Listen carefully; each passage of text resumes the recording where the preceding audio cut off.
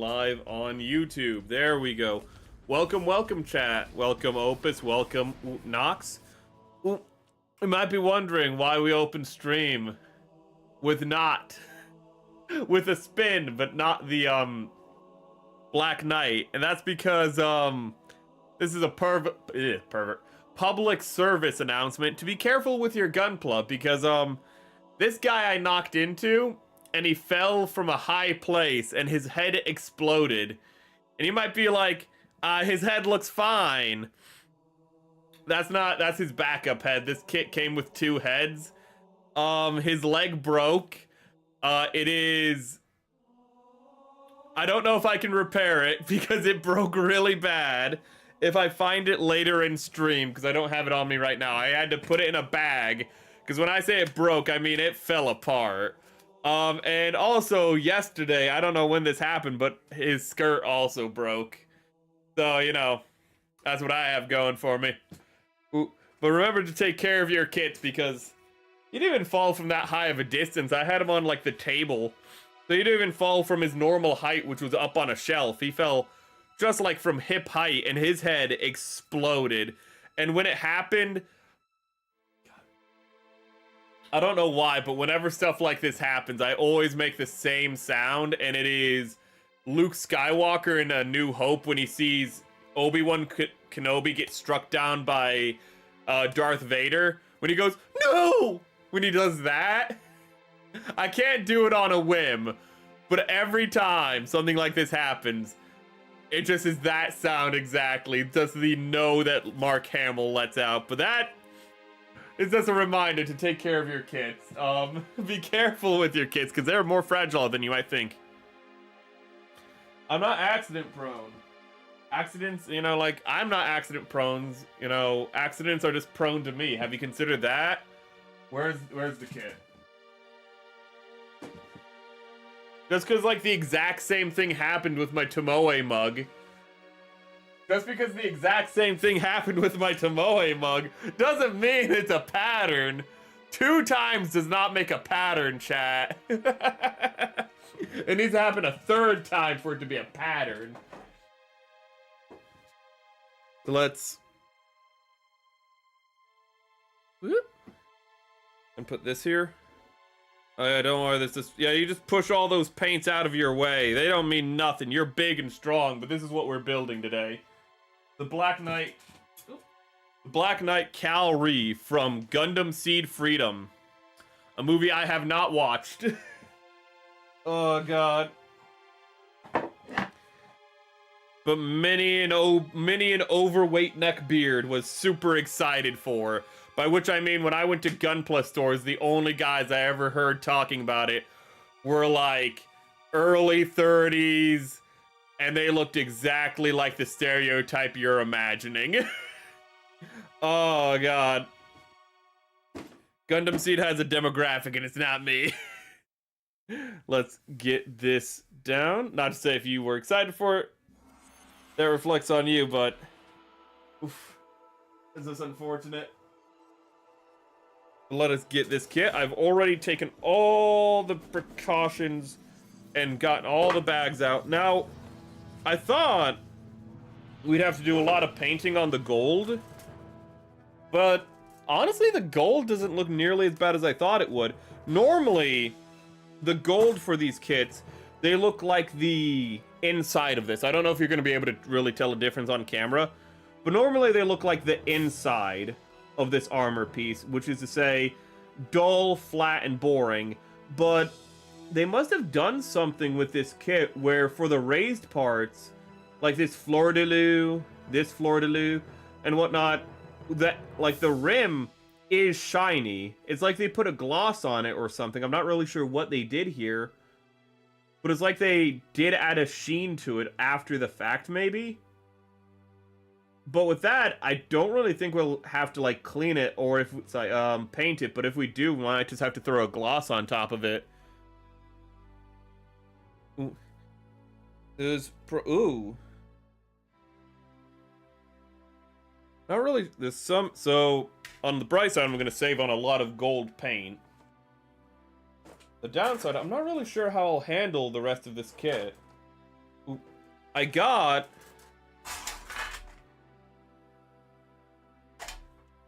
very pissed because what just happened. Sorry, give me one moment.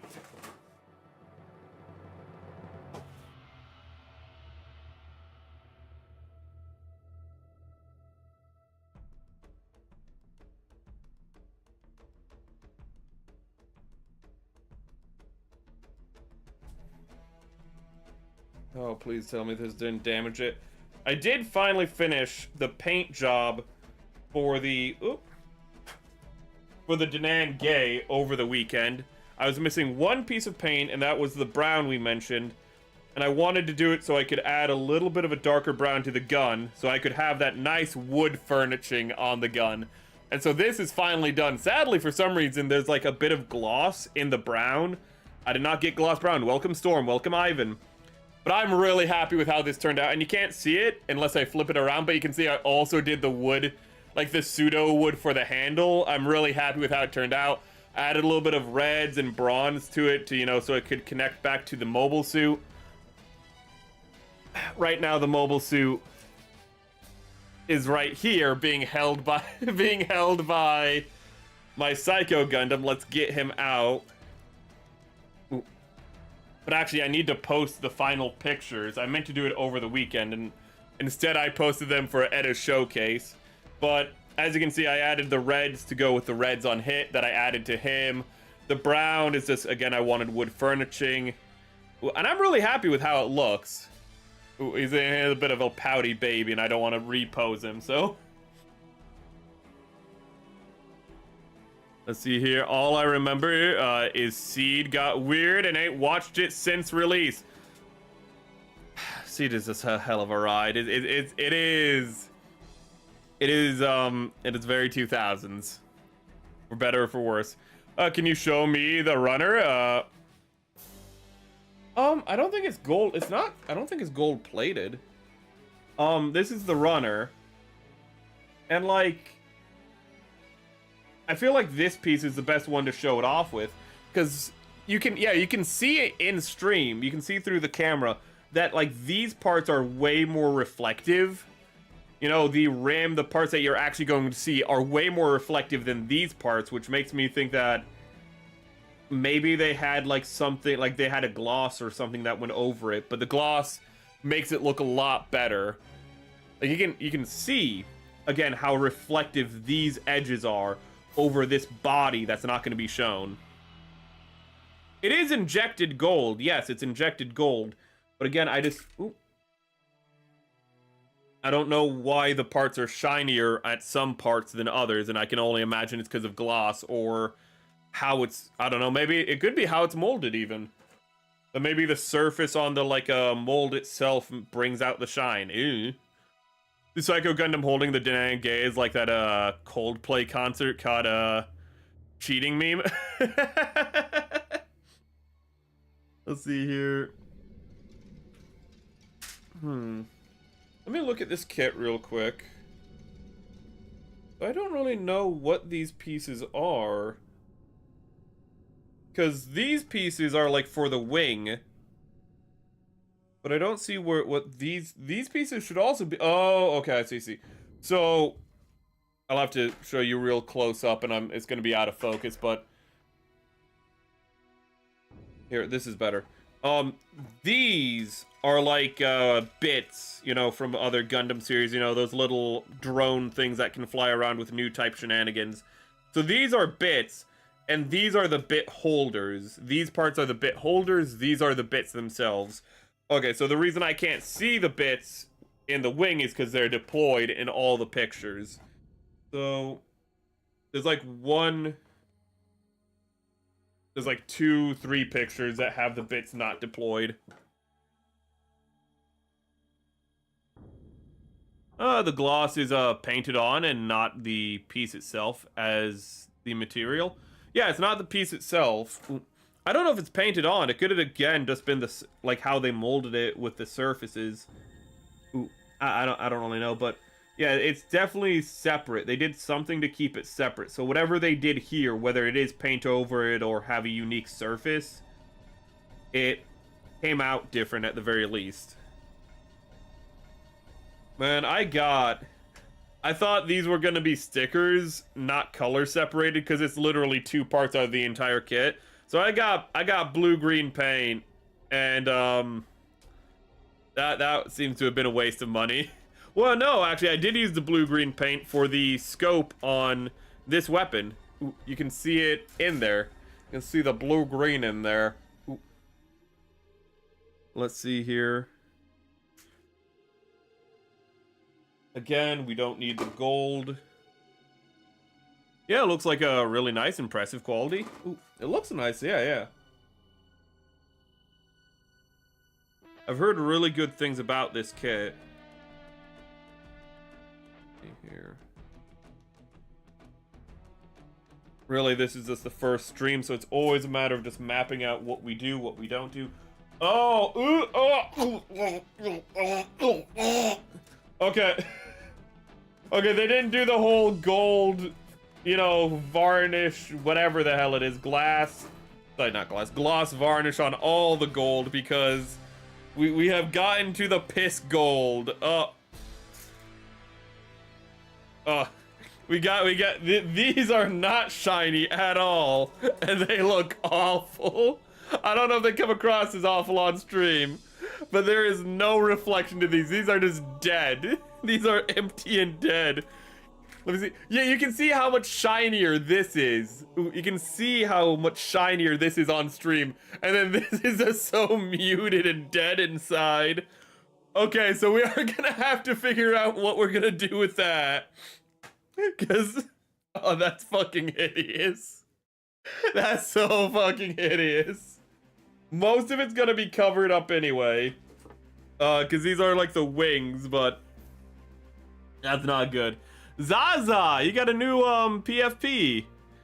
I can't believe, this thing build any anti-strike freedom Gundam. Ooh. Oh, the anti-strike, okay. Silver would, have been better. Maybe that's what we can do, actually. I got silver. I'll need to do a gloss with the silver to make it shiny, but I got a silver recently. I have silver paint. This is silver. So I have a silver.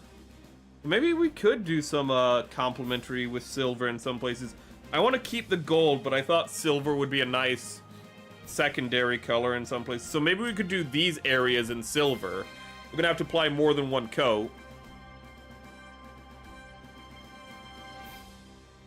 That might as well spray with a can. Yeah. Yeah, these are, it looks like the wings, the Vernairs, which is super disappointing, because that's what's going to create an inconsistency. Well, it being the Vernairs is actually okay, because those wouldn't be, like, super shiny anyways. But I still think this is way too ugly, so we're probably gonna... We probably will either go with a gold, or where is bronze, my beloved, or a bronze. I'm not really sure what we'll do there, but we're just setting out the paints. I do want to add a little bit more blue-green to it. Yeah, it's bad. It's bad. Oh, okay. That is not the prettiest. Purple. We need purple. Okay. Chat, if you have any suggestions on additional colors, tell me, but I think, if not, this is probably going to be what we go with. I'll admit, on the, actually, the box art makes it look, like, inverse bad. That's weird. It's not going to be in focus, but I'll try to show you. On the box art, yeah, it's just not in focus, so you can't really tell, but I'll show it anyways. The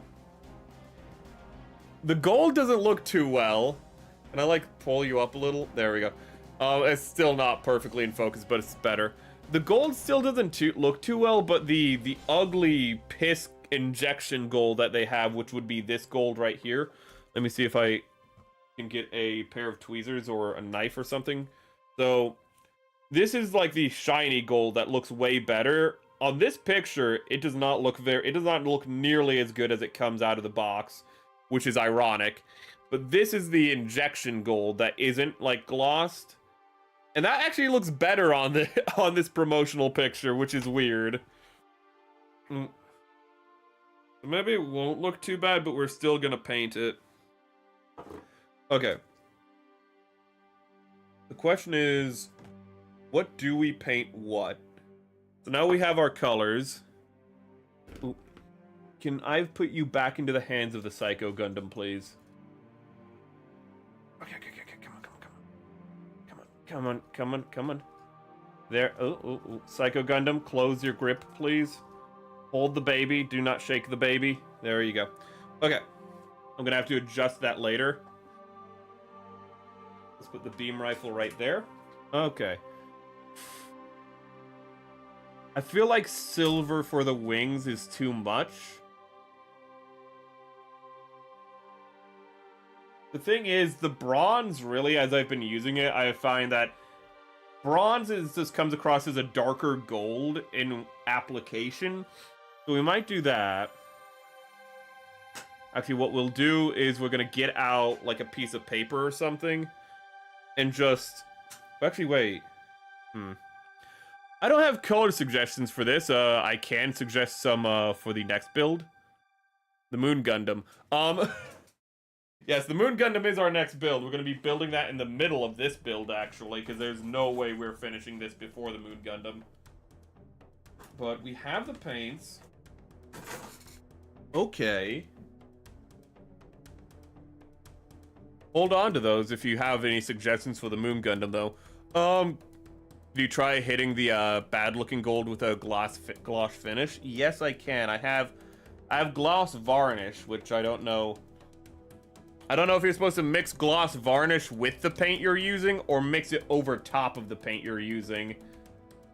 I don't know how to use glass varnish, but I do have a gosh, chat.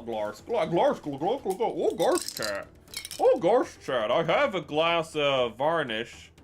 No, sorry, finish spray. Tomer spray. This is white. You're Mr. Finisher. You're matte. Damn it. Your top coat, you are gloss. I have a gloss top coat right here if I need it. I would rather paint this than add a glass top coat. Might make it more similar. The thing is, chat, it might make it more similar, but also it's like 4 degrees outside. And I cannot, well... I have 2 dogs in here, so I don't know if it would be a wise idea to just start doing spray paint in here during the winter. So we're kind of screwed no matter what. Mix it with, you think? Okay. Oh, varnish is thin out and just apply it. It's a top coat in the liquid form. Okay.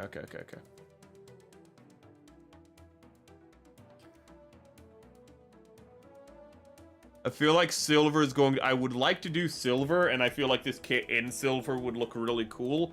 But I'm not going to paint this whole kit in silver. That's just too much for me where I am right now, skill-wise.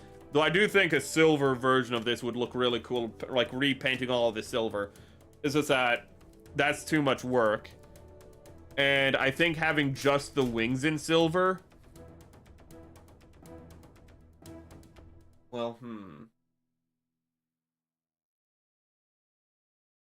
Thing is, we know how to erase this. We know how to go backsies. We know how to, like, if we don't do something we like, we know how to undo it. So we don't need to feel too committed. But the question is, for the wings, normally there's not this much thought before I start doing things. Normally I just go into it, then regret my life decisions. But for the wings, the question is, do we do silver, or do we do, like, a bronze or gold? That's the first question. We should start with things that we know that we want to do. And what I know I want to do is add more of the purple and teal throughout this kit. So that's the blue-green. And we can think about the other things while we're doing that. Like here, for example, I think we'll go really, really cleanly. It's black on the armor. Purple would definitely not be the correct choice here. But let's see here. Like, what I was thinking of is possibly teal here in these ports. Thing is, teal is a very minor color. If you can very easily go overboard with it very quickly. It is a accent color, not a main color. It's very easy to go a little too far. I would check the manual to see where the part shows and just apply colors there. That's true. That's true. That's true. These wings are going to be very covered up. It looks like these wings, really, the only parts that are going to show are these. So, like, all of this is going to be sandwiched between these pieces. So let me... That's probably backwards. I think that's backwards. But this piece will just go right over top of this piece. So the edge will be visible, but not this ugly body part. I don't know why this... I don't know why. Why there's so much detail on the inner frame of this kit. I guess it's anime accurate. I guess... Okay. Let's get out the rest of the white. Then you just have this oddly gray gun. What a minimal... Is this the entire gun? This cannot be the entire gun assembly. Hold up, give me a minute. I didn't even know this kit had a gun. Holy shit, that's like the entire gun assembly, I think. It is! Wow! For such a complex kit, this is a really simple gun. You know what? We're gonna build this right now, in fact.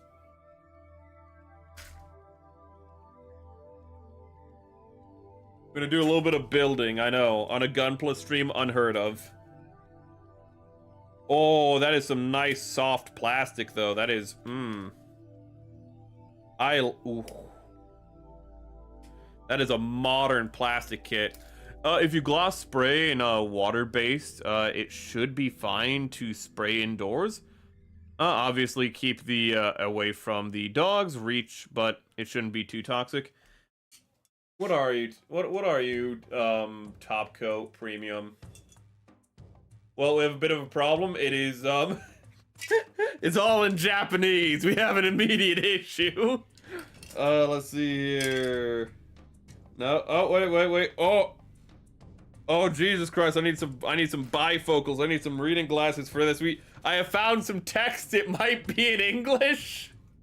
I say might. Oh my God.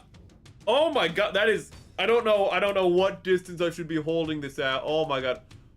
Oh Lord. Great Britain. Really?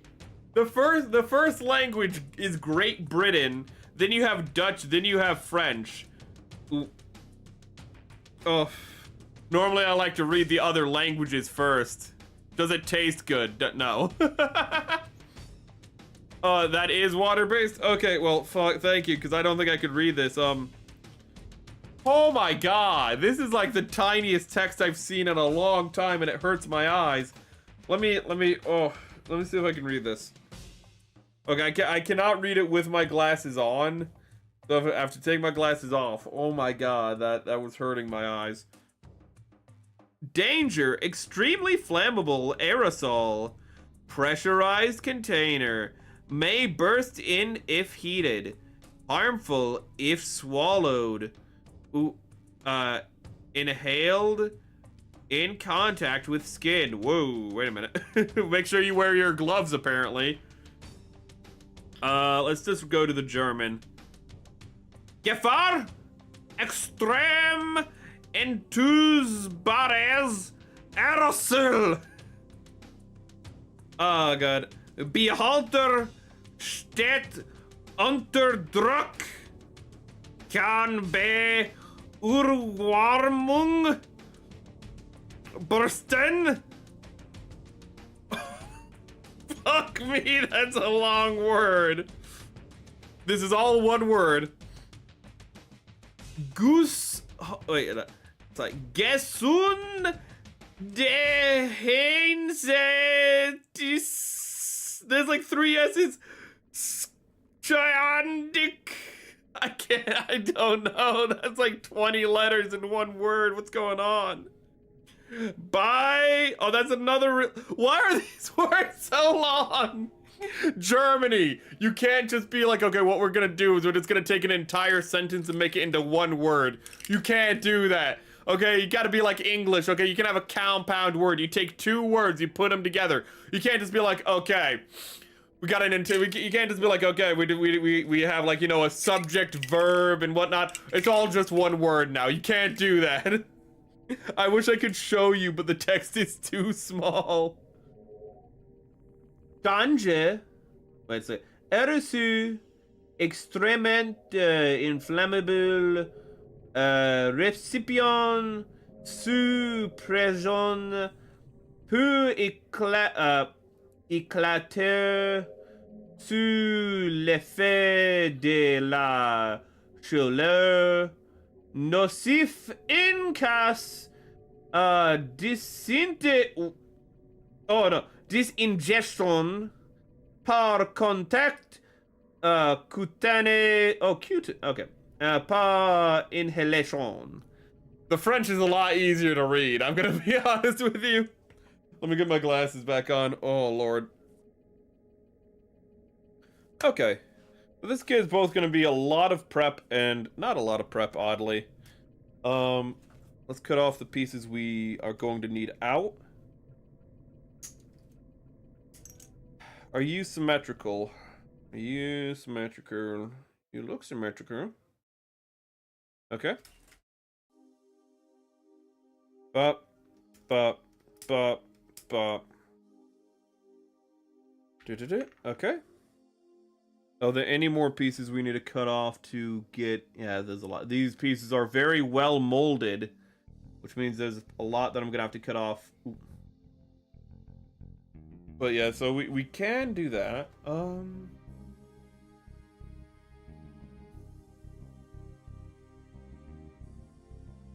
Mortis. Well, let's build the beam weapon actually before we forget. Okay. Everything's fine. Everything's good. Everything's fine. Everything. I mean, it's.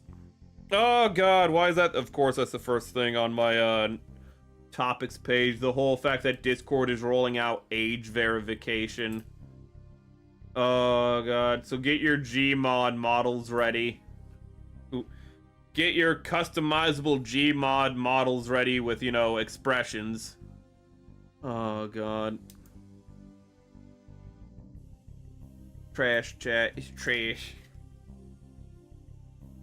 Ooh. See here. There we go. Pretty good build. I think we're done for the day. Okay, bye, chat. No, it's such a simple gun for such a complex build. Yeah, I am probably going to abandon Discord. Aww. But if I can find an alternative, I will. I don't want to split my audience, but I don't want people who can't use Discord not to be there is the thing. Like, not to be, like, not have access to things. And it's so annoying. It's so silly and stupid in the end. Great stream, thanks. What's with the companies just abandoning their bases?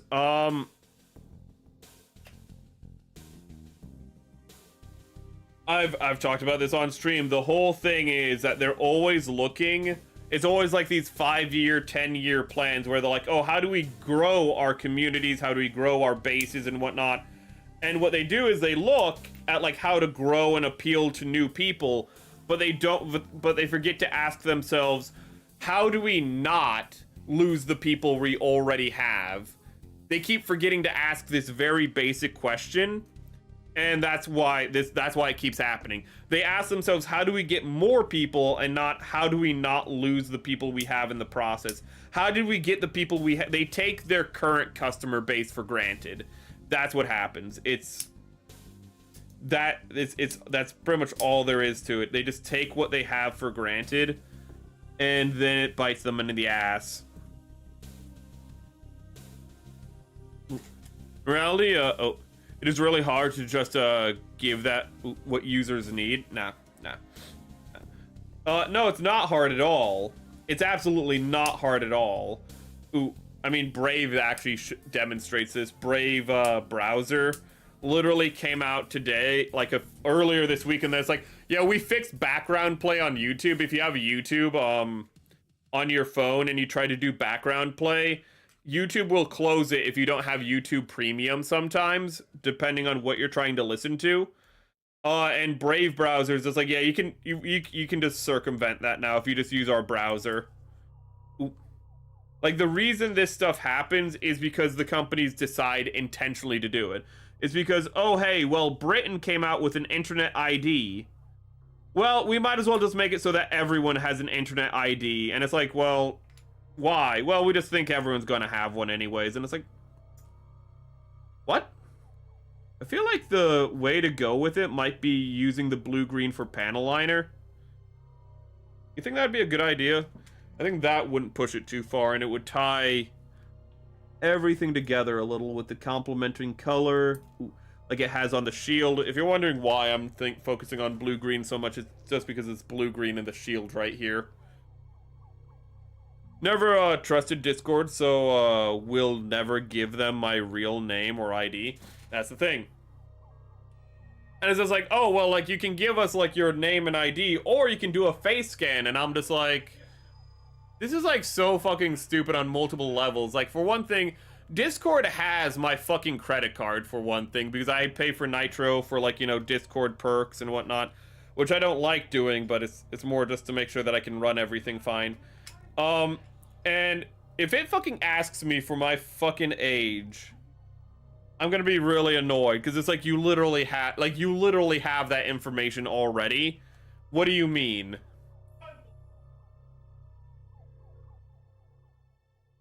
Sorry, one second.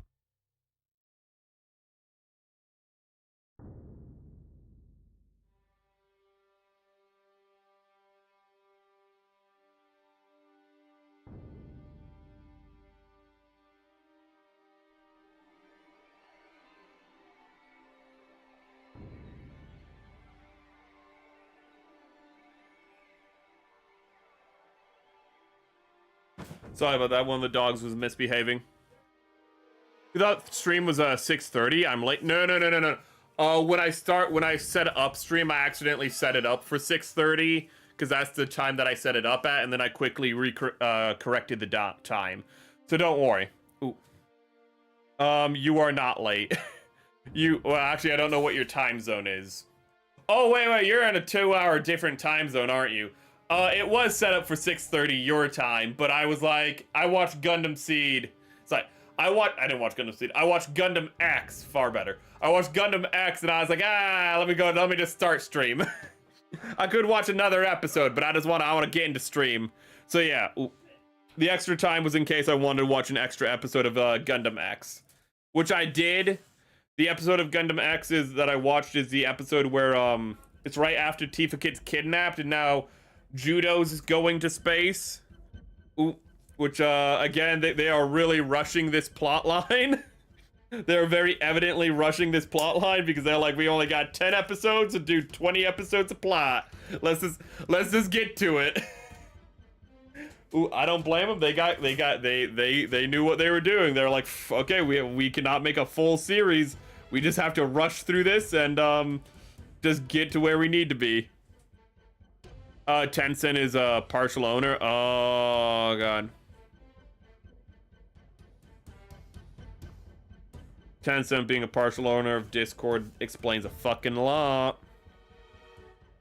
Always use a pseudonym John Namehaver 4. It on sites that don't trust. Oh yeah. It's wise not to trust, you know, random people across the world with your personal information. I've been watching no text to speech on his Discord problems videos. I don't know no text to speech. I just know text to speech, the old Warhammer show. Ooh, if the Emperor had text-to-speech software. That's the only thing that comes to mind. I'm sorry. Let's see here. I don't know what this is, but I know I'm gonna want to paint it. I'm gonna cut you out.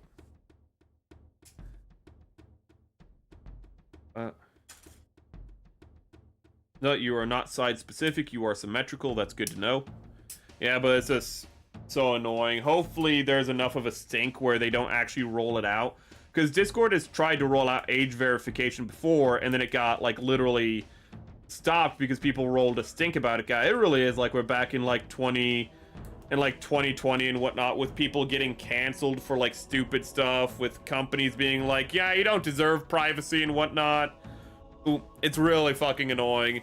That's also something that's been annoying that's happening. People have been like, God, the cancel mob has been in so hard force these last few weeks. I talked about, like, was it last week? I think I mentioned, or the week before, how people were trying to cancel Tomoyo Mari for not being political. They're like, you're not being political, screw you. And she's just like, I just want to, like, I want to entertain my audience and have a place away from politics. And they're like, how dare you? You need to tell us what you think about the current administration. And she's like, no, fuck off. And Tomoyo Mari came out smelling like a rose for it. Everyone was like, screw you people, you suck, Tomoyo Mari's great. And then FaZe Connect, I mentioned last week, bent the knee. And everyone's like, well, FaZe, you fucked up. And all the people who were like, FaZe Connect, bend the knee, are like, well, FaZe, I still hate you, bend the knee more. Bend your head so I may cut it off. You know? And then Emiru was another person who was like, Emiru, what's your political opinion? And she's like, I don't like, and she's like, I am a streamer, not a political commentator. And people are like, oh, you're evil. And you know what? She was right to say she's a streamer, not a political commentator, until today, where she was like, well, here's my political opinion on it. And now everyone's like, Emiru, you fucking idiot. Or, Emiru, bend your head. Like, now you have bent the knee, bend your head so we may take off your head. That's always what they, like, after you bend the knee, they always ask you to bend your head so they may take it. That is always the next step. They never just go like, ah, you have bent the knee. Thank you, good sir. They always go, okay, now give us more. Ooh. It's just, it is silly and annoying. Yeah, it's awful. He talks about Discord, CSM and scams and bugs. It's quite educational. Oh, okay. Yeah, fucking Discord scams are awful. It's just never click on a link from a DM from an account that's just doing it spontaneously and you don't recognize the, like, you know, the extension. Ooh. Like, even with friends, if they send me a DM with a link, I always double check it. If I ever link something, even if it's in Discord, if it's on the Discord or if it's in DMs, I always just provide a picture of what I'm linking to. Ooh, unfollowed Emmy. It's just annoying. You just can't give in to the constant requests.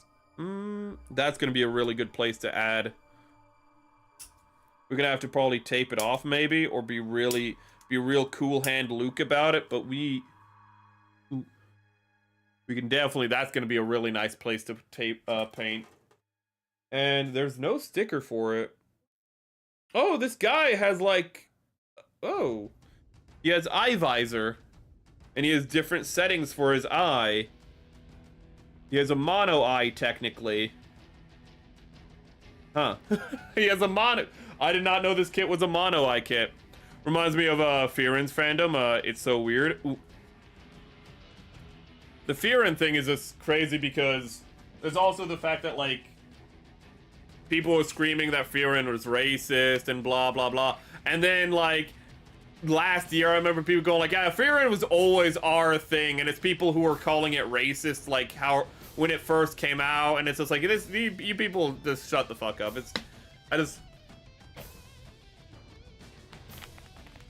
There are people who unironically take the message of Fearin, apply it to the real world, and it's like, you can apply it with metaphor, but then people take it literally, and it's as if it's like Gundam, where people do not appreciate that the messaging of the series is from a Japanese perspective.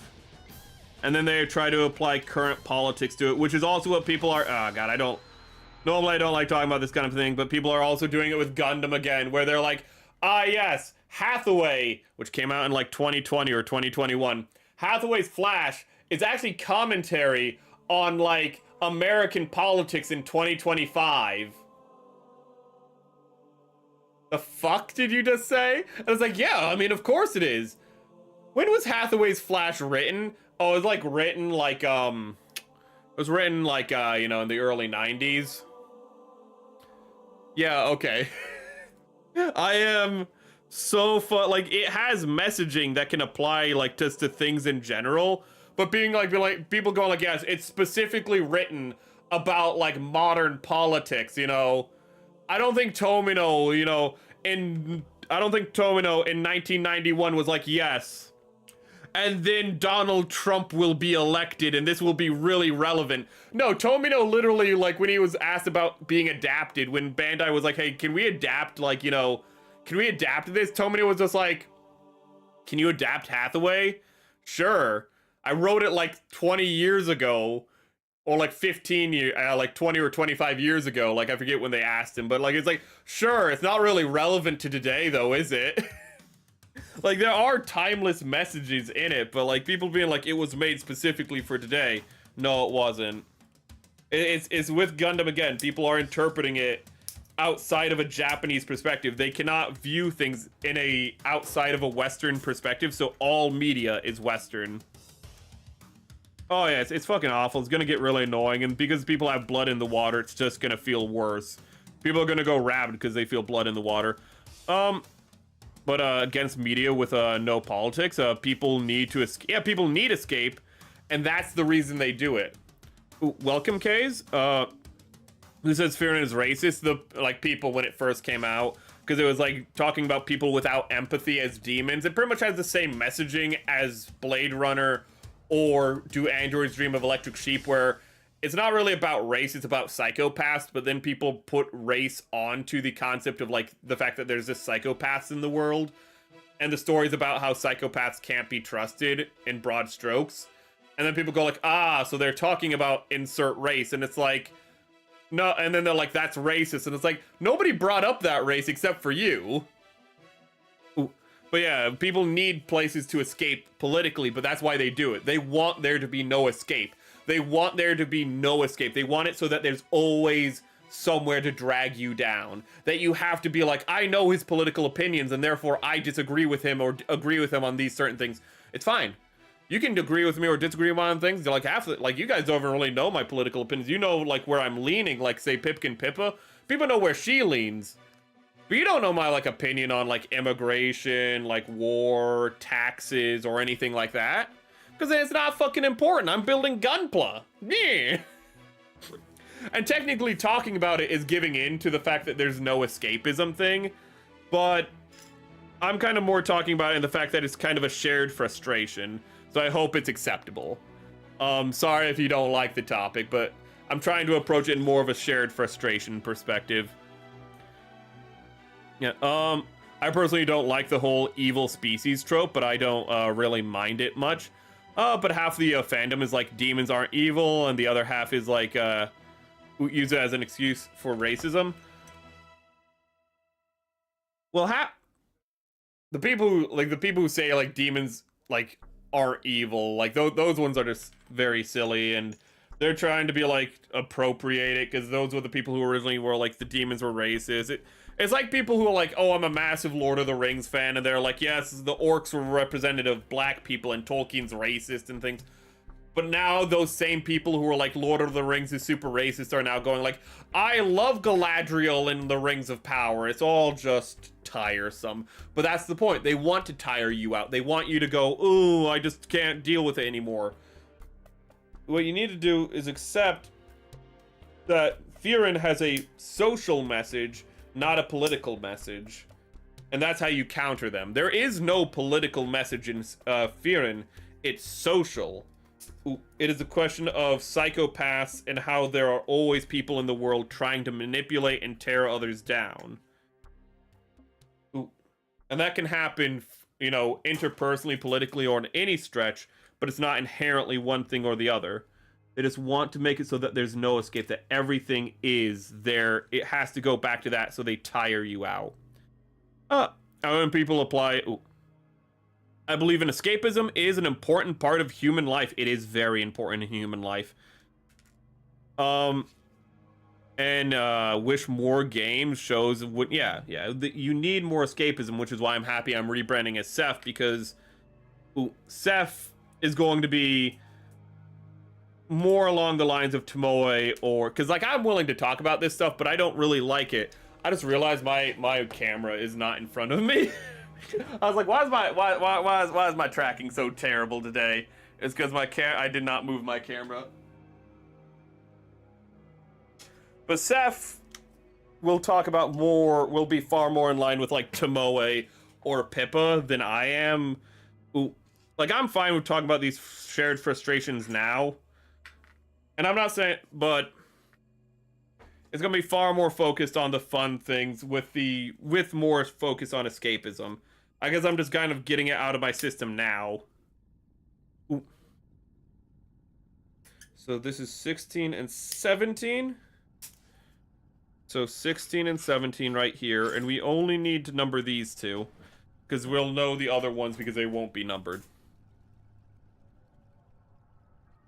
Let's finish off this topic and move on to something else. I hate when people apply current Western politics to Mushoku Tensei. The series started 10 years ago and made by a Japanese dude. Yeah, it's very annoying. Might be censored again. I have Stream Talk open if you want to share it there. But what's that? Ooh, Gundam shared. What did Gundam share?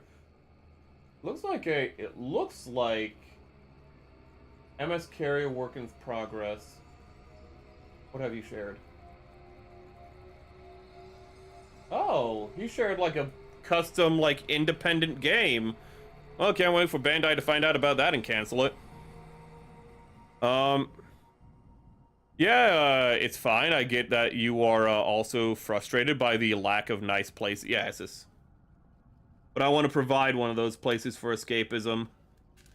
I feel like the idea, and I feel like there is a great excuse to be very ignorant and apolitical with a dinosaur who literally has lived under a rock for the last 70 million years. But because I am not the person you should be getting your political talking points from also. I am far too silly and too dumb for that. You know what? I'm probably gonna number these wrong, but it doesn't matter if I number them wrong. You might think like, how does it not matter if you number them wrong? Because they're gonna be the only ones that are numbered. That's the important thing. So if I get like, if I number the wrong one 16 and 17, it's fine, because there's still, one is 16 and one is 17. So it's gonna be fine if I mess this up a little. Oh, let's see. Rings of Power is a disgrace, and yeah, there's a reason they waited until Tolkien's son, the son who literally, you know, worked with Tolkien while Tolkien was still alive. They waited for that one to die before they started Rings of Power. There is a reason for that. That's not a coincidence. You know, the son who literally consulted on the Lord of the Rings movies. They waited for that guy to die, then they made Rings of Power. That's not a coincidence at all. Ooh. Though also, I can't really complain about doing this top because I'm the one who brought it up. Nah, Mushoku Tensei is just ass. The author said that slavery, yes, slavery is morally neutral because being a slave is better than being killed. I don't know anything about Mushoku Tensei, but that's an interesting thing to hear from as an American who believes in live free or die. And you might be like, didn't you practice slavery? Yeah, and we consider that to be a bad thing that we did. Ooh. We consider that to be a stain of hypocrisy on us, but we don't do it anymore. Also, everyone's practiced slavery. I love when motherfuckers are like, we've never practiced slavery. It's like, we go back far enough, you're gonna find slavery in your history, son. You go back far enough, you're gonna find it there, boy. Okay. The rebrand will still be here. Oh, yeah. Or is it? Yeah, no. It's gonna be this channel. Ooh. And a lot of the old VODs will still stay up, by the way. I thought about taking down the old VODs or privating them or unlisting them. I think it's fine. Like, the most recent stuff is probably gonna stay up and whatnot. It's gonna be fine, you know. But yeah, it's gonna stay here. I watched 2 seasons of it because fans gaslit me into thinking the main character will get better, but he doesn't. You know, the show just tries to justify his actions. Tries, and it sounds like not successfully.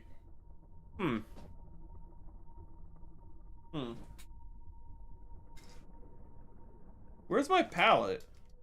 Or here's my backup palette, but I don't want to use my backup palette because I can't put it in a baggie to keep the... Here's the backup palette, but I can't put that in a baggie to keep the paints fresh. My other palette fits perfectly inside of a baggie, which is why I like it. I have been currently rereading Lotar, and it's so fun. It's a good series. You voted for the wrong one. Haha, sucks to be you. You look. I don't know anything about Mushoku Tensei. I can't remember which one that even is. I got some odd French drink, and I can't tell if I like it or not. Ooh. Keep drinking it. You'll figure it out. 1 second. Let me find my palette real quick. There it is. There it is. And as I said, it fits perfectly in a baggie. So if I don't want my paints to dry out, I'm gonna just put it in this baggie. Look at that. Ooh. Hello, hello, hello, hello, Gundam. I saw your post on the tweet on the Discord. Ooh. Let's see here. Put old VODs into a playlist and call it The Land Before a Rebrand. It'd fit because the whole dinosaur theme, to be fair. Maybe. But then I'd have to go in and make a playlist and do all that, and there's some things I wouldn't want in the playlist, and that's work.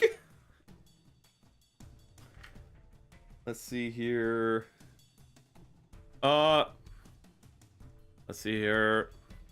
Personally disagree. Mushoku Tensei is a wonderful series. The main character is not, and will never be perfect person, but he has a grown massively. Wait a second. From the beginning and of the series, and that's all that I will really say. Wait a second. Is that Jobless Reincarnation? Wait a minute. I don't know if that came through the audio, but I might have said it. Oh, Jobless Reincarnation. Yeah, that's something I need to watch.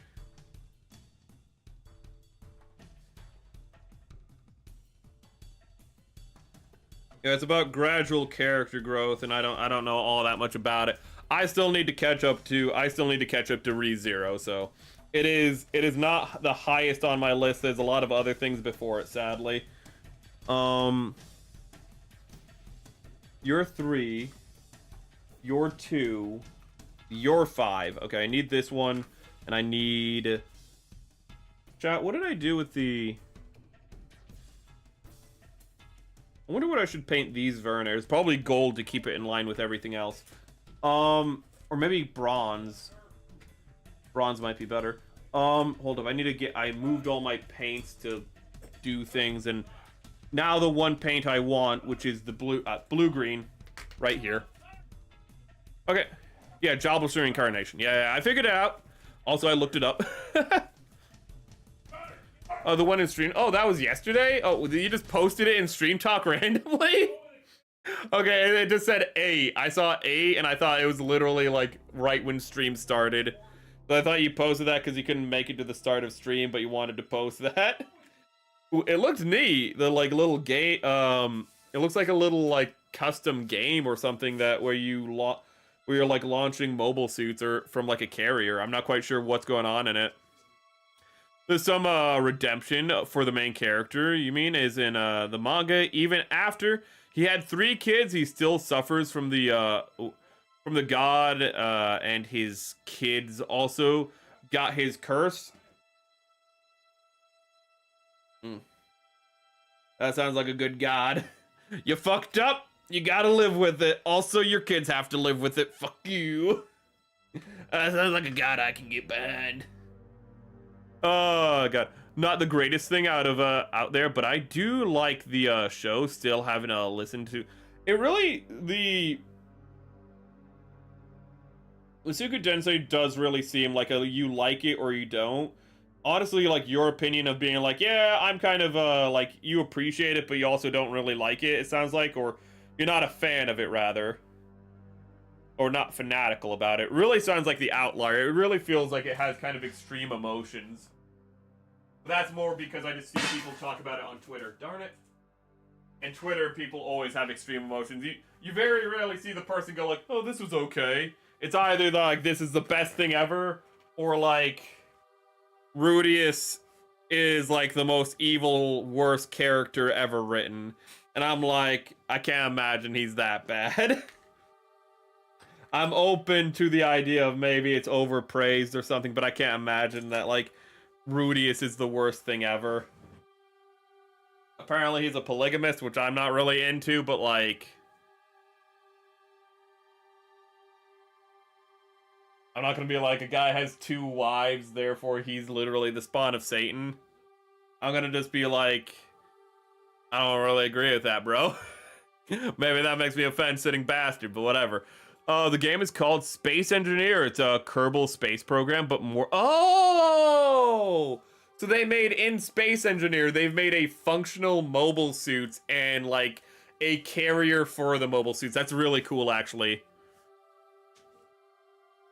The light novel of Musuku Tensei do a much better job than the anime is getting across the growth of the character. I love the series, but I also see why people might hate it. It handles tough subjects. Yeah. I can appreciate that. Handling subjects that might not have clear answers, and even if it doesn't answer those topics, or if it says something in between, people will read into it. Like, even if you handle a tough subject, even if you like give the best answer, people will still read into it in the most negative light if it's not the answer they want sometimes. Not to say that's what's happening, but just like saying how like it's just something difficult to handle in general. I enjoy the animation, the world building, but I don't think I can ever like the main character that hated on his dad for cheating on his pregnant mom, then do the same thing when he grew up. Honestly, that just sounds like a Greek tragedy, so I'm not saying I'm gonna like the character, I'm not, but I'm gonna like the story with what you just described. I love Greek tragedies. Oh god. Repeating the sins of the father? Oh my god, sign me up. Hold up. This guy's crashing out, doing horrible decisions. Wait a minute. He's casually falling into, like, terrible decisions. Wait a minute. Hold up. Hold up. I'm interested now. Not gonna like the guy for it, but I'm gonna like the Greek tragedy aspect of it. There are the toothpicks. Sorry, I had to find the toothpicks.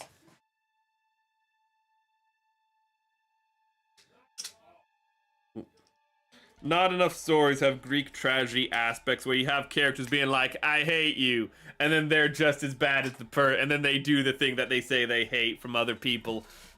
Ooh. A lot of stories don't want to tackle that, and I want to see how Musuku Tensei tackles that, I'll be honest. The guy actually made mobile suits before, and it was like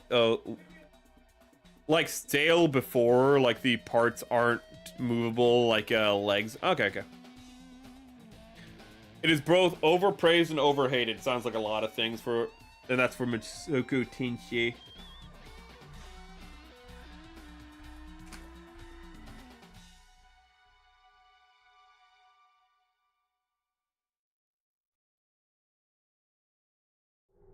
Toothpicks are one of the greatest inventions by man. Prove me wrong. Prove me wrong when I can get results like that by being shit at paint while being shit at painting. Prove me wrong, chat, that toothpicks are not a great invention. I'll wait.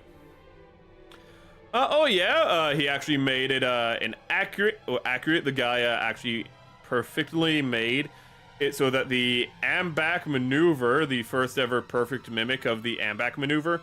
I'm not quite sure what that is. I don't know. I've heard Ambach maneuver. I just can't remember what it is. Damn it. Ooh. Let's see here. Yeah, there's a lot of stuff on my backlist. Helldivers! Ooh, sorry. I might actually play Helldivers. I don't think on stream, but I might actually play Helldivers after a long time of not playing it. Because they finally invaded Cyberstan, and they returned the, it's the return of the cyborgs. Ooh. And they keep, like, doing some really nice promotion for it. The promotion is like, oh, Helldivers, you know, Helldivers, you know, like, defect, you've been lied to by your government and blah, blah, blah. And it really got me thinking about how Helldivers has the same problem as, like, Starship Troopers and... Ooh, it's a topic I think I've talked about before, but I still like talking about it. It has the same problem as Starship Troopers, you know, 40K, if you want to see it as a satire and whatnot. And that is the fact that it says, like, it's a satire of, like, totalitarian regimes. But then, like, but then they create a universe that kind of justifies the totalitarian regimes. And in the case of Helldivers, it's like, oh, well, like, we're trying to put down the cyborgs. And, like, what are the cyborgs? The cyborgs are socialists that strip people of their humanity and turn them into quite literal cogs of the machine. They take people, rip out their humanity, and make them into robots that are then fulfilled. They turn people into servitors from 40K. And it's like... Okay, well, that's a bad... Like, literally, like... Like, the Imperium from Warhammer 40K literally only turns criminals and, like... Ooh, like, supposed to only turn, like, the worst criminals into servitors. So even, like, the 40... So they're literally worse than the Imperium. So, okay, we've gone off to a bad start. And it's just like, who's being satirized here? Like, you have socialists turning people into cogs in the machine. But then you're like, yes, Super Earth with managed democracy, which is like... I guess what the EU has. You might be like, no, it's what, like, fascist governments have. It's kind of what the EU does. EU kind of has managed democracy when you think about it.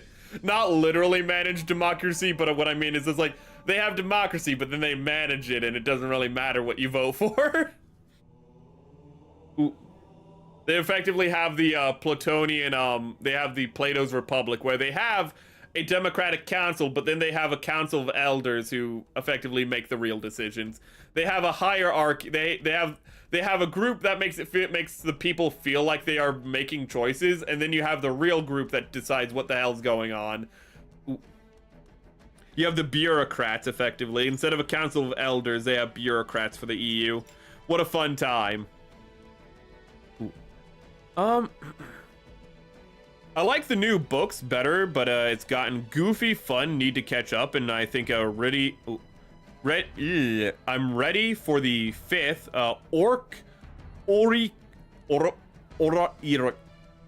basically the orc hero wants to get laid before he becomes a sorcerer. What the fuck are you reading? Is that Masuku Tensei still? Ambac maneuver is a UC where they move the body of the mobile suits without thrusters to save on fuel. Oh, okay. Make military phasm look cool. Yeah, that's also the problem, that they're like, oh, you're just expendable, like, soldiers and whatnot. And then you look inside and it's like, yeah, expendable soldiers. And it's just like, well, no, SEAF are the expendable soldiers. These are literally special forces soldiers who go in, like, who go behind enemy lines and have their own personal, like, artillery that they can call down wherever because they have ships in orbit. It's like, if you wanted to make a story about, like, how you're just replaceable, like, dime a dozen cannon fodder, you should have made a game like Battlefront, where in Battlefront, when you die, you just respawn as another NPC, and then you go off and die again. Battlefront is a better simulator, is a better grunt simulator than Helldivers. Helldivers is a special forces, I believe in my country, I believe in my nation, and I have really cool armor simulator.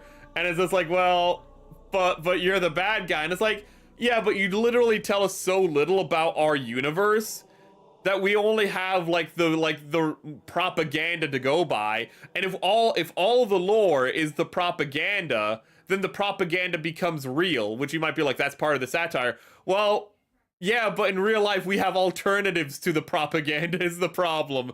There's no alternatives in Helldivers to the propaganda. Ooh. It's an idea that I feel like really falls on its face to a certain extent.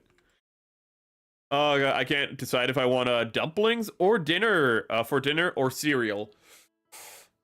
I had dumplings with ramen tonight. It was pretty good. Actually I had pot stickers, but it depends. If you can get those big dumplings with like the thick breading, those ones are amazing. I would definitely have those for dinner. But if it's just like, you know, pot stickers, you know, with the thin skin and whatnot, just go for cereal, man. Just go for some nice cereal, something nice and cushy. The author of Masuka Tensei wants to tackle touchy subjects, but I don't think he's the fittest to do it. Again, I haven't read Masuka Tensei, but I can believe it. Touchy subjects are hard to handle, like, again, like with Helldivers, you know, where with Helldivers, you know, it's a very touchy subject on, like, politics perspective and, you know, what's real versus what's real versus fake, and, you know, like, are you the good guys or bad guys? And it's just like, yeah, but the automatons literally take humans and liquefy them. First time chatter, get out of here, bot. But the automatons literally liquefy people into biofuel. Like you can't be like, are we the bad guys, when you look over and like the quote-unquote good guys or the other faction is taking children and throwing them into blenders. Like this is the problem. And it's like, well, they're only bad like that because Super Earth made them that way. Hello, Len. And it's like, okay, we've talked about this, how abuse doesn't justify abuse. If you're hit, that does not justify hitting somebody else. Like, you can't justify hitting somebody in defense and whatnot, but like, you can't be like, they're committing war crimes, therefore it's okay for us to commit worse war crimes. Like, I don't know, again, who Helldivers is satirizing. Because if it came out, like, tomorrow that the whole thing is like, no, it was all a joke, the satire was on the, like, it was like a double satire, it was like a secret agent, double agent satire, where the whole joke was that no, Super Earth, though flawed, is the lesser evil, I'd be like, honestly, you could come out tomorrow and that would literally fit with Helldivers lore, is the problem. Is that Helldivers is a messy, messy universe that's trying to say something, and then you're like,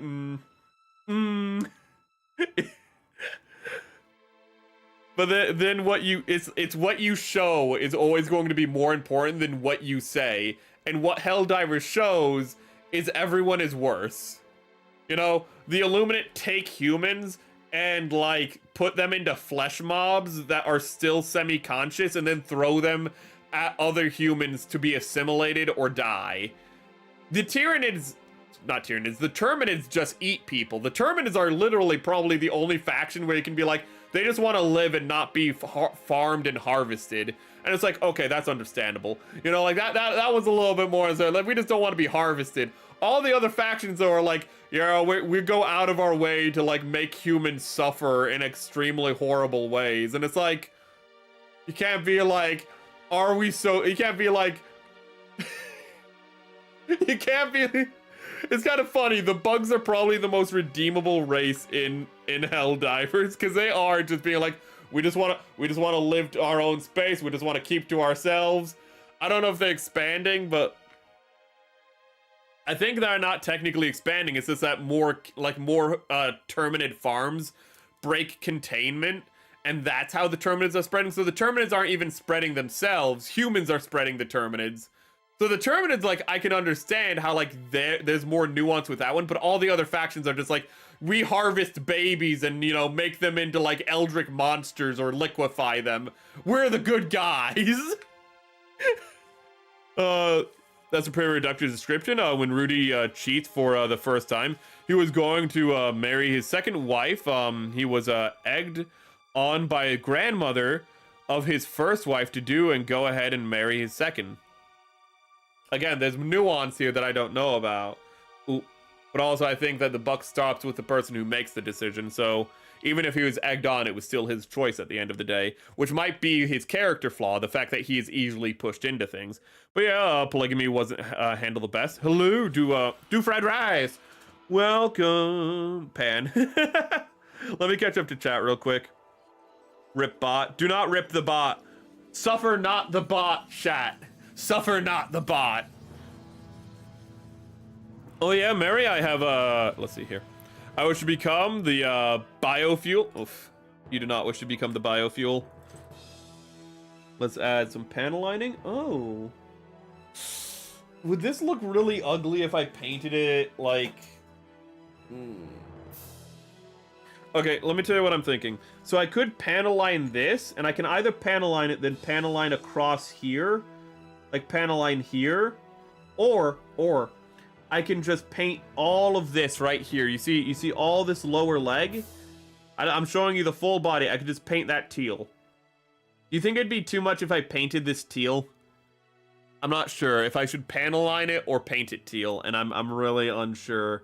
Because panel lining it teal is definitely gonna look nice. I'm just not quite sure. I'm a little hesitant to the other idea. Did it? Oh yeah, Mary, wait a second. Mary, I have something for you to see later. Let me send in a VTuber. Ooh, sorry, the music track is actually over top. VTuber. Ah, Comet Girl. That's the only thing she has a really nice voice. I'll have to look at that. I'll have to check that fully late. We might even watch that on stream. It's a clip. That's safe to watch. HoloLive won't like DMCA me for watching a clip, right? On stream. Ooh, but she's talking about Camille. War crimes with extra steps. Are you telling me you can't commit war crimes? But my evil Murica. It's not even Murica. This is... But... So...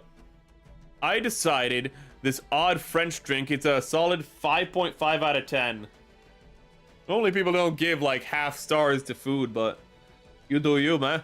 I do half stars for rankings all the time though. I get really my art teacher hated me. He didn't hate me, he liked me, but one thing we had to do is we had to like we had to grade our own art in art class. He would be the one who decided the final grade.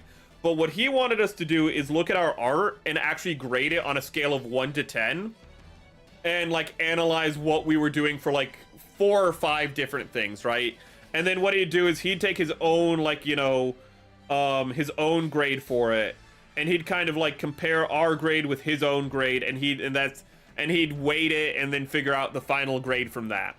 And what I would do, he'd fucking hate me, because what I would do is I would use fractions in my grading process. So I'd be like, this is pretty good, but I think it could be better, you know? So it's like, it's a 5 point. So I was like, you know, like, so I'd be like, you know, like, I think this is a 7.25. And I just have fat fractions like that just in my final grading of myself. And it'd just be like, you're killing me, Smalls. Like, Mary, you can't just be putting fractions. I am an art teacher, not a math teacher. And I'm like, it's fine.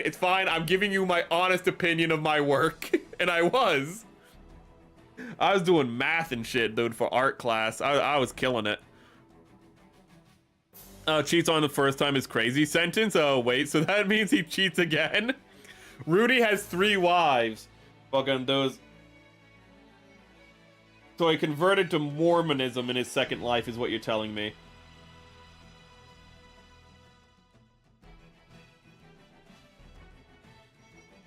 Let's see here. That is quite a few wives, though. I think I'm gonna have to take off my gloves. I know, scandalous, but it's gonna be really hard to do the panel lining painting this without it. Remember the red hair? Oh, wait a minute. You saying remember red hair is I finally discovered the Char clone of Gundam X because I looked him up. I cheated. But Jamil was like, if I go back to space, will like Lance-Ro be there, or Lance Crow? I can't remember what his name is. But Lance-Ro, will he be there? And I'm like, wait a minute. Rival to Jamil, who is the Amuro clone. New type. We see his mobile suit. His mobile suit is literally like the Gundam X version of the Zeong, to the point that when it gets shot, its head is the escape mechanism. Like, its head is an escape pod. And I'm like, we have found our, I don't know who, I saw a picture of him, but we have found our Char clone. After 31 episodes, we have a Char clone. His name is Lance-Ro. We found him, chat. I think that might be the longest it's taken for a Gundam show to introduce a Char clone, in all honesty. And also, I don't think he was mentioned in any Char clone lists that I saw. Maybe he was, but I've never seen this character before. But he is the rival to Jamil. Ooh, he was. Let's see here. Where's my alcohol? I need to drink it. No, I need it for cleaning purposes because I'm gonna need it later for cleaning purposes because this stuff is spreading. The teal does not clean off as much as I like. You can see that there's like this little fade happening when I'm brushing it off. Not good. Oh, Rudy has 3 wives and 6 kids. Okay, he's not a Mormon then. Because if he was a Mormon, he'd have like 20 kids per like wife, okay? Those guys, they do not stop. Those guys are like, okay, you just gave birth? Want to make another one? Yes, I do. Mormons do not know how to stop. Ooh, they're like, oh, you know, we do it because God said be fruitful and multiply. I'm just thinking, they're like, I think you guys are just super horny. I think you guys are just really, really horny. Ooh.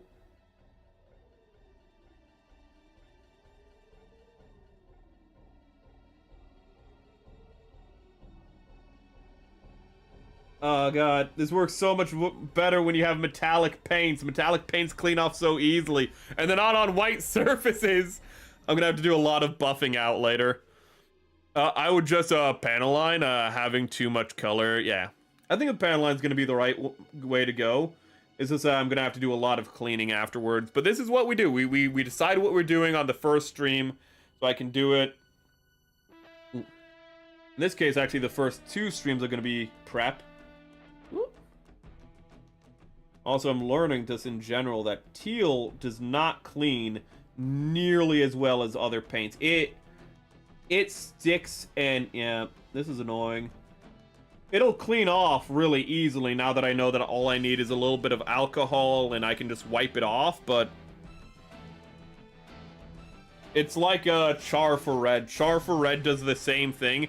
It doesn't wipe off, it smears. No matter how little of it you have. It's actually worse than the red, which is surprising to me because I genuinely thought Char Red for Char, was probably the worst paint I had for this technique of smearing off. This Vallejo blue-green, it has shown me that there can be worse. Again, it's the method, it's not the paint. It's just that this specific method I'm using just isn't ideal for this. Got DMCA'd on X for sharing Olympic coverage. Oh god, that's just something I hate. I hate that so much. How the networks who share, like, if it's a big sports game or something, if you share like an instant, if you share like even a 20-second clip, which is fair use, you are legally allowed to share like 20-second clips from things, and it's not considered like copyright violation. Doesn't matter how little it is, you will get nuked by these companies, even though it's not even though the DMCA isn't legitimate. It doesn't matter. You could have commentary, you could be, you know, literally giving news about it. Doesn't matter. They'll still get you.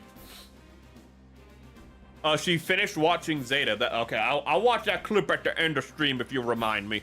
Panelin? Okay, so I made my spicy fried rice from sour and spicy fish stew yesterday and added an egg. Ooh, chicken garnish? What was the garnish? And oh yeah, some more small chopped chiles. Nice. Suse loves Gundam Zeta. She loves its ending? That's wild. I can't stand the ending of it. What do you mean you're not?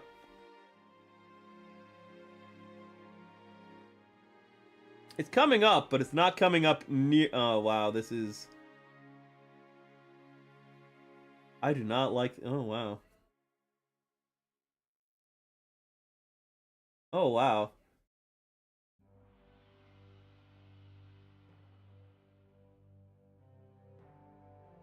Oh, lordy. Oh, this is...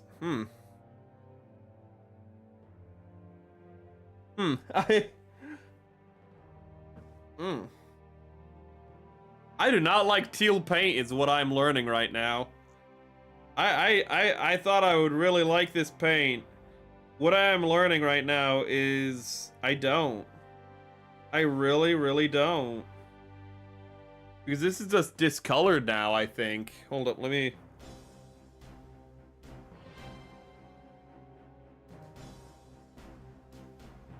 Yeah, it's just... Hold up, let me try the lighter fluid. I'm just desperate now. Like, this is... It is on white plastic, so it is showing worse, but... That's why we do these live on stream, so you guys can see what I do and not make my same mistakes. I can experiment with things. I'm willing to make the mistakes and ruin my kid and be incredibly pissed off for the rest of my life, because it's just more fuel to the fire, really. You just do not want to... You do not want to be a clean boy, do you? You just want to be the most difficult thing I've ever seen. Well, it figures out on white kits you have to be extra careful, but... Yeah, this is going to be a lot of off-stream work. This is going to be a lot of pain in my ass is what it's going to be. Oh, do you have any tips? Wait a second. Zazabi, welcome. Oh, hey, it's a incel mobile suit. Oh, that's so mean.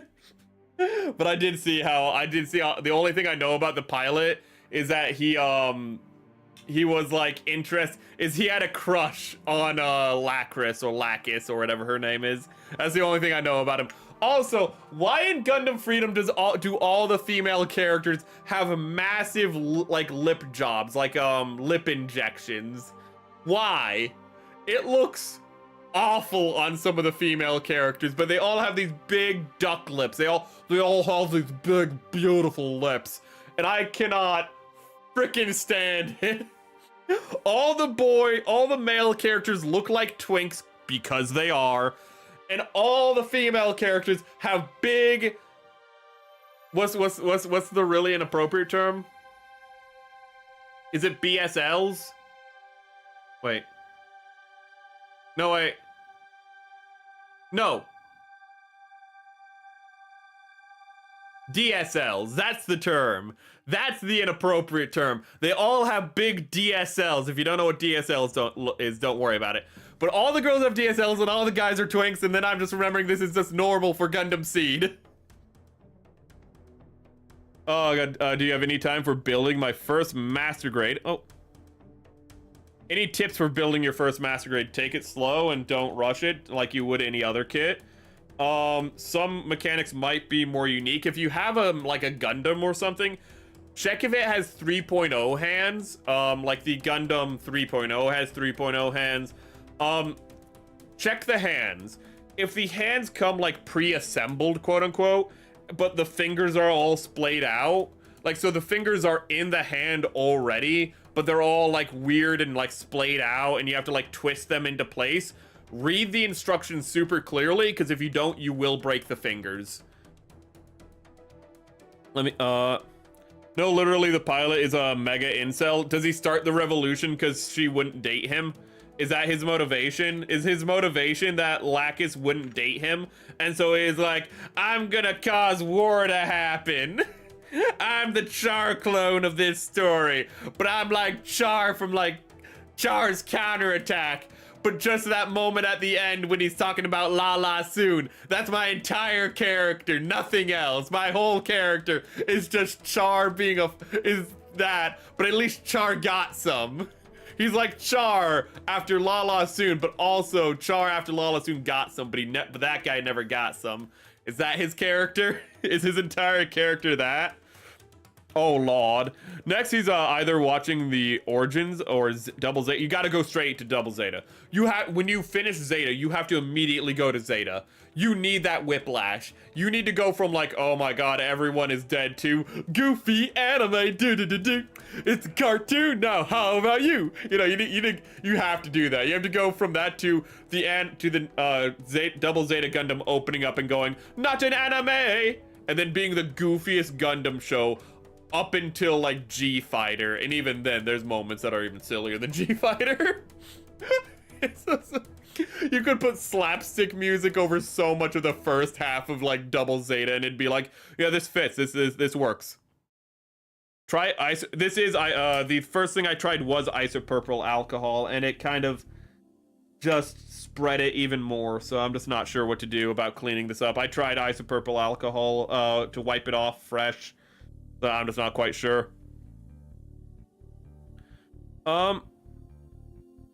About time of her life. Origin again is this. It's Char's personal fan fiction for what happens, and it's just wonderful. I mean, I think everyone loves the scene when the guy touches Char's shoulder and he goes, like he starts freaking out because he touches Char and Char gives him the stink eye, and then Char just like flicks the guy's hand and the guy literally turns into a PNG and flies away. Gundam the Origin is such a wild ride. Then Dozel is the best character. For some reason, Dozel is just the best character in Gundam the Origin. Because you're like, oh, he has things going on with him. There's like depth to him, and like he's kind of there for comic relief, but also there as like a person, and he has layers like an ogre dude. And he kind of looks like an ogre too. It's so fucking... I will never get over the fact that when I walked into the Gundam the Origin, I was just like, I don't really know what to expect. And then it was just Char's personal fan fiction and Dozel being the best character. It's just I don't think anyone walked into Gundam the Origin thinking, yeah, Dozel's gonna be a standout character in this. But he was. Oh god, crush is an understatement. Bro's super into her, but she doesn't give. I mean, to be fair, that she doesn't care about him. He literally didn't exist before the movie. To be fair, I'm sure they're gonna write it where like, no, he was always there in the background, and it's like, and they're gonna like recontextualize things, but like he was always there, you know, like the scene from Puss in Boots when they show that Humpty Dumpty was always there, and then they just show scenes from earlier in the movie, but they splice in Humpty Dumpty. It's like that, he was always there, and it's like, no, it wasn't. There's a poll right now on YouTube if I should watch Gundam Freedom. I have not watched Destiny yet. They needed DSL guys. It's very plot relevant. They looked better on a promotional, I promise. Not in the anime. It has to look better in the anime. Their line arts also. Why are all the Gundam Seed line arts? Why does nobody have hands? They all have flippers, like they're the penguin from like, you know, Batman or something. Like they're like was it Tim Burton's penguin, you know, like they're Danny DeVito penguin. They all have flippers. They don't have hands. Go to the line art. Hold up. Not an anime.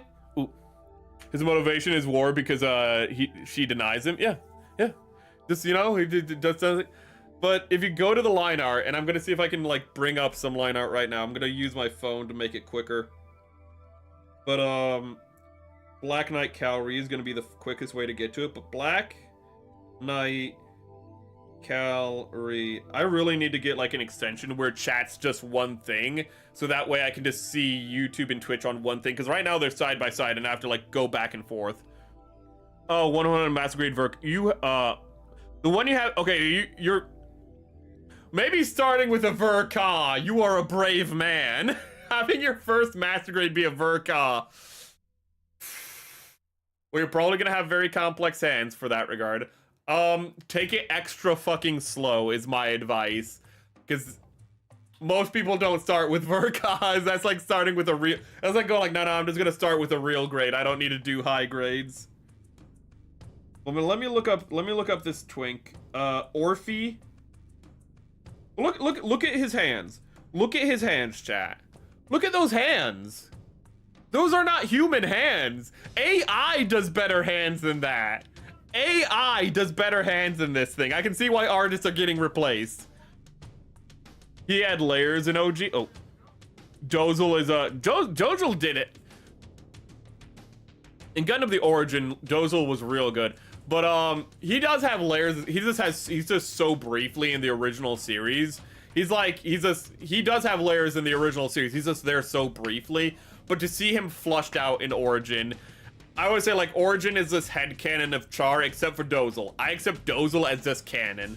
But look at his hand. Look at those. Don't look at his crotch. Ah! Spoilers. Look at that hand. Where are the fingers? That is a penguin hand. I am not a man. I am a monster. He's Danny DeVito, man. Tell Susei herself. Oh. Do you have one of those Mr. Clean magic sponges? If you cut off the small piece of it, well, maybe those would work pretty well, but I'm worried that might be too effective, is ironically. What I usually use for Gunpla markers is apply a bit of isopropyl alcohol to the Q-tip and press into the spaces of until it mostly dries. Seth, what the fuck are you doing leaving Ramba fucking Ra? Ramba is very good. Ramba is very good. Ramba is very good. But Ramba was already good in the series. He was already good in the original series. Not saying Dozle wasn't good, but Ramba was already excellent in like the original Gundam, you know? Ooh. I feel like it goes without saying that Ramba is just the GOAT. Ramba is always the GOAT. Ramba is always the GOAT. In the original series, when it's just like, hey, Amuro, my wife's hitting on you. What are you gonna do about it? And Amuro's like, oh, I'm just a 16-year-old kid. I don't know what's going on. He's like, I'm just fucking with you. We're just fucking with you. We're not swingers. Don't worry about it, you know, we're a random kid. You know? He's just a dude. Oh god, Ramba is so good. He's just a dude doing his job, man. Oh god, and then he dies. And it's all real sad, and we get to learn. And like, as the audience, we already know the people in like we already know, you know, Zeon had people in it. We already know that like Amuro's been killing people who've just been like, you know, fighting for their country and whatnot, who aren't like mustache twirlingly evil. But that's when Amuro gets to learn, oh, wait a minute, the people I'm fighting aren't faceless like stormtroopers. They're people. Every mobile suit I kill is just a dude inside of it. Ah, shit. God, that's why I love Gundam. Hold up. I want to show, I hate her proportions. Hold up, we're just talking about the character designs. I hate her proportions. Her head is way too big. She looks like a 12-year-old.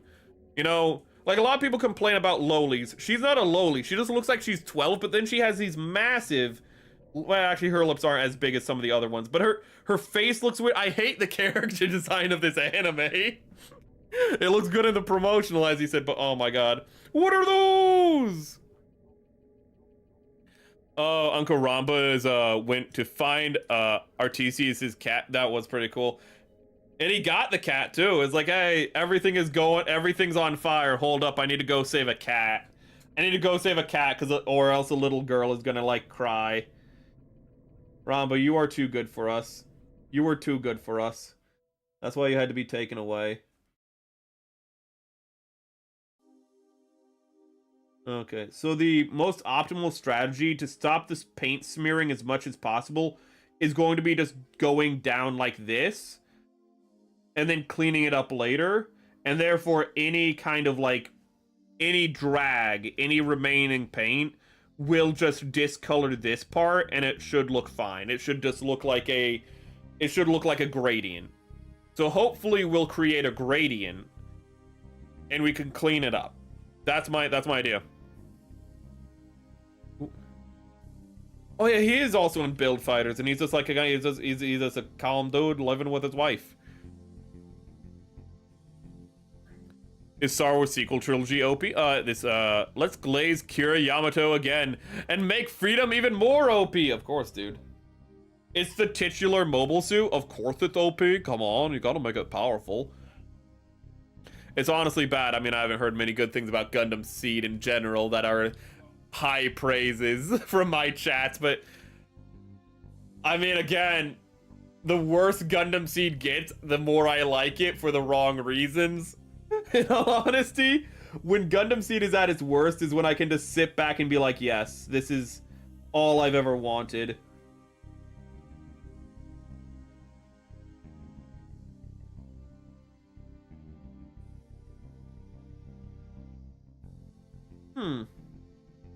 Actually, this isn't a bad idea.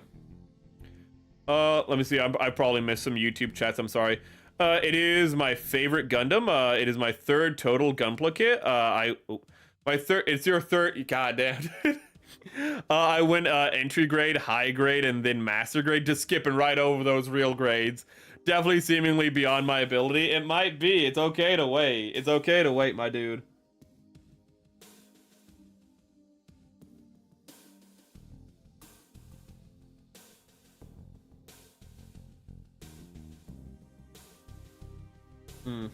You know, I really should have just done it like this, just done the paint.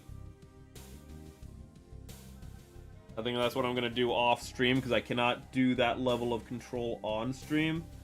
But I really just should have done it like that, because that looks nice. That looks fine.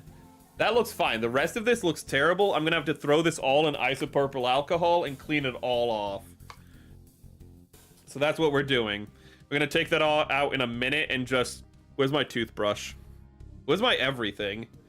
It's fine. You know what? We get to experience things live on stream. That's what these parts are more for talking, for me to work through things mentally. There's no progress in the first part of these Gunpla streams. Never is there any meaningful progress. You know, when we built the Danan Gay, literally I stripped almost all of the paint after stream. There's no progress is a lie. She's still on my phone screen, and I don't like looking at her face. Stream talk. I need to switch back to stream talk.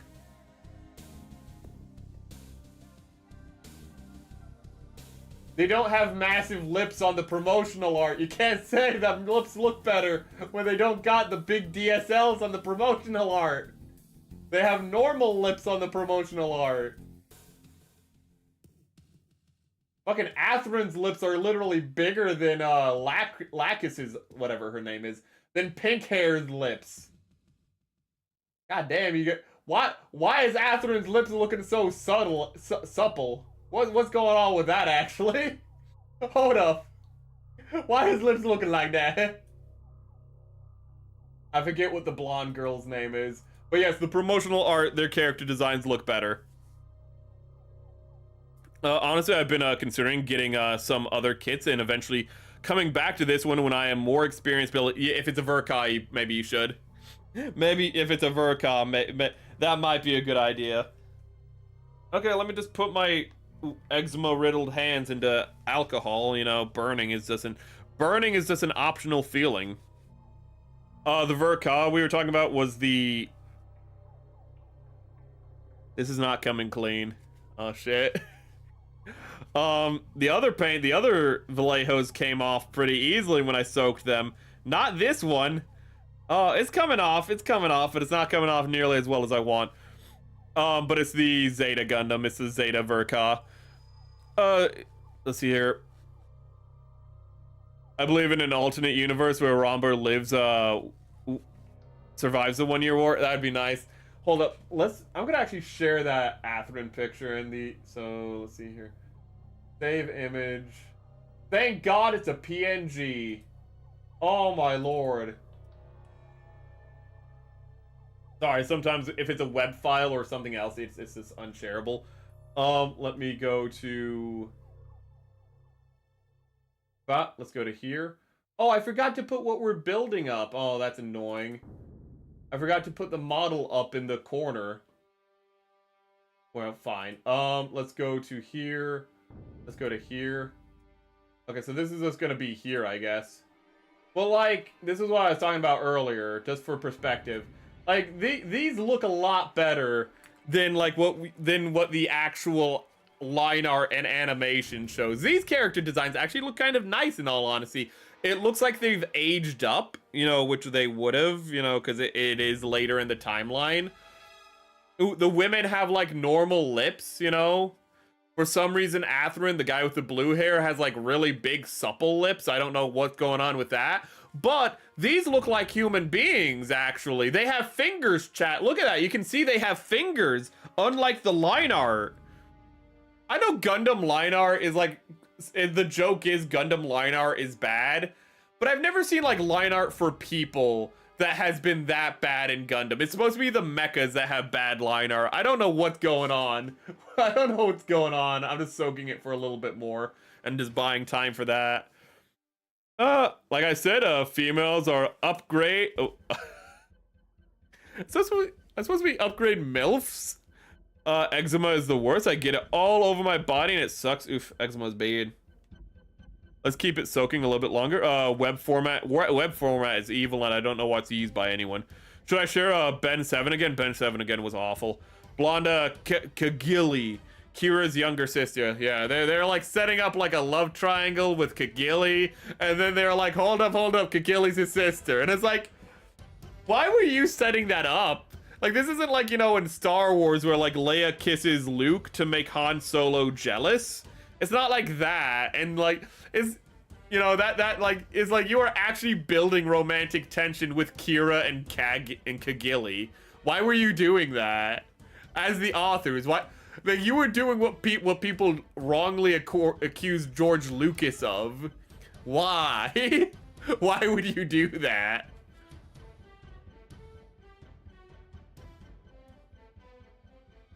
But oh god, I don't like the seed Rambaral. I don't like how he survives. Rambaral is supposed to die. I know you're like you're like, it's okay to have like, you know, a headcanon where he survives, but like he's not supposed to actually live. Look at this piece. Look how discolored it's become. Look at that. Oh my god, I hate I fucking hate this paint. Oh, this is awful. Look at how discolored that is. There's this. All I can do is just soak it again. It's just, that is awful. Okay, so like teal is just one of the most evil paints you can work with, is what we've learned today. We have learned, chat, if you can help it, don't use teal. I've already committed to using teal. I'm going to be using teal a lot in this kit.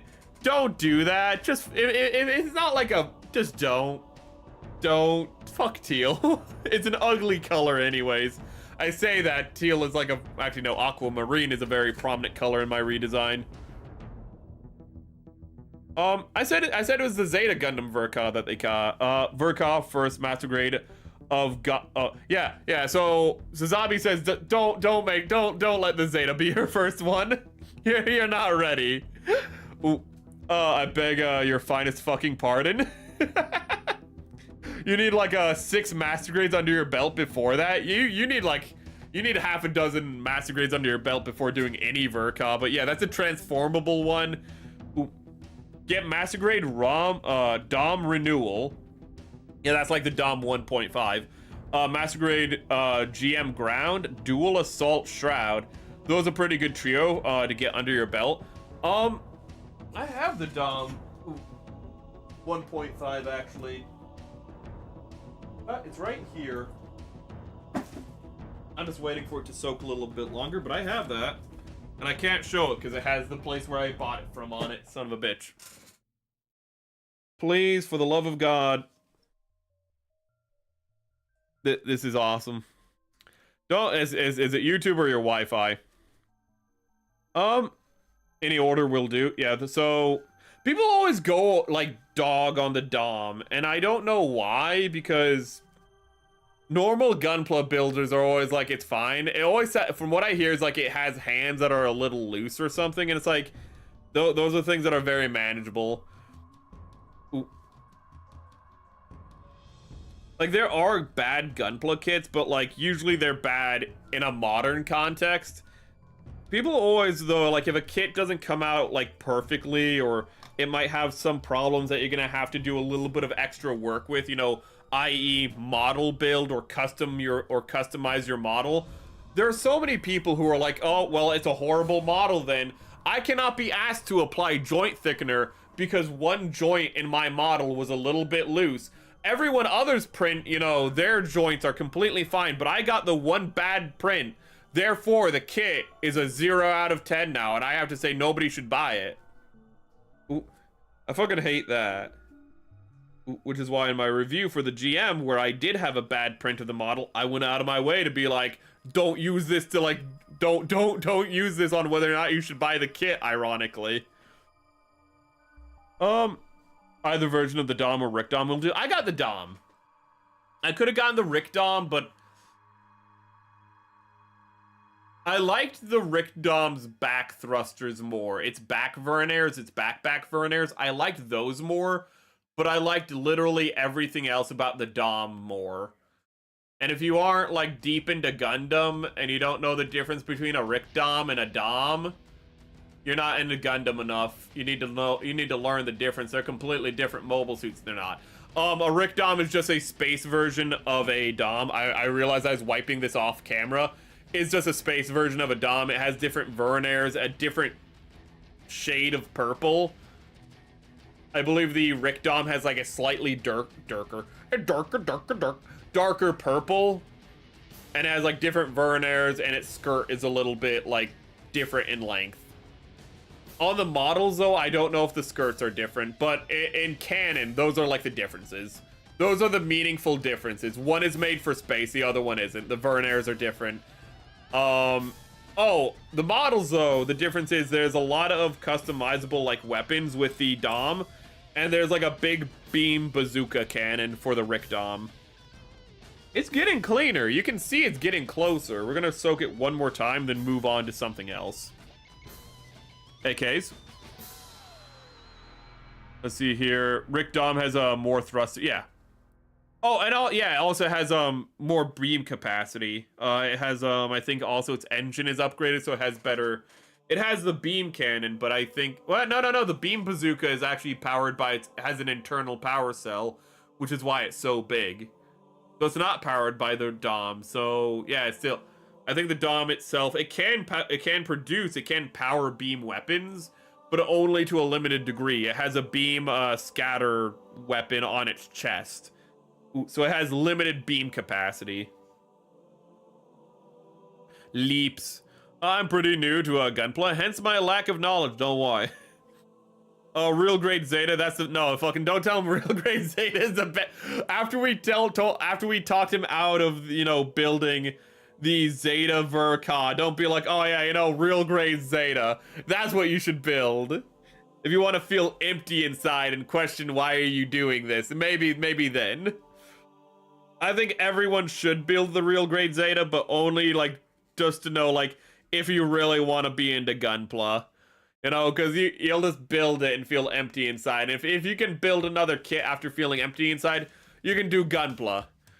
You know, it's like a rite of passage. You know, people say the real grade Zeta is the worst thing ever. No, it's just a very empty experience. It's not very rewarding, and it's very tedious. And so people say it's hard because of that. No, it's just not rewarding and tedious. So, like, there are way harder kits, but when you're done with the way harder kits, when you're done with them, you're like, yeah, I made it. I did it. You feel like you've accomplished something, you know? You're like, I did it. The reason that the Zeta Gundam, real grade Zeta, stands out is the fact that when you're done with it, you go, well, that was a thing. And then you move on. You don't have that feeling of accomplishment, or at least that's my theory on it. Who said real grade Zeta K's? He's a troll. Ooh. I think he lives under a bridge. Maybe in Queens. Case doesn't get that joke, but everyone in all my American viewers get that joke. Rick, let's see here. Case said it. I need to manifest my distaste to that person personally. Case, I think he might be coming to kill you. Ooh. Case is in Southeast Asia, so I don't know if he can make it there. If you're also a Southeast Asian viewer, because it seems that all my viewers are either American, which makes sense, or Southeast Asia. I don't know. I'm a morning show for them. But if you're already in Southeast Asia, if you're that half of my audience, Case, you might be fucked. If you're not, you're gonna have to buy a plane ticket. I'm sorry. To Gaze, I give you my biggest middle finger. Gaze, he gave you the middle finger. What are you gonna do about it? Real Grade Zeta is a good kid. His inside joke among Gunpla builders is not. It's not an inside joke. It's just mean to say. It's a rite of passage. Not a good rite of passage either. Mary, I did it. What did you do? It seems being a fan of Zeta Gundam is an unfortunate. It is. It is. I mean, the Real Grade Zeta 2.0 is from what I hear also good and not as difficult as the Verka. Not saying you should build that. Ooh. Yeah, but just having a Master Grade in general be your third kit is a brave move, to be honest. One that I would not recommend.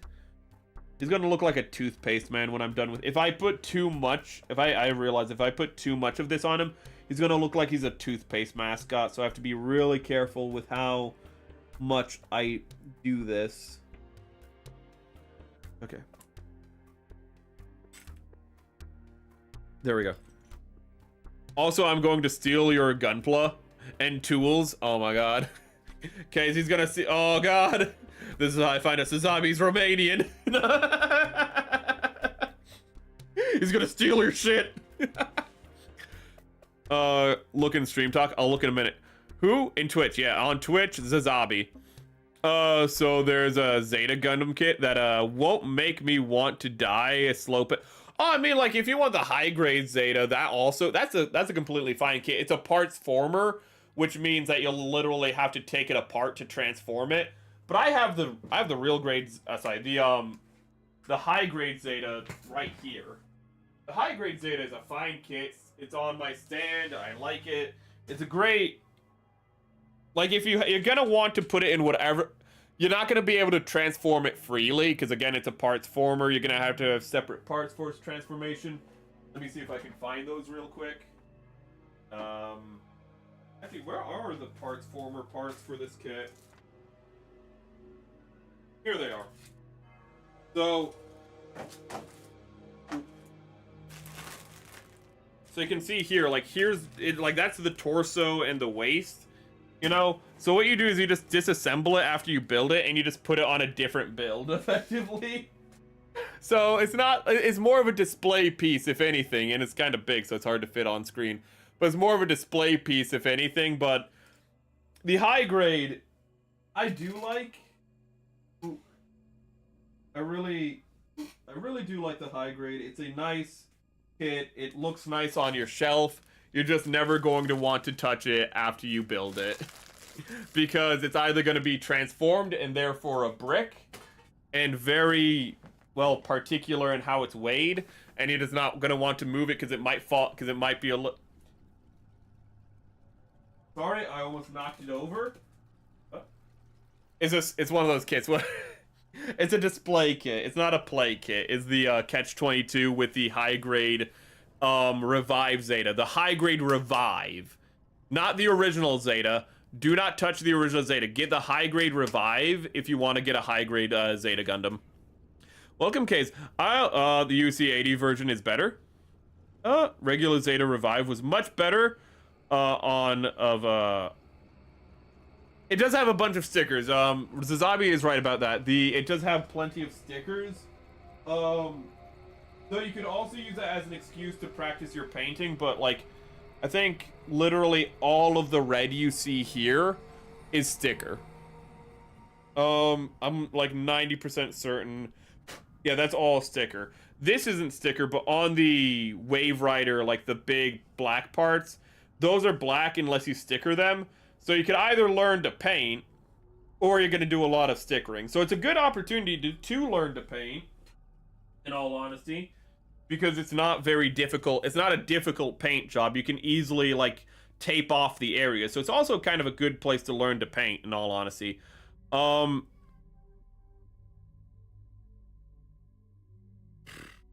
the Nightingale super hard? The high-grade Nightingale is one of my favorite kits of all time. It is my favorite kit. Because it's a kit that I literally started building and I couldn't stop. I don't really remember it being difficult. You're gonna want to pay attention. I messed up while building it, but I don't remember the Nightingale being very difficult. It's gonna be pricey for you. Oh, whoa, that looks cool. Can I find it if I'll try to build that one? Yeah, the high grade is a nice display piece, which is why I have it. Ooh, I really love the like transformed version of the Zeta Gundam, which is always difficult for me because when you transform it, it's like here's a brick that you display, and it's like Jesus. Put B Pandai copper wire cutter. Perfect. I'll steal your wires. Oh yeah, but he just I forgot you just use copper wire cutting because you're like, it works. It works for my kids. You got the most ghetto build setup. The best Zeta on the market is how rich are you? Is the perfect grade Zeta worth it? Because I've always avoided it, but is the perfect grade Zeta worth it? Because that thing's from like 2000 or something. I think it might be from 2005, but there is a perfect grade Zeta that has been on sale for months at my local hobby store. Is it worth it? Because I always figured it's so old that the Ver-Ka is better. Like, I always figured it's so old, surely the Ver-Ka must be better.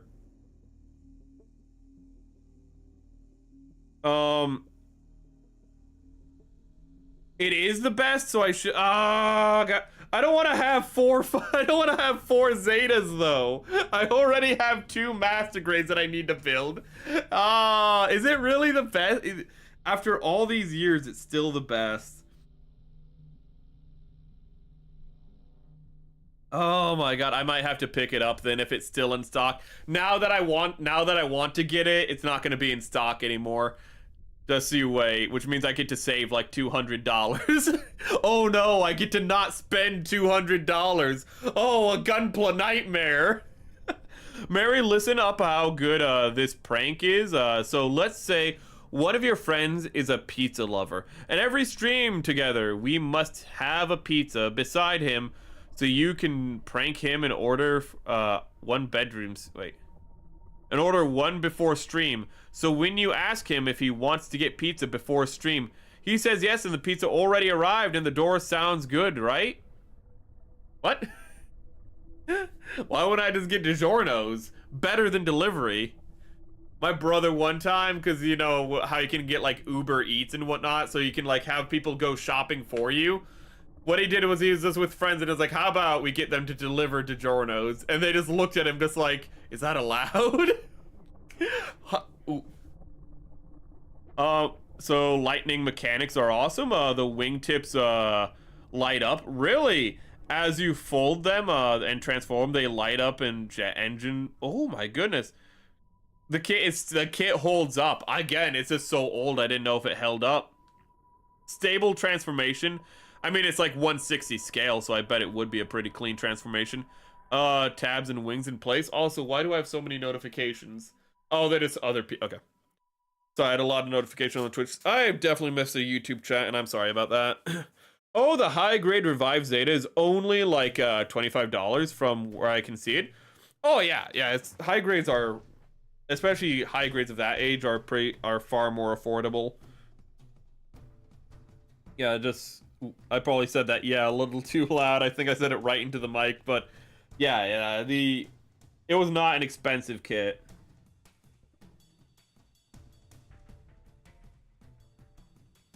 I'm gonna use a toothpick to clean that off when it dries, because the toothpick cleaned the teal off really nicely, and I'm hoping that's just gonna be true moving forward. I keep calling it teal instead of blue-green, but it's because my first experience with the color of blue-green was from StarCraft, and the Protoss faction, when you did like map builders, was always default teal. DiGiorno. I was writing that as diorama, and my brain would not let me not read it as diorama. DiGiorno is weird, seems fine, but if you have leftovers and reheat the cheese becomes some weird foreign substance. That's firstly, you never reheat pizza, chat. You never reheat pizza, okay? You eat that stuff cold, okay? You let it, you throw that in the fridge and you let it get stale and cold, and that's how you know pizza's good, you know? Day old stale pizza. You know, I'm comfortable with, you know, being a celiac and not being able to eat gluten anymore. But my God, I would give so much to have day-old pizza again. Oh my God, the food where you're like, oh, this is like, why did I eat it? Why? Oh, this is like the worst thing you could ever eat. Oh yeah, it's like American cheese and onions. Oh, Chad, get a slice of onion, get a slice of American cheese, and eat that together. You'll be like, this is the worst thing I've ever eaten. So why do I keep eating it? Oh God. God, why do we do things? Why do we make ourselves suffer? I fluctuate between having money and being way too wealthy for my own good. I wish I was a steadily middle. You gotta save money when you get those big flows of money. You gotta save them. Put them into long-term savings and just keep them there. Honestly, because how badly I was gonna panel line this in the teal. But because how badly the teal is going, I'm really thinking that over. I'm gonna either have to really water down the teal and make it into like a homemade panel liner, which I don't know if I have the capacity to do. I don't know if I'm competent enough to do that. Or I'm not really sure how I'm gonna approach this. It's one of those things where I'm really unconfident. I'm not sure what I'm doing. Leftover pizza should be eaten at room temp. That's the power move, but that requires too much patience, Opus. Okay, you have to take it out of, you know, the fridge and then wait like 20 minutes for it to get lukewarm. I'm like a 13-year-old kid, dude. We can't do that, okay? I'm not you can tell I'm not a 13-year-old kid by my hands alone, but what I mean is, like, on reflection, like, I'm talking about when I would still eat breaded food and whatnot. I ain't waiting 20 minutes. You know what? I got a short life to live. I need to enjoy every minute of it. Oh, God. Light up beam saber. Everything seems to light up with this kit. Open hatch gimmicks to paint the frame. Oh, my God. Wait, you're a celiac? That makes you the 20th person I know that is a celiac. Lucky number 20. Ooh. I was a celiac back before everyone like pretended to be a celiac. You know, I actually can't eat gluten because I become a bastard. Well, if I eat gluten, unironically, I become a really terrible person. I get really angry. I have anger issues already, but I lose impulse control when I eat gluten. It's really bad. And impulse control doesn't mean like I start doing drugs or something. It doesn't mean that. It means I get hair trigger and I will throw shit at people's heads. I will like throw an encyclopedia at your head. And it's like, you could like give somebody a concussion and kill them. They pissed me off, you know. They said something and I couldn't control myself. It's not my fault. It's like, it is your fault. You ate gluten, you idiot. I'm that kind of celiac. It's really bad. Ooh. But yeah, which sucks because breaded food still tastes fine. It's not like when you're like lactose intolerant. If you don't drink milk for long enough, your body goes, that tastes nasty. Why did we ever drink that? Because your body starts getting the nutrition you got from milk from other sources, and it realizes milk is not the most efficient source of nutrition for you, for what you want from it. So like you lose the taste for milk. You never lose the taste for bread. You never lose the taste for bread.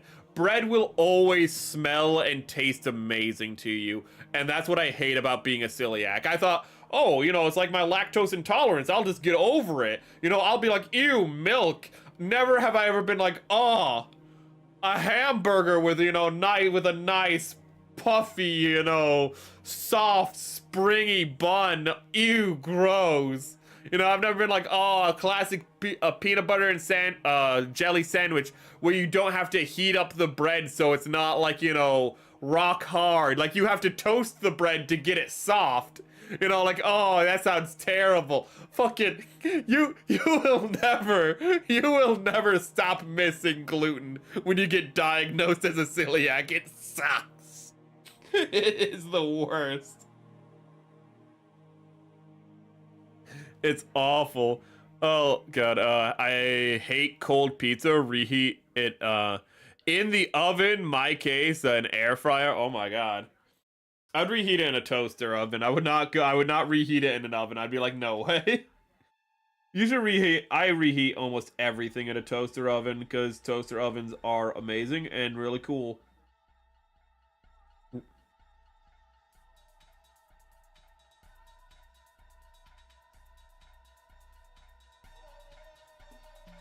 What?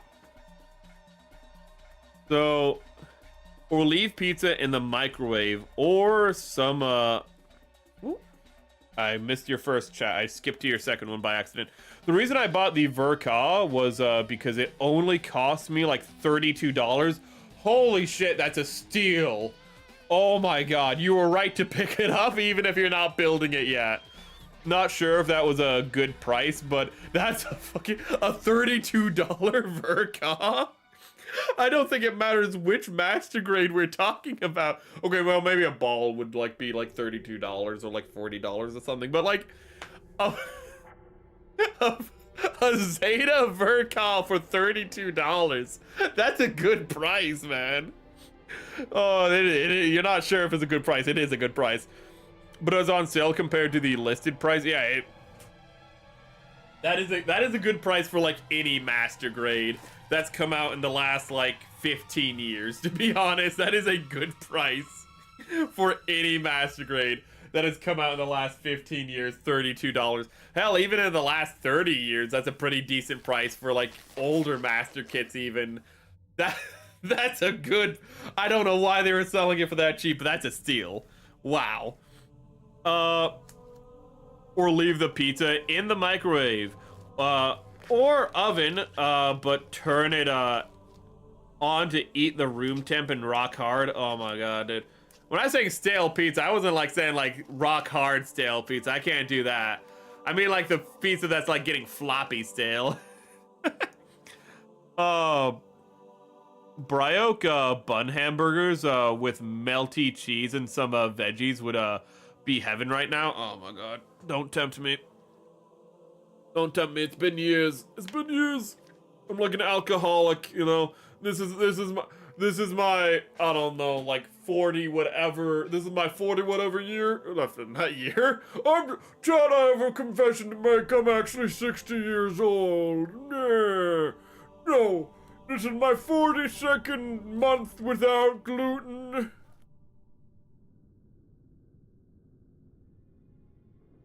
Toaster oven is your favorite kitchen appliance. It's better than a microwave. There are some things I have to microwave. It's like one or two things that I use the microwave for and nothing else. Microwave ruins the texture of everything else. But my mother has mine right now, and I have have not taken it back because I don't want to make her unhappy. Aww.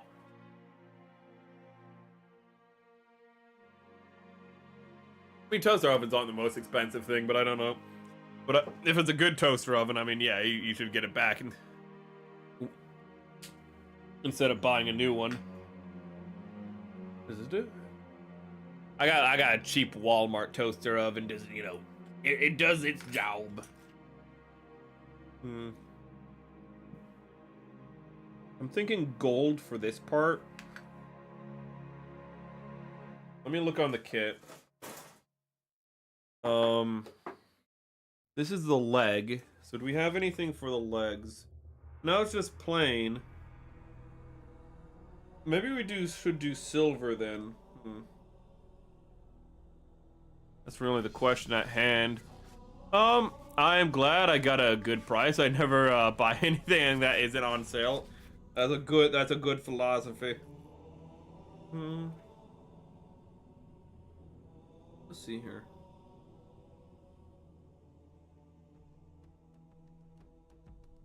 So Thing is, if I put silver here, would silver go anywhere else on the kit is the question. I'm thinking probably not.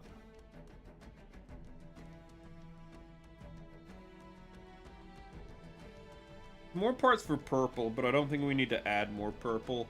Teal would definitely be too much. So the question really is, do we want gold or silver right here? Are there any other parts where we might want to add silver? Maybe the torso paneling that we saw here. But I feel like silver would be too subtle, so it's probably going to be best just to go with the black like we have. We're gonna go with black. My toaster oven has an expensive oh my god, $140, then shot up to $240 a month or two after I got it. Jeez. I just got like a $15 toaster oven, man. I'm gonna be honest with you, man. I just turned the crank, set the timer, and I'm like, I'm good to go. It's like $15, $20 at most, man. I'm just like, yep, it works. I put something in for like 20 minutes, and it's cooked. Done. I have seen mixed things online about SD gunpla kits. They do seem very mixed. SD like master grades apparently are like really clutch from what I hear, but like high grades, it seems that they're like all over the place because they're all over the place in age and quality.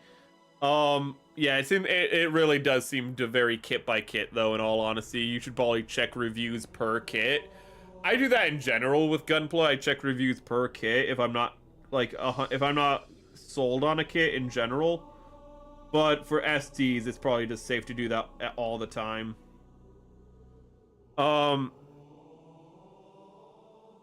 Is there a specific reason they seemingly dislike, or is there a seemingly dislike, or is it just that they are goofy designs? I kind of want to. It's more than them just being goofy designs. They are a little goofy, which isn't as popular in the West, admittedly. But it's not just the fact that they're goofy. It's the fact that for what they are, you'd think that they'd be more solid kits, but a lot of times they are older and more hollow than you might expect. And so they come across as very light, which isn't something you necessarily want with a... Oh, okay, the music is still going. Which isn't something you necessarily want with an older kit. Sorry, which is not something you necessarily want with a kit, especially a kit that is like as top heavy as they are because of their big heads. You don't want them to have hollow legs, which are fairly light and whatnot. It's kind of like, I haven't built an SD, I'm just talking about what I've seen from them. It seems that it's just a matter of one being a mixed bag and two, a lot of them being a bit older than you might think they are, and therefore not be the best quality. Their proportions are super deformed, so that's going to limit what they can do. Gunpla ore is fairly limited, you know, because of their proportions and how their design language is. You then make it super deformed. Sometimes they can be even less posable than you already have them. Sometimes they can be more posable, like the Nightingale. Making a Nightingale super deformed, you actually make a less deformed kit. Amazing. But it's just, I don't build super deformed, but there have been some I'm interested in. Like the Kshatriya super deformed I'm interested in for the master grade. The master grades are really clean. The high grades though, it seems that they are maybe a step under like your traditional master grade kit. So that one's probably going to vary by your mileage of how much you like the Nightingale. Fucking really? Okay, so are we live? Are we live? Because OBS just crashed and then reconnected. It says I'm live, but I'm not sure. What the fuck was that about? I literally just got a notification of just like, oh hey, dun OBS crashed, dun OBS is back. Cool, thanks. I guess I'm live. I hope I'm live. Stream is back. It died for a moment. You know, hopefully on Twitch it's like didn't reset. Let me see on Twitch. It didn't reset on Twitch, thank God. If a stream is down for like enough time on Twitch, it will reset it. So hello Twitch, I'm still here hopefully. Mine's fancy. It's a air fryer. Oh, it's an air fryer dehydrator. Okay. Frozen thin. Okay. I see. It's a multi tool of a toaster. SD stands for super deformed. Yeah, that's why they look like that.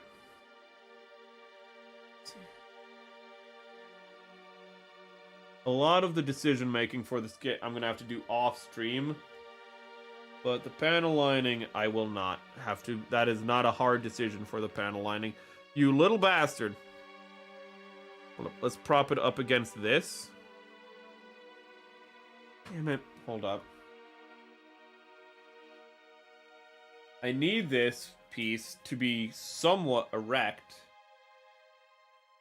That way the liquid does not pool in one end. Oh, damn it.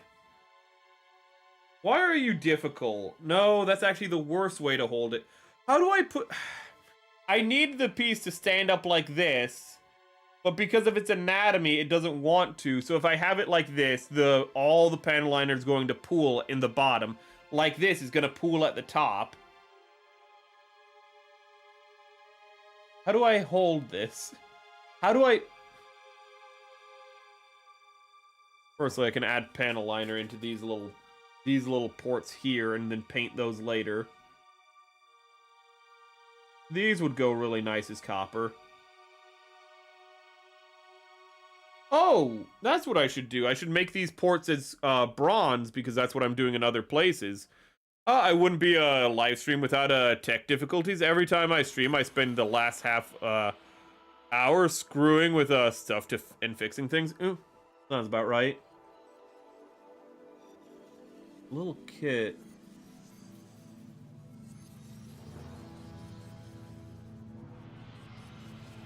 Can I like put something below you?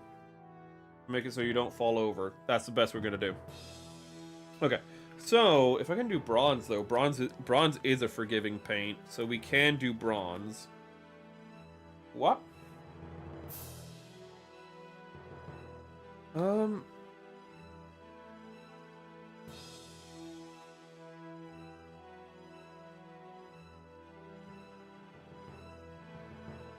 want it to be thick, so it can kind of just be applied in one coat. I'm gonna see how it goes without thinning it. I know you should always thin your paints, but I just want to see how this goes.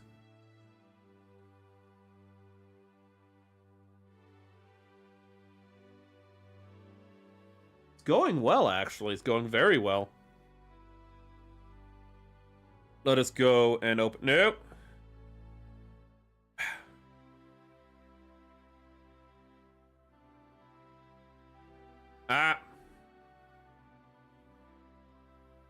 Let's see here. That is a grammatical thing, and I don't think people want to hear about linguistics and etymology. Let's see here. Oh, I need to end the poll, actually. Let me do that real quick. And I think I had another poll to set up, so let me look for that real quick. This is stream... This has been fun talking and whatnot, but it has been very scatterbrained. Oh. That's gonna be an easier secondary poll to set up, but let me end the poll real quick. That's been up long enough. End poll. So the results are: yes, it's your destiny. Watch Braveheart instead. No, for whether or not I should watch Gundam Seed Freedom. No, don't skip Destiny. 1 or 2 people voted for that. Why do they all have big lips? I forgot that was an option. But here's one. Well, actually, you know what? I listened to a song today called Beautiful Things by, like, Benson Boone or whatever the hell his name is. I don't know who he is. But the song is, like, Beautiful Things, and it's a guy, like, giving thanks to God for, you know, like, a good life. But then he starts, like... pretty much like begging God not to take his girlfriend away and whatnot. And it's just like, well, God didn't give you the girlfriend. The girlfriend came there of her own, like, own free will, you know, kind of a basic concept. Ooh. And I just didn't like the song. Ooh. And I was kind of being silly with like my listening of the song, but like what I wrote for the song, when I just discovered it because a friend was like saying how the song isn't very good, and I was like, I'll be the judge of that. And I listened to it, and I just like responded with, the song's trash. Protestant hands wrote this. Like I don't know why, but I went like full Catholic on it. But let me see if I can, beautiful things review. What I wrote down is effectively like a mini like preachifying of all things. Oop. I started replaying Dragon Ball Z Kakarot, and I found out that I get free PS5 upgrades because I have a PS4 disc. Oh, that's pretty cool. That's actually really cool. But what I wrote down for it, again, this is a song where a guy's like, I'm thankful for life, but then he starts begging God, like, you know, not... He's grateful for what God gives, but then he recognizes what God gives, God can take away, and he begs God, he pleads with God not to take away the grace he has been giving. He has been given. Which is, if you've read Job, not how God works. If you are a Christian, you understand that's not how God works. You don't ask God not to do something, because that's literally... You prepare for trials. And what I wrote was, Benson is no Job. He sees the Lord's hand guide to a favorable outcome. For this he gives praise and right to do so. But the Lord may take as well as give. Benson knows this and shudders. If you're not familiar, the line "and shudders" is a allusion to a part in the Bible where it's you are well to believe in the Lord. Demons also believe in the Lord and shudder. Which is a really hard line. Again, you don't need to be a Christian. Some of the lines in the Bible just go hard. Demons also believe and shudder. Is this a really good line? So, in his moment of deliverance, he pleads mercy. Praise turns to begging and bargaining. Bargains are not the purview of God, but the great adversary, the false light and evening star. The master of no virtue, but of all sin. And sinful is his plead, that his love may never know of free will, lest it be lest it be that he is forsaken by God. I don't know why I went into such like, I don't know why I went into like the preacher mode with this, but I just really enjoyed writing this. God will never forsake him, for only a man may forsake himself before the Lord's eyes. Benson casts himself low and weak, and in so he forgets his faith and shudders before grace. If the Lord did not intend our metal to be tested, then he'd not leave us in this crucible. I just had a lot of fun writing that. Well, I don't know why I had such a strong I think I just wanted to have fun. This is me having fun. That's what I do off stream. I just like to write things like that. Ooh. By the way, when I was young, I considered being a priest. I don't think you need to ask what kind of priest I would have been.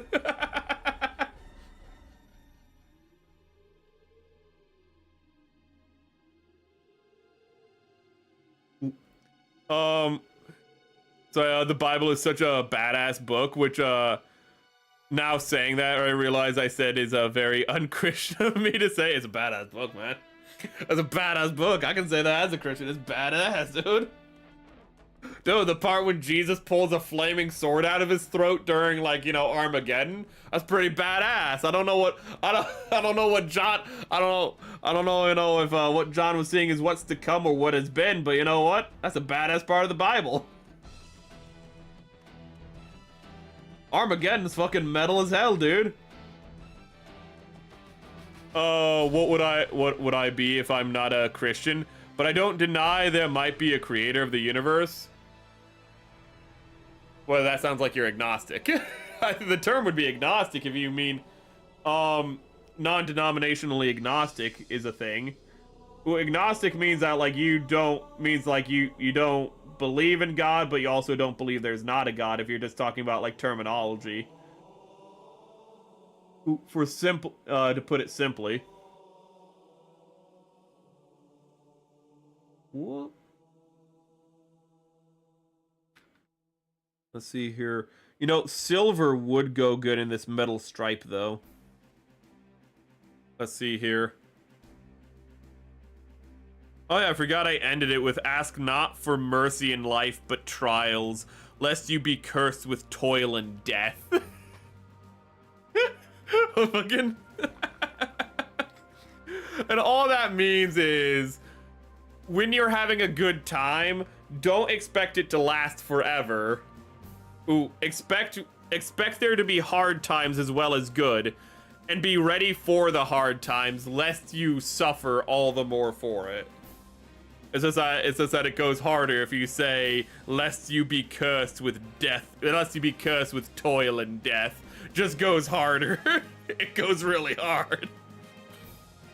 Oh yeah, also there's Shakespearean references in there, I forgot, because the one part I have that is, if the Lord did not intend for our metal to be tested, then he'd not leave us in this crucible, is actually an allusion to Shakespeare.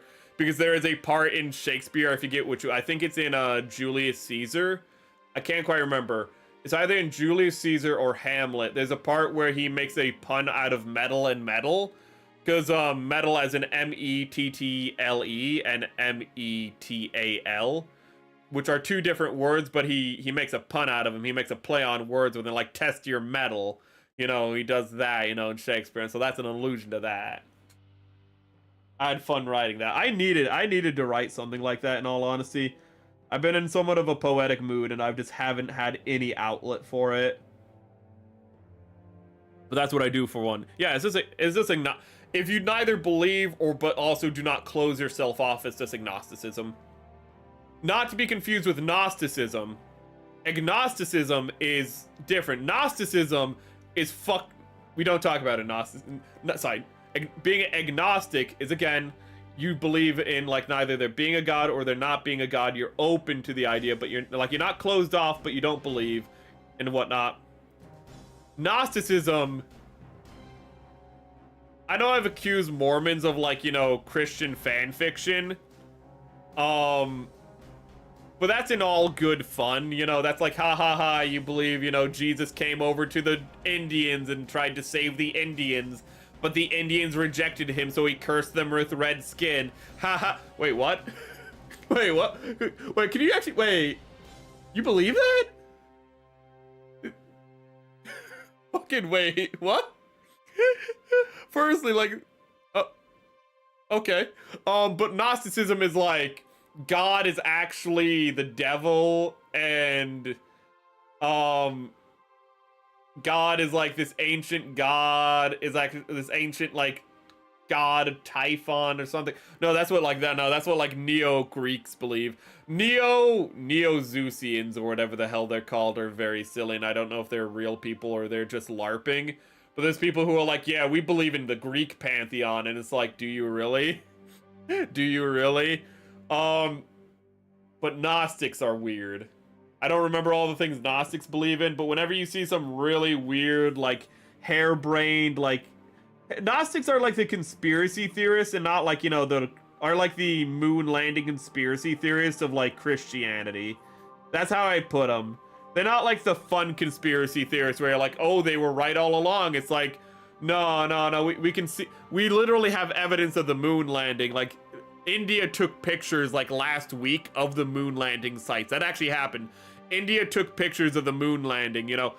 So like India, a country that would love to prove the moon landing wrong because then they could make fun of America, they literally confirmed the moon landing. Like everyone knows. We have other historical texts that, you know, show like certain things happening in like, you know, the Bible, because there are historical texts within the Bible. There are kings and whatnot. And they're just like, nah, none of that happened. None of that happened. It's like, no. Moses was a person, you know? Ooh. Gnostics are weird, man.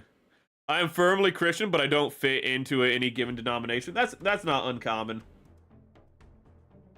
That's just non-denominational. That's literally all that is. Just a non-denominational Christian is all that is. Gnostics in a whole thing, I hate. Gnostics is fun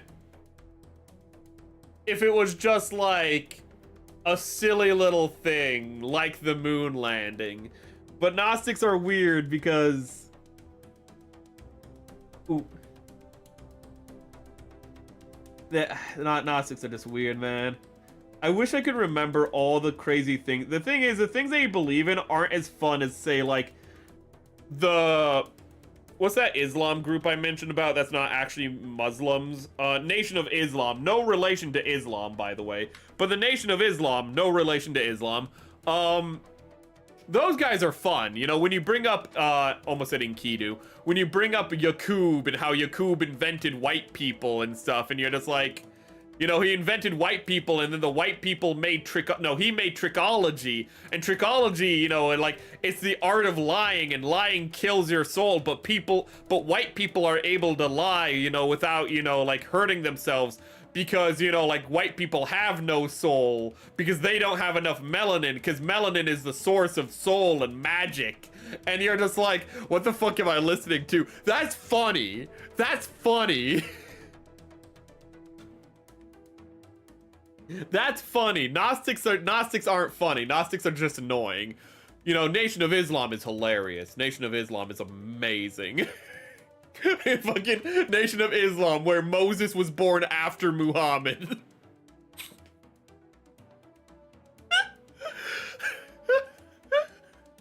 I fucking love that one.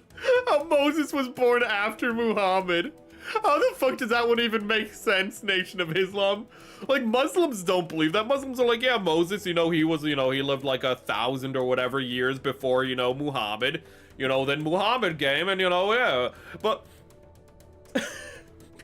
but Moses, who lived 500 years after Muhammad, somehow, he tried to teach the white people how to be civilized, but he could not. So he took the worst white people and he blew them up with dynamite, which was invented in the 1800s.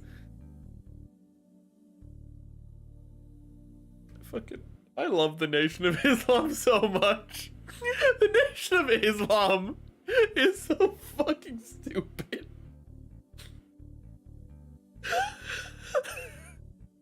I fucking love them so much. It's so fucking dumb. Moses throwing dynamite to kill the white folk. Oh yeah, Moses was also like, you know, like deeply like, he wasn't a Jew, he was black. Though that's gonna touch into the whole like, you know, black Hebrew Israelites, and I don't think we're ready to talk about the black Hebrew Israelites.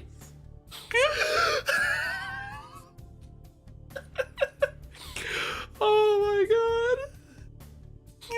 Oh, the group of black people who believe that they're the real Jews, and all the Jews in Israel, you know, just stole, like, are actually usurpers. I love American cults. Listen, American cults come in 2 flavors, okay? They come in 2 flavors in America. They come in the we torture people and we make it a really bad time for everyone. And it's like a horror, it's like, you know, like The Hills Have Eyes, but live action. Well, Hills Have Eyes was live action, but it's like a crazy Eyes Wide Shut, but real. Oh wait, Epstein showed that Eyes Wide Shut was real. It's like... It's just a wild time. It's just like it's the most horrible shit ever in like American cults that are just like really depraved, like the Anthill kids. Do not look up the Anthill kids. Do not look it up. Or it's like, it's technically not a cult, but, or it's like, you know, like Black Hebrew Israelites or Nation of Islam, where it's just like, these people are really hateful and really stupid, but their beliefs are so stupid they circle back around to being hilarious. And that's why I love them. Mormons believe in some goofy stuff, but I need to read the Book of Mormon. I need to check out all the beliefs of Mormons, but bro, melanin magic is hilarious, dude. I I love not the black Hebrew Israelites. I like them. The black Hebrew Israelites are the ones who go like, where like they'll say some really racist things about how like, about the Jews, and then like another black Hebrew Israelite will just be in the background and just going, that's right! You know, if you've ever seen a clip of just a black guy saying a really racist thing against Jews, and then there's just another black dude just shouting, that's right, really loud, every time the guy finishes a sentence, those are black Hebrew Israelites. And I cannot stop laughing at them. Let me see what yours, I missed some of your stuff. There is no proof that there isn't someone or something that created a Big Bang and everything afterwards. I'm not gonna straight up deny it. Oh, the moon landing is cool. I should have read Ricey's thing, then went to yours. It's cool. I go to the moon and sip some gin. Maybe smoke some cigars and chill for a while. I'm not a Christian. Sorry.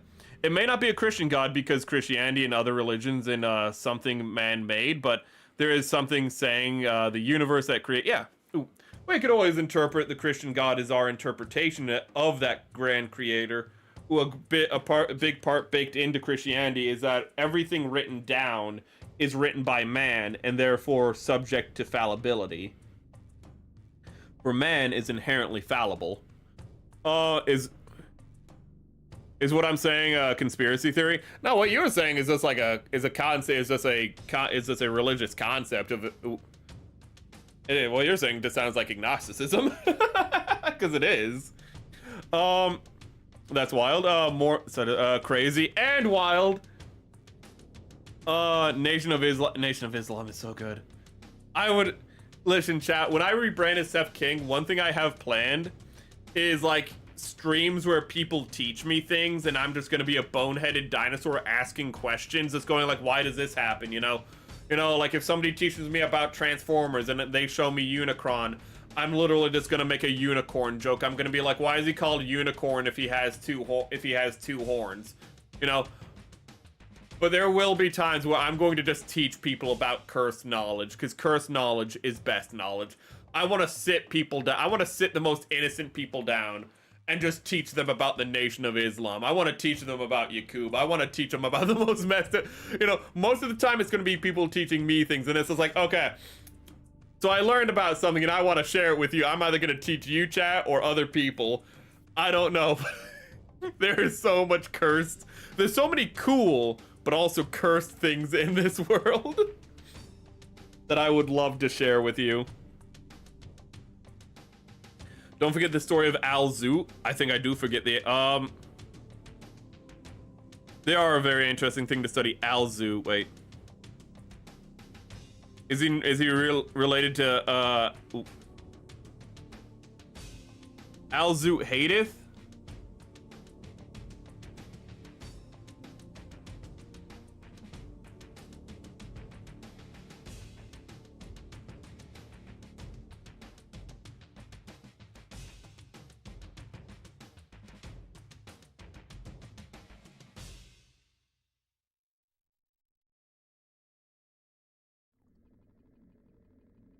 Oh yeah, the Al-Zoot one is like the one where, like, depending on translation, is the Al-Zoot the one where, like, in English translation, the translation is super unfortunate, and it's like, ah yes, ooh, but it's like, oh well, like, you know, in the original translation, in the original like Arabic, it's like, you know, he was harassed or something, but then in the English translation is like, yes, he was ridden all night long, you know, but it's like written like he was like ridden hard and put away wet, effectively, which is just a metaphor for being, you know, just working hard. But then when you just say that out of context, it sounds like something far worse happened. Is that the one? Ooh.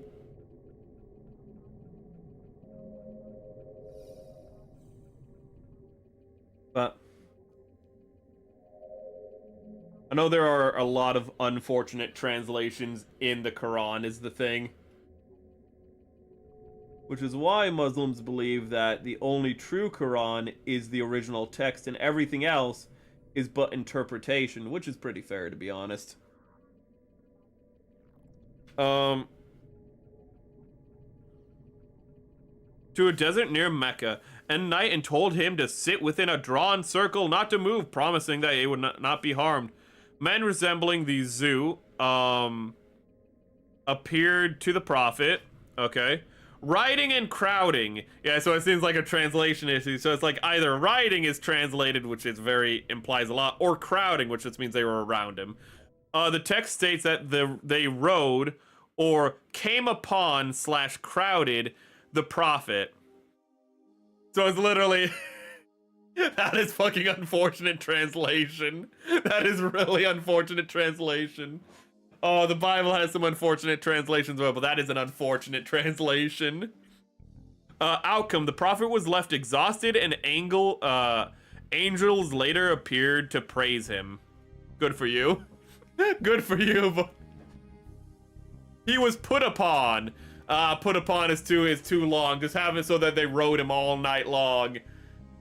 Fucking what is this, Pittsburgh?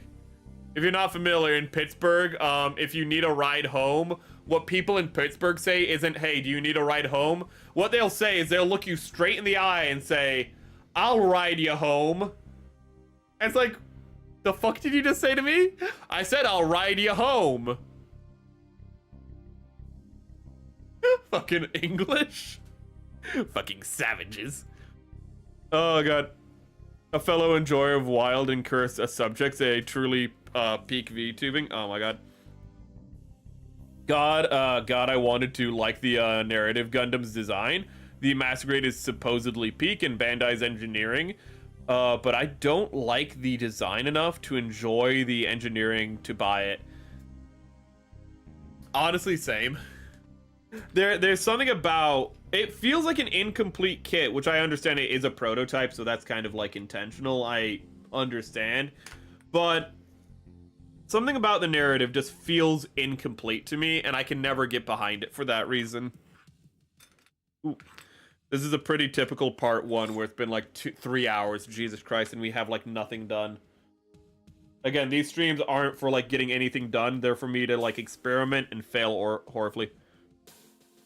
You have a cousin who says, I'll ride you home? Ooh. You should be close enough to Pennsylvania that that's not too weird. I have become hungry consumer of nothing. Oh no.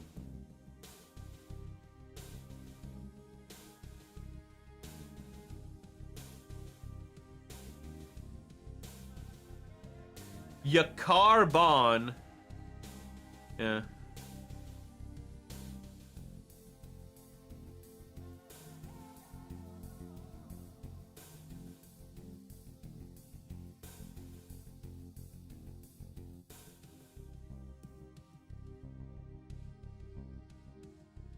What I'm getting confused by isn't the whole, like, translation issue of, like, oh, was he being rode or, like, crowded?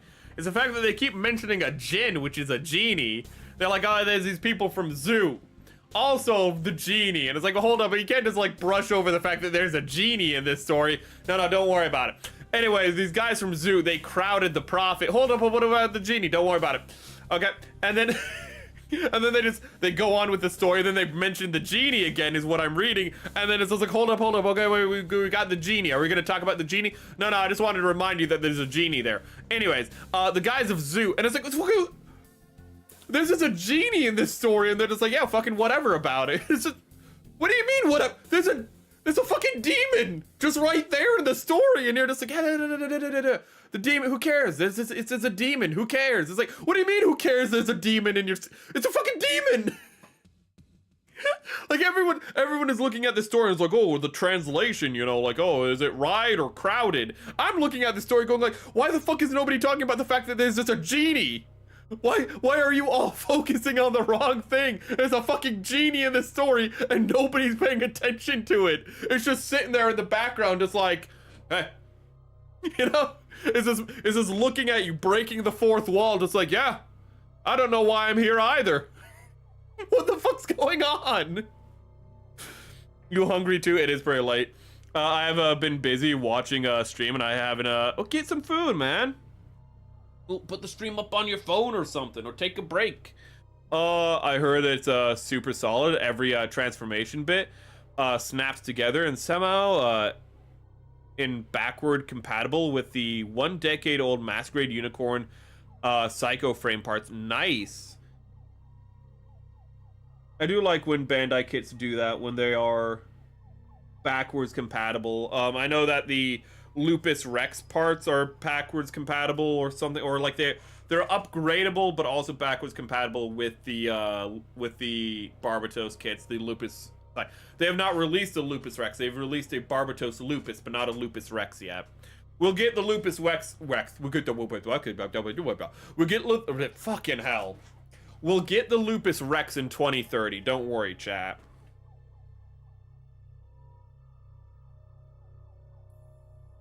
I feel like I'm better off kind of over-painting some of these and then cleaning it off. But I can do that off stream. So, we definitely want to have the light blue. And we're going to want to put it in the accent areas because we can't really do it for the panel line. We can do it in the thicker panel lining. We're going to want to hedge our bets for these areas.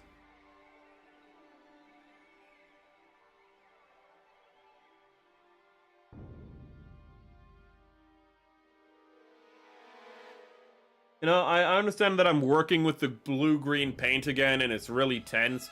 But I do not need the fucking flood music from Halo right now to, like, heighten the mood. It's fine on its own. Literally, the tensest music in Halo starts playing when I'm working with the tensest paint. What do they mean by this? Oh god, that's what I love when I go back on stream and how the music will just line up perfectly with what's going on sometimes. Most of the time it's not, it's just background music, but sometimes it'll just be like, it's like when I brought up the GM during the like gunplay and review, when I brought up the GM command space type, I was like, oh no, this kit. And then if you, I'm not going to tell you to go back, but if you, actually I shared it on Discord, if you pay attention to the background, you just hear the music go, woo, like you just hear the music do like a musical cue of like something bad is about to happen. Then I bring up the picture of the GM and it's just like, God, sometimes life just lines up so well. Oh, now that I'm picturing Robin Williams in the story. Thank you. Now I'm picturing that. Does Robin Williams just doing one of his impressions, you know, while watching the Prophet Muhammad get crowded by a bunch of dudes, and it's like, oof, now he knows what a can of sardines feels like. It's just like, it's just like, what are you doing here? Oh god. We got some meat sticks. I love chicken on a stick from like Chinese restaurants. I love chicken on a stick. It's my favorite appetizer, not just because it's the only appetizer I can eat. Okay, maybe it's because it's the only appetizer I can eat, but shut up. I love chicken on a stick. Chicken on a stick is so good. What's chicken on a stick? It's chicken on a stick. It's really nice. Very nice. New Bandai Barbatos Adapt frame is supposedly backwards compatible with the original Barbatos, and it sounds amazing. Oh yeah, nobody's gonna want to buy that, you know. Yeah, they're right to put that on BP Bandai, you know. Nobody's gonna buy that, you know. Nobody's gonna be interested in that. Nobody at all. They're right not to do that. Sounds amazing, but I don't want to get a whole ass P Bandai. Yeah, to upgrade a 20. Yeah. Yeah. Let's make something that everyone would want to get. Because I wouldn't mind upgrading my Barbatoses. I have multiple Barbatoses, and I would not mind upgrading them. I would love it, considering what you're saying. It's probably because it's the same inner frame is used for like all the Gunpla, all the Gundam kits for Iron-Blooded Orphans. So it's probably backwards compatible with like a lot of Iron-Blooded Orphan kits if you think about it. So thanks P Bandai for not making, you know what? Thanks P Bandai for making that P Bandai literally a kit to fix the Gundam inner frames from Iron-Blooded Orphans. That's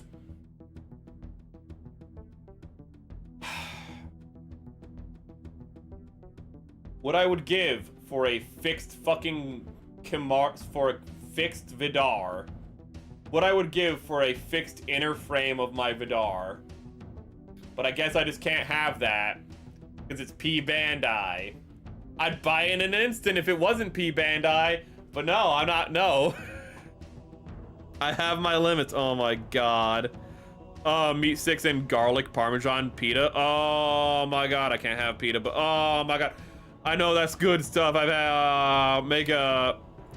Oh god, it doesn't sound deceptively good. It just sounds good. Is this the arm? Wait a minute. Wait a minute. I thought I knew what I was looking at. Apparently I don't. I don't know what piece this is. I don't know what piece it is. It's probably, it has to be a back piece, right? What are you? It's the backpack piece. I see. Okay. So the question becomes, what do I do with you? What do I do with you is a hell of a thing to say. Honestly, the original idea of doing the blue-green seems to work out pretty well. So that's what we're gonna do. It shouldn't be kind of like a 1.5 Gundam frame. It still uses the... It should be, not shouldn't be. I don't know why I read shouldn't. It still uses polycap runner, but this polycap runner is molded in a solid... so it's still the poly... So it's pretty much like what... Well, 1.5 is exactly the best way to put it. It is like a 1.5 kit in the fact that it's like the transitionary state between polycaps and like polycap free, where they were printing off like solid plastic pieces as polycaps because they didn't really know how to not do polycaps completely yet. Okay. That's actually really good information to know.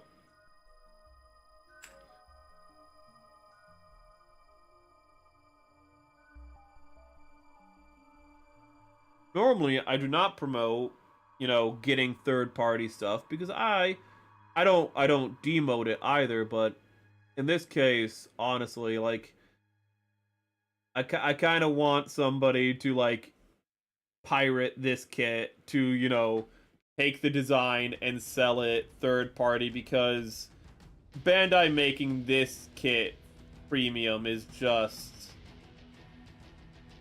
It's just unacceptable.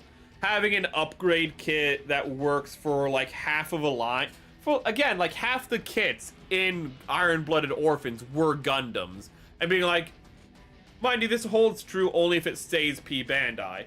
I've seen a colored box for it, so that gets me really confused because I don't normally see colored boxes in P Bandai, but it's not unheard of. But if it stays P Bandai exclusive, it's just a dick move. Even if it's a limited release, it's gonna be a dick move. And I kind of want somebody just to like be like, screw you, and just come out with like...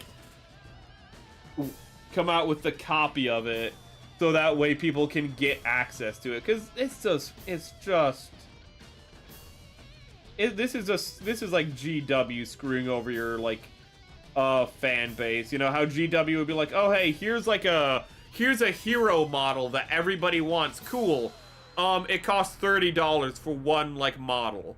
It might be like, that isn't so unusual for like Games Workshop. No, when I say one model, I mean like a figure this big. It's like one of the models. Like normally GW is really expensive, but like you get like a sergeant that everybody wants to get. But instead of putting it in like a bigger box or selling it for a reasonable price, it's like, no, we're just gonna do a limited run. And this guy who's like this big, it's gonna be a limited run. We're gonna only give like 5 to them per store, and it's gonna be like $40 I was gonna say 30 to 40, but it's gonna be like $40. That's what it feels like with the adapt frame. Ugh. Don't be... you are better, not by much, but you are better than Games Workshop Bandai, not by much, but you are better than them. You're better than this. Yeah, you just need the frame. Just sell the inner frame. People would buy the whole kit for the frame. People are going to buy the kit for the frame. I put my lemonade out on the window because there's snow on the roof, and it's free freezer. Now I have an iced lemonade. Ooh, nice. I don't like lemonade, but I do like icy drinks. 10 out of 10 for whole experience. Ooh. I despise lemonade with a passion, but I just imagined it was something that I don't hate. I'm the only person I know who hates lemons. I cannot stand lemons. I hate lemons with a burning passion. They disgust me to the point where I will not cook with them. Only on fish will I put lemon on. Nothing else will I accept lemon on. On like a nice salmon, I'll accept a squirt of lemon. Squirt of lemon.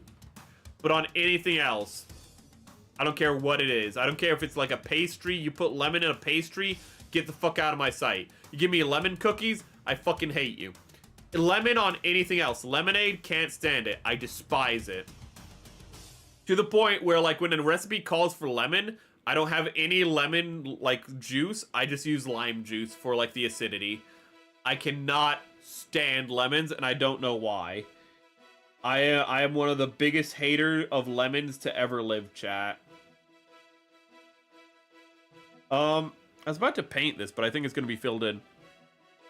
You love grapefruit. The only person I've ever seen eat grapefruit is my mom. Though I hear other white women eat it.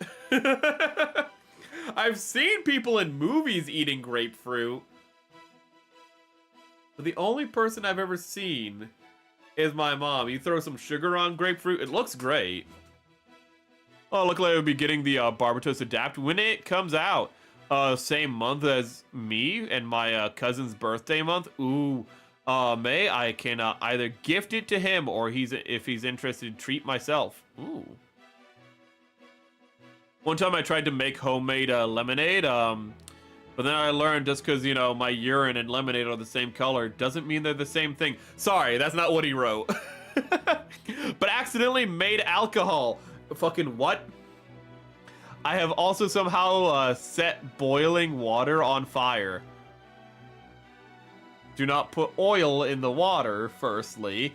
Especially because if the water overboils, then also the oil, which is on top of the water, is going to overboil first and go into the pan where there is oil still in it. So I can see how you did that. You put oil in the water, fucking didn't you? I think I am the worst cook in the world. Listen, if you put oil in your water, just don't fill the water up all the way, because it's going to overboil. How you made alcohol out of lemons, I do not know how you did that, but I think the Russians do. Considering, you know, they made alcohol out of freaking potatoes. Jesus Christ. How alcoholic do you have to be to look at a potato and go like, yeah, I can drink it? Fucking what's wrong with you people? Oh god. Ah, damn it. I was about to read that chat and it just scrolled up at the worst time. You don't care for lime, but you love lemon. Lime has no flavor to me. Ooh, lime has no flavor to me. So, well, I shouldn't say no flavor, but it has no impact on a dish for me. Lemon, no matter how small amount it is, I can taste lemon, and it always overpowers everything. I have a hypersensitivity to lemon. Maybe it's autism. Maybe, you know, maybe it's Maybelline. I don't know. Grapefruit is a superfood. Don't give me that shit. Oh god, I love just about any citrus food. I like oranges. Oranges are nice, but I like orange juice. I can never get good oranges. Grapefruit is all right. I used to squirt. Oh wait, used to the squirt as a kid when that's the grapefruit soda. Love. Basically forgot that my lemonade and lemons fermented or something. I didn't even know lemons could ferment. I didn't know that was a thing. And yes, I put oil in the water. You can put oil in the water, but only in specific circumstances. And you had to put a lot of oil in the water also. Okay, you're supposed to put like a tablespoon of oil in water. You put a tablespoon of oil in water, it's not gonna catch on fire. You poured oil in that bitch. Yeah, squirt is a grapefruit soda. I like it once in a. You like it once in a while. Italians make limoncello. I'm sorry, I'm just thinking of like a cello made out of a lemon. I can't imagine that any other way, man.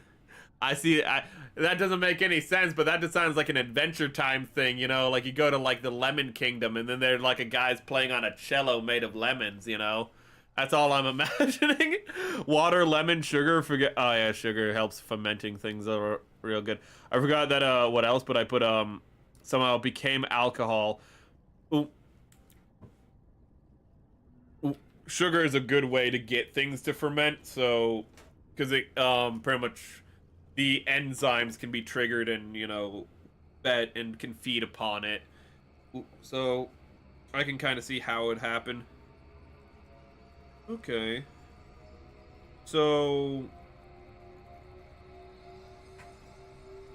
this has been such terribly slow progress, and I'm going to be doing more terribly slow progress, you know, next week. It's going to be great. Not next week, sorry, on Wednesday. I'm going to try to do bagging on Wednesday, and I'm going to be making a terrible life decision right now. Yeah, I fucked up. Yeah, these pieces aren't compatible, are they?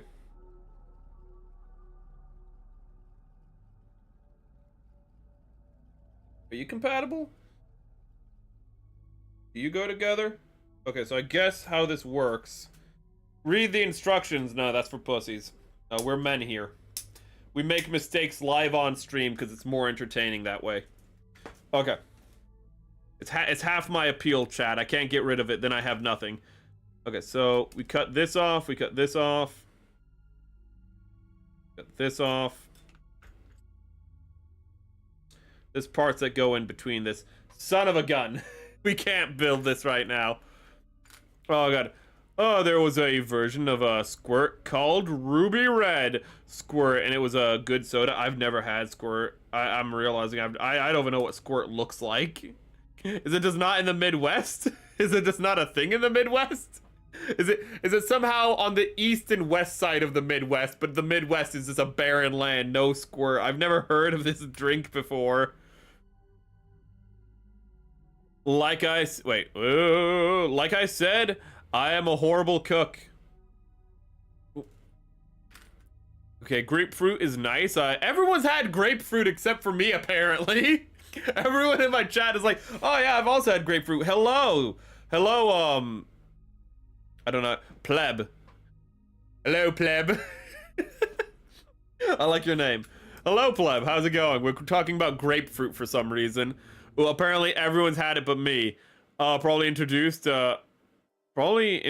here from the French colonizers. Early trades. That's what it is. Earlier trades. Oh, because you have a hybrid version. The hybrid, you probably have a hybrid version, so it grows better where you are. For some reason, when I sneeze, not squeeze, it's always in bunches. Well, that's not too unusual. You just have sneezing fits. Anyways, I just sneeze like 6 times in a row. Not too unusual. I have kept track of the amount of times I sneeze, and there was one time was 34 times. Oh, dude. Those are the worst, where you sneeze for like minutes on end. We keep sneezing more and more and more, and you're like, no, it's gonna end now, and you're like, no, it's not. It is not nearly close to ending. Oh, that came out really clean. Oh. That was super clean. Oh, that makes me really happy. Oh, where's the other one? Okay. As someone who has made homemade wine, I'm pretty sure sugar is required to... Yeah, fermentation for wine, sugar is very important. Ooh.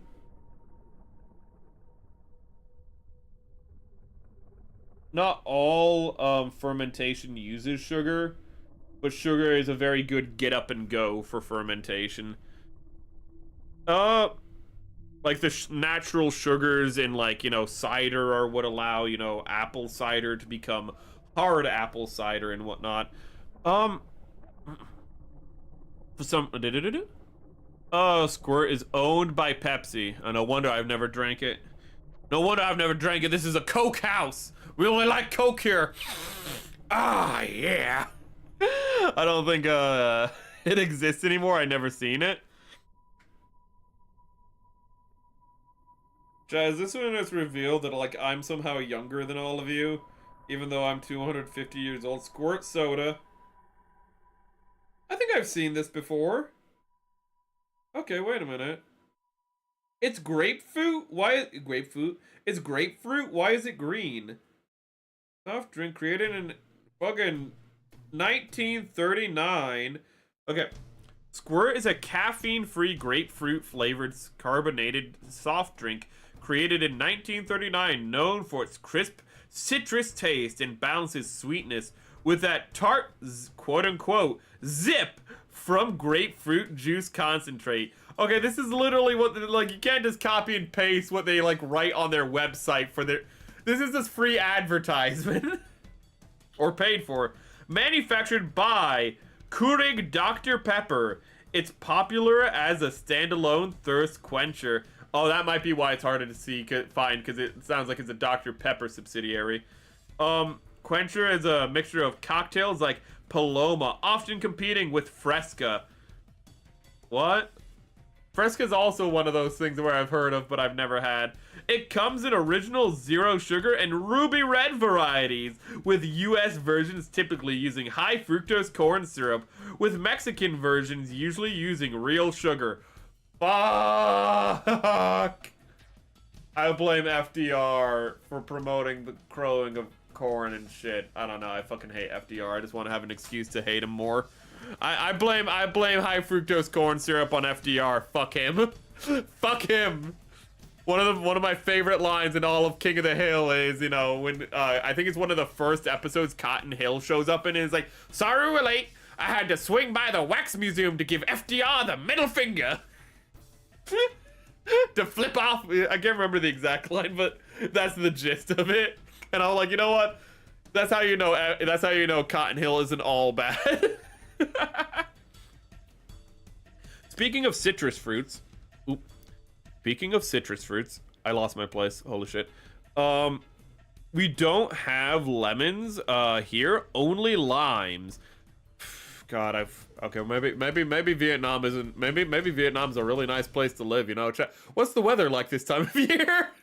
Oh shit, it's probably typhoon season for you too. You're like on the coastline. Probably not as bad. Maybe you're not as bad as Indonesia. What's the property cost in Vietnam? What's your tax rate like? No lemons? Hold up, wait a minute. Maybe communism isn't all so bad. Where's my silly hat? Oh god. Oh god, kept calling limes lemons until finally you met an overseas friend and they told you those ain't lemons. That's actually kind of funnier.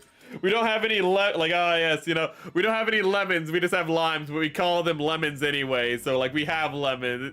That's so much of human history, in all honesty. When we look back at historical texts and they're like, when they refer to something as something, we have when they refer to something, we have to stop and go like, are they talking about the thing, or are they just talking about something that they think it is? Like turkeys, for example, when American settlers first came over to America and they saw turkeys, they're like, oh, a bird with long tail feathers and like long necks and like kind of struts around like it owns the place. I know what that is. That's a turkey. Here's the problem, chat. Turkey, when they named turkeys, meant peacock.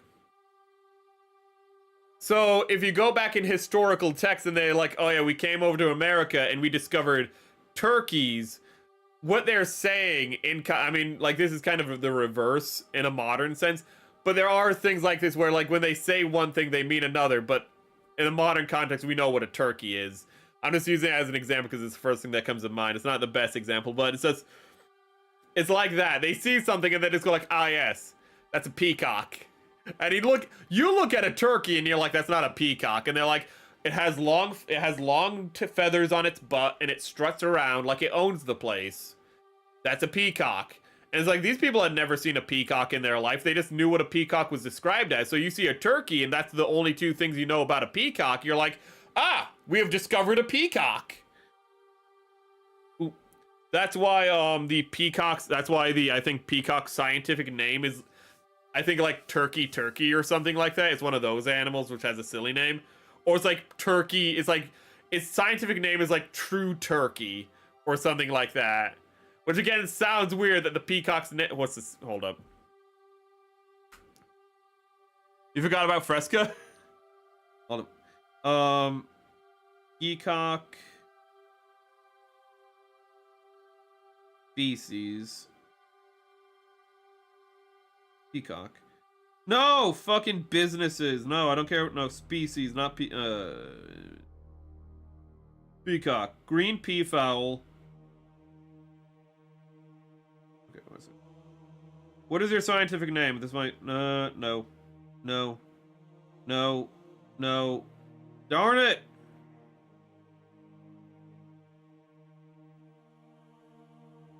None of this is helpful.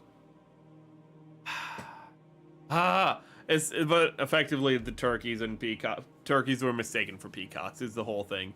A lot of Americans actually move here, and retirement money is enough to support living comfortably. Really?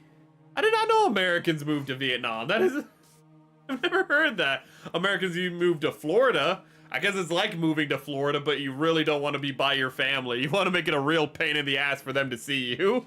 You know what? Having our family drive down to meet grandma and grandpa once a year, that's too often. Fuck you, we're going to Vietnam. Oh, God. When did lemon become trash old car? I remember learning that in history class, and I can't remember. One of the islands in Capri off the coast of Italy, they grow lemons the size of your head. I've heard of that, actually. Just super fruit in general.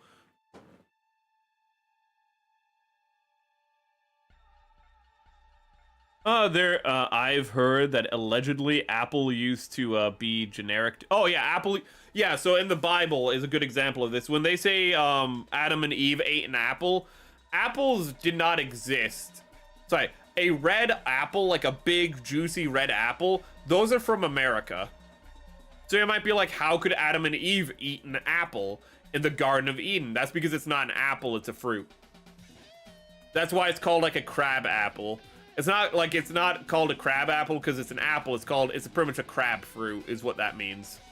Yeah, apple just means fruit historically, and then it just became, but because then when they came to America, they discovered a new fruit, and instead of giving it a name, they just called it an apple. They just called it fruit, effectively. And then because we also had the word fruit became fruit, and apple became apple. So over time, apple went from a generic term that just meant fruit to a specific type of fruit. It's kind of like fish, if you think about it, how fish used to just mean anything underwater was a fish. You see that star-looking thing? That's a fish. You see that, like, you see that thing in a shell? That's a shellfish. You see that thing with, like, fins? That's just a fish. You see that thing that, like, has you see that thing that's a mammal? That's also a fish. Everything underwater is just a fish. But over time, fish kind of became more and more for, like, specifically, like, I was gonna do a facial expression for the fish and put my hands up to my head. You can't see that. But a fish became a fish, a scaly thing that, with a tail that goes, with its tail, and it, like, has, two stupid eyes, and it talks about Gundam all the time, and, it says, I love trucking, I love fucking, and I love cranking my hog. That's like what a fish became over time, right? But a fish originally just, and actually it's kind of fitting, that fish just kind of meant anything from the water, which is fitting because technically speaking, everything evolved from a fish is from the water and technically also a fish, but that's taxonomy. But we still have the holdover, just like you have the crab apple is called a crab apple. This is what I love about my streams, is that it just randomly I'll be like, here's this random fucking history knowledge that's completely worthless. But just like how you have a crab apple isn't an apple, but it's called a crab apple because it's back when apple meant something more generic, we have things like starfish or shellfish, where fish was more of a general term. Ooh, this is how the language evolves, and there's holdovers. Okay, medieval artists drawing animals they never seen before. Those are the best ones, dude. Those are amazing, dude. When they look, the elephants are amazing. Do you use the elephant example? I'm happy with. The elephant is just the best one to go with because it's like, it's really big. It has like we don't know what's going on with this thing. Meal is like $2 here. Ooh. A meal is like $2 in more populated cities, not even in the countryside. You can probably get a meal in $1. Honestly, you guys probably have good internet too, in all honesty. Or maybe you don't, but... So what goes here? Who goes there? The original title for the short story that the thing was based off of. Sorry, my autism is activated. The history of the language and names of things is oh god, I love etymology so fucking much. I mentioned how, like, I considered being a priest when I was younger. I also considered being an etymologist. Oh my god. Oh my god. I fucking loved linguistics when I was younger. I would just look up linguistics, like, in the dictionary and find out what words are related and how they're connected. Oh my god. I loved that so much. Average median salary is like $300 a month. If that's not too bad. He's out of control. That's the best part of the streams. Oh, Lan, did you change your profile pic? Why are you gray now? Why is Lan gray? What the fuck happened? Lan is gray. Why are you gray? Lan, why are you gray? I don't know. I'm gonna take a. Maybe it's just my feed. But Lan doesn't have an icon anymore. His icon is just gray.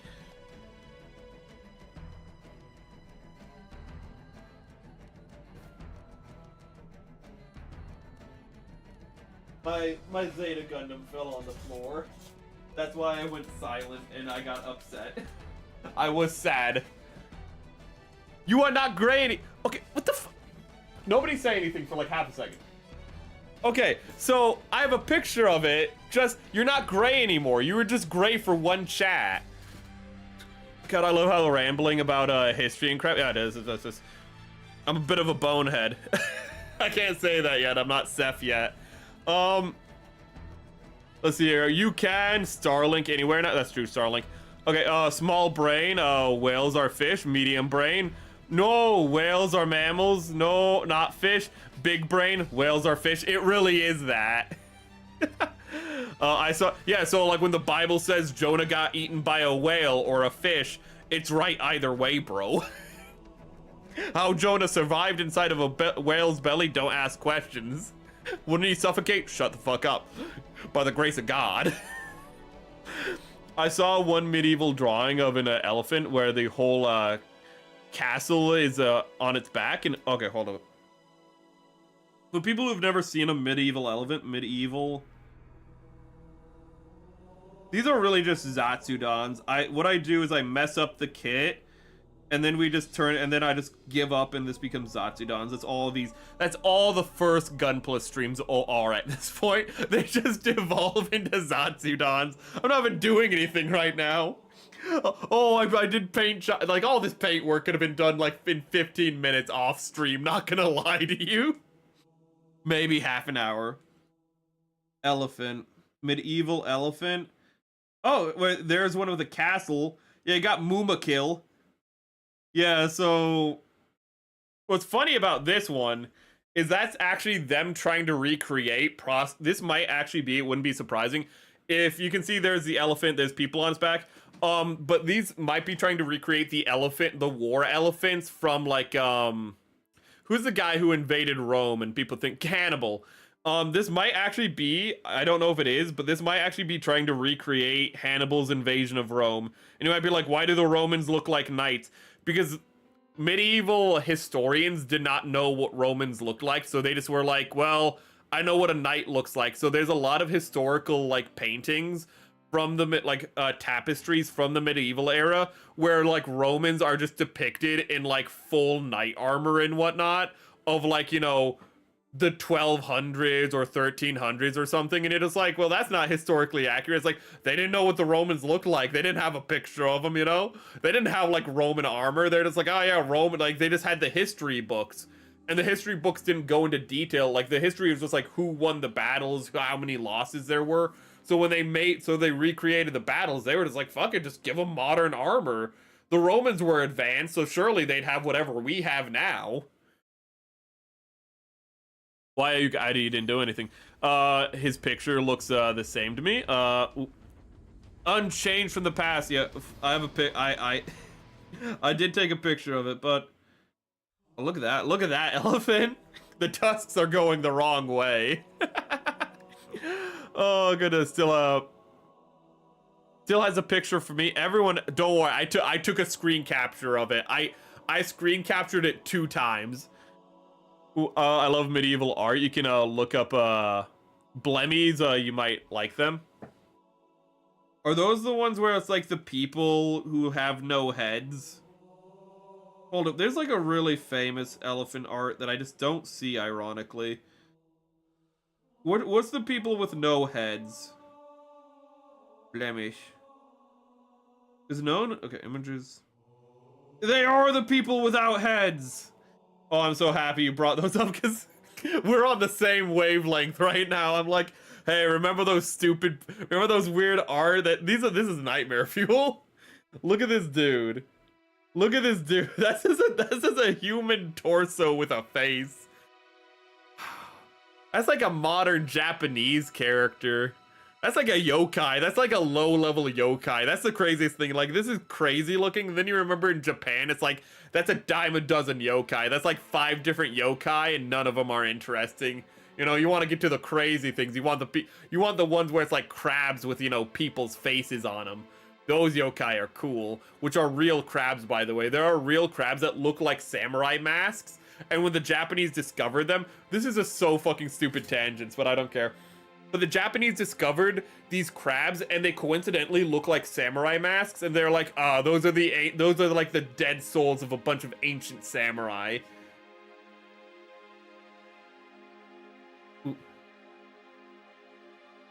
Hold on, let me see if I can find an article about Vietnam. I just saw you posted it. Medieval history is my favorite thing to learn about. That and Welsh history, fucking the Welsh flag. It's like, why does the Welsh, like, you have like the English flag, it's a cross. You have the Scottish flag, it's a cross. You have, you know, the Irish flag or the Northern Irish flag, it's a cross. It's like, okay, all their flags are crosses. Then you have the Welsh flag, and it's a dragon. And you're like, what? Wait, what? Why is the Welsh flag... Why is the Welsh flag a dragon standing on a field?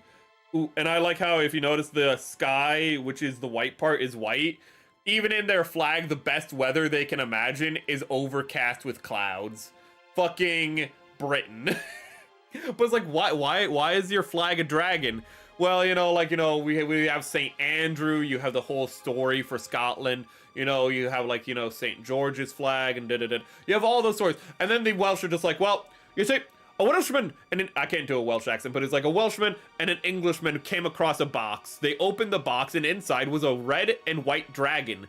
The Englishman said, I am fond of this white dragon, and the Welshman said, I like the red dragon. I bet it could beat your dragon in a fight. So they did a dog fight, but with dragons, and the red dragon killed the white dragon. And so the Welshman put it on his flag.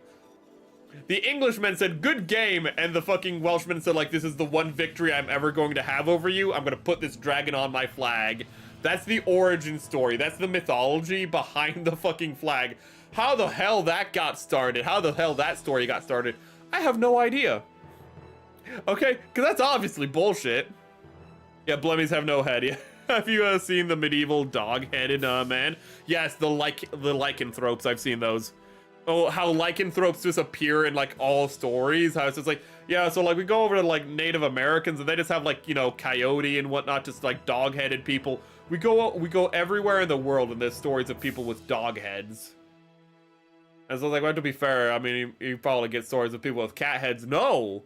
Outside of Egypt, I mean, yeah, we get those, but, like, cat heads are not nearly as common. Everyone has stories of people with dog heads. Put in stream. I saw it. Ooh, cynocephaly are cool. Fucking. Wait a minute. I just remembered the Isle of Man. Best flag in history. Okay, I know I love America, but this is the best flag in history, chat. Look at this flag, okay? Ooh. I want to save it. Okay, I guess I can't save it. But this is the best flag in history. You might be saying, what the hell am I looking at right now? Well, chat, you see, this is a leg, and this is a leg, and this is a leg. It's 3 legs joined at the upper thigh in a circle. That's the Isle of Man flag.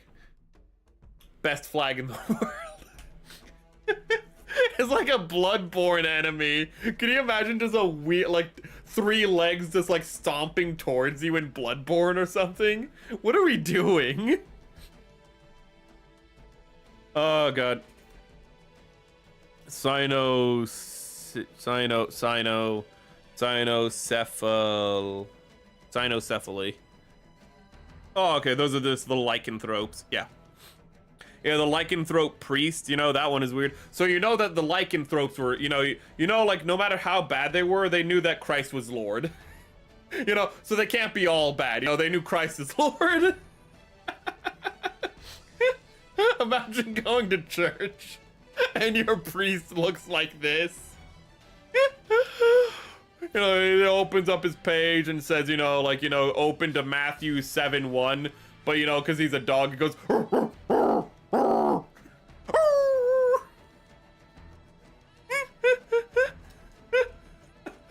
We live in parody. Man, the world used to be full of mystery and wonder. I miss those days. How do Welsh children draw their flags? God, I hate that thing. I hate how oversimplified flags are nowadays. How everyone's just like, no, flags have to be like so simple, like a baby can draw. It's like, no. That's one of the biggest misunderstood things. I know you're just making a joke, but like one of the biggest misunderstood things is like when the concept of like, you know, a child has to be able to draw the flag isn't that the child has to be able to perfectly replicate the flag, but the child has to be able to draw the core elements of a flag. Because a child's gonna make a stupid looking flag no matter what. But like so many people interpreted that, like, that guideline of like what it also, I think that's a stupid guideline. I've always found that one was like, oh, it's like a child would just draw a red dragon though. He just put a red dragon, you know, maybe from the Hannibal series. Do you see? You know, if I had told a kid to draw the Welsh flag and he came back with, you know, the red dragon from Hannibal, one, I would be impressed because, I mean, to recreate that would be really impressive. But two, I'd be super concerned.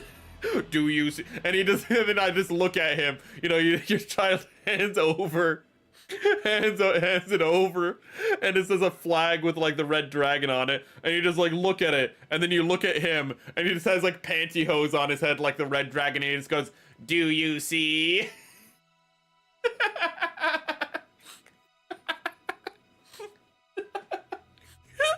What are we even doing at this point?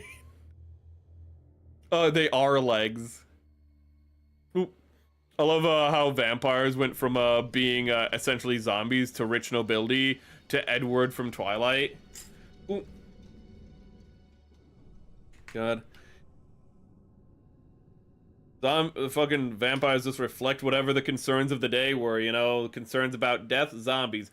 Concerns about gluttony and hedonism from an upper class, you know? Vampires now are like, you know, counts and whatnot, you know? And, well, I don't know, what's Edward? I mean, if it was like, are you afraid of supermodels with body glitter, you know, stealing your girl? Twilight. I don't know how else to describe it, because that's what they are.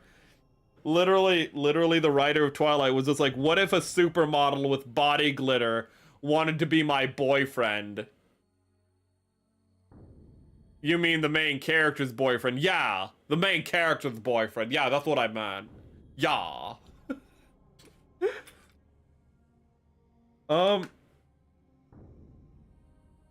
Let me find before we have made God. This has just been the longest stream of nothing happening. Oh, oh, oh, oh, oh, oh. Oh, no face tracking on Earth can, like, replicate the disgust of expression I have right now. Because I just realized, like, what piece is missing. We're missing, like, one of these off-gold, ugly pieces. These pieces. These pieces, the twos, they're all twos. The twos go here. Do I want to paint these? You know, I'm happy that, like, I'm gonna be prepping this kit today and, Wednesday. I'm gonna be bagging the kit on Wednesday. But I'm happy I'm gonna have, like, a whole extra week, because we're doing the Moon Gundam, for, like, the next 2 weeks, so I guess I'm gonna have an extra 3 weeks. I'm really happy I'm gonna have all that extra prep time for this kit, because I kind of wish I wasn't doing any prep on this kit. I fucking hate it. I don't hate it. This is the most prep I'm gonna have to do on a kit, and I'm not looking forward to that part of it. I'm not looking forward to that part of the experience. I think I'm gonna repaint these parts though in... Where's my... What I'm gonna aim for is where's my other nippers? I don't want to use my god nippers on this kit. I don't think you're worthy of my god nippers. Where is my stuff? Where my brain is fucking fried. Like a fried egg right now. 115 degrees is the temperature at which your brain can literally start cooking, and you can die with a cooked brain, and you can get brain damage from heat. No, it's 120 degrees. My apologies. No, it's 112 degrees. My apologies. Why do you know that information? Don't ask questions. Do you see? Count Dracula lives in a castle because he was a count, not because he was a Dracula. Gunpla and random history facts are same thing now. Yeah, don't worry about it. Vampire, not Dracula. Ooh. There is, that's true. Most vampires are just people slumming it. Dracula just had the life. These are the best streams. The best vampires always count from, Sesame Street. Dude, he's good, man. You can always count on the count. Why is the one pair of nippers I want to use the one that I don't know where they are? There they are. They're there. Oh, let's see, there has been very inefficient prepping, but it's been super fun. Oh, that's what the streams are for at the end of the day. Again, these part ones are always very, very nothing gets done. You know, it's literally me being like, oh, let me experiment with something live on stream. It goes horribly wrong, and then the next, you know, then the next 5 days, or in this case, 2 weeks of me off stream is just fixing the horrible mistakes I've done on stream, and then I come back the next week and I'm like, okay, chat, so I had to undo everything that I did, but I made it look good this time. That really is just the pattern for these streams now. I do something, realize I could have done it way better after stream, and so I fix it, and then I go like, okay, chat, everything we did on stream kinda pointless, not gonna lie. That was the Danan Gay. Ooh, that was very much the Danan Gay. I literally stripped almost every piece from its paint, which is like the worst it's been. Ooh, normally I just add to things and I like go like, yeah, we were gonna do this, but then I decided not to. I decided to go in a different direction. The Danan Gay, I literally was like, yeah, all the painting, I just stripped it. None of it, I kept like the skirt. The skirt painting we did was the only piece that I did not strip. So the front skirt is the only piece I did not strip of paint. Ooh, I repainted everything else on that kit. That was in a movie. No, I learned it from a science teacher. I learned that from a science teacher, not a movie. Fried eggs, no good on rice. It's the same temperature that you can fry an egg at. You can fry a brain.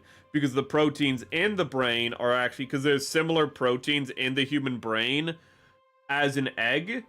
And so both actually cook at similar, if not the same temperature. Ooh. So if you can fry an egg, you can fry a brain. Ooh. Which would explain the Australians very well. Anyways... Only 120 degrees. It's like either 120 or 112. I can't quite remember. Not as high as you think it would be. Which explains why that one guy who threw his head in a deep fryer died instantly. Well, didn't die instantly, but died very fast. And if you're like guy who like threw his head in a deep fryer, well, I feel like one of you already knows this story. But for those of you who don't. There was an Olive Garden, so you already know this is gonna get good. And one of the cooks came in, and he was a little, what's the term, high on, what's the drug, LSD. And, he came in, and he was freaking out. He was kind of schizoing out, because, you know, that's what you do on LSD, as you do. And he wanted to get out of there because he thought, you know, the purple people eaters were gonna get his brain. So he dove in. I shouldn't laugh at this because the guy's dead, but you know what? Fuck it. He dove in to the deep fryer.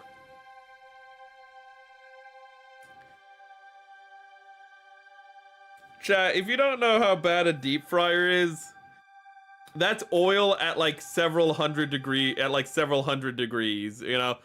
Like these are like industrial deep fryers that are meant to cook things super fast and efficiently. The man like literally liquidized his own brain in a matter of seconds. And it's just like, and then they were open 2 days later. I'm sorry, but that piece of information just kills me. Much like the man. But no, the guy throws himself into the deep fryer. Everyone's horrified. Like, and they close up because it's a horrific thing just happened. And they're just closed for the next 2 days, you know, that day and the following day. And then they just reopen, you know, what they did is in between, they got a new deep fryer because you can't use the same deep fryer that a guy died in. They got a new deep fryer and just reopened. They're like, listen, we're giving a day for mourning and to put in the new deep fryer. But after that day, back to work, boys. You work at Olive Garden. What do you think? You think grieving is in our budget? No, bitch. Get back to work.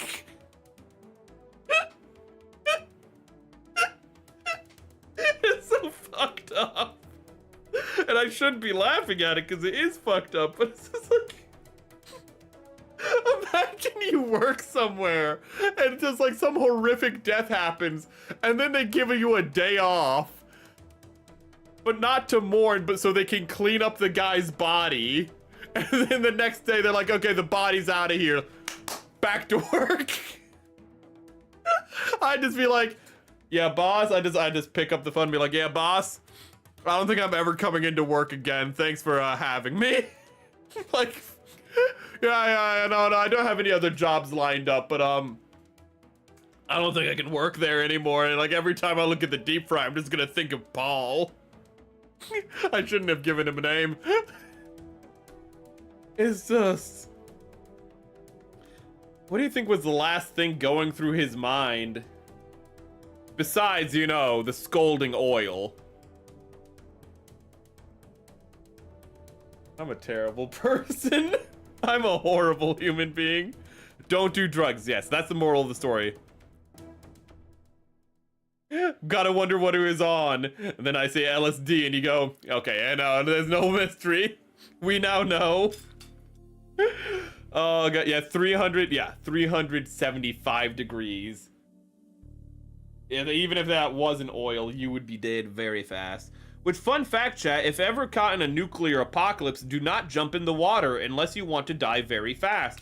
Because if you're close enough to the explosion, one of two things will happen. The shockwave can travel through the explosion, even though it's water, but it will go through the water as well.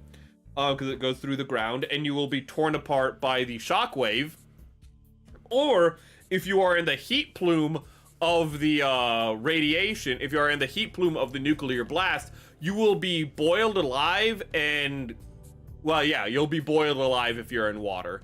So, it's better to take cover and hope you're far enough away from the nuke not to die, effectively. Jumping in water is not a good idea, generally, at all. You will be boiled alive or torn apart by a shockwave. Just don't do it. It's a bad one. Let me see here. Okay, so I have an odd thing. Welcome back, Nox. I have an odd thing where if something horrible happens and I see or hear about it, I have a compulsive smile. We've talked about this on stream before. Maybe we talked about it with you before.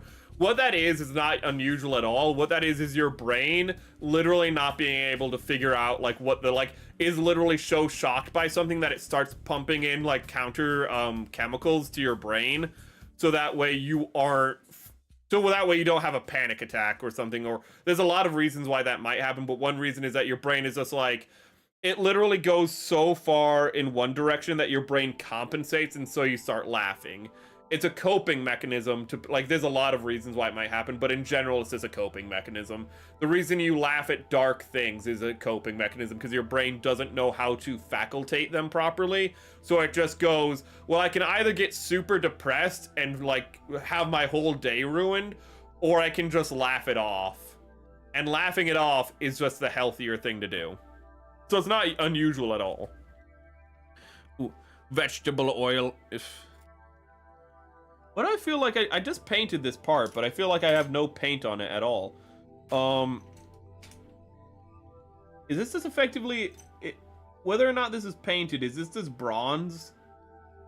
Do I not have to paint these parts, because they're just bronze already?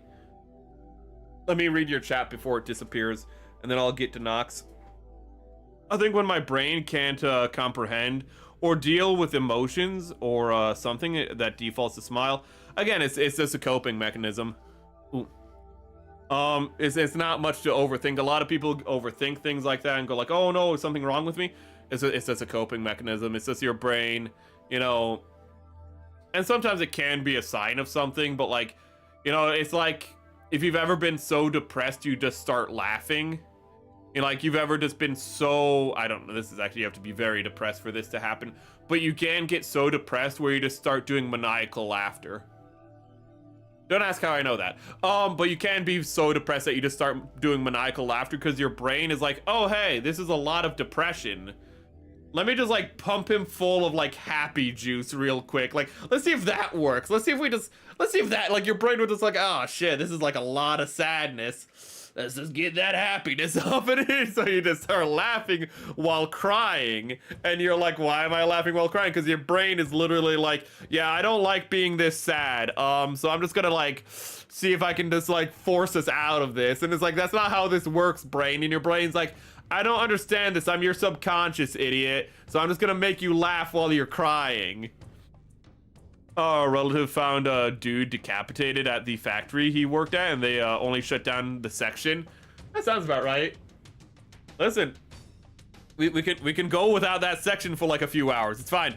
I'm back. Sorry, I had some stuff, and don't worry, we've gotten like no progress done. It's a part 1 of a Gunpla stream. There is never progress. Progress is an illusion.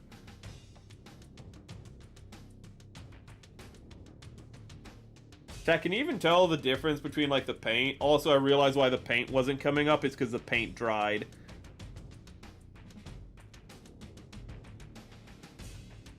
Chat, can you tell a difference? Be honest. What I do important do matter. Boiled humans, yeah, we talked about a guy who threw his head into a deep fryer.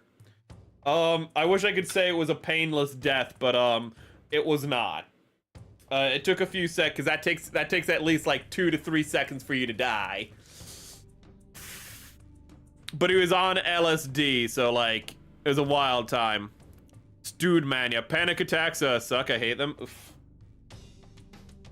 Panic attacks are a lot of times when, yeah, panic attacks are very mixed emotions. Those are a good example of them. Ooh, panic attacks, dude. So, like, I had assumed I was the only person who had that laughing issue. Oh, no. It's more common than you think. Ooh. Like Arthur Fleck from Joker. Don't use Arthur Fleck. What do you get when you cross a mentally ill loner in a society who doesn't care?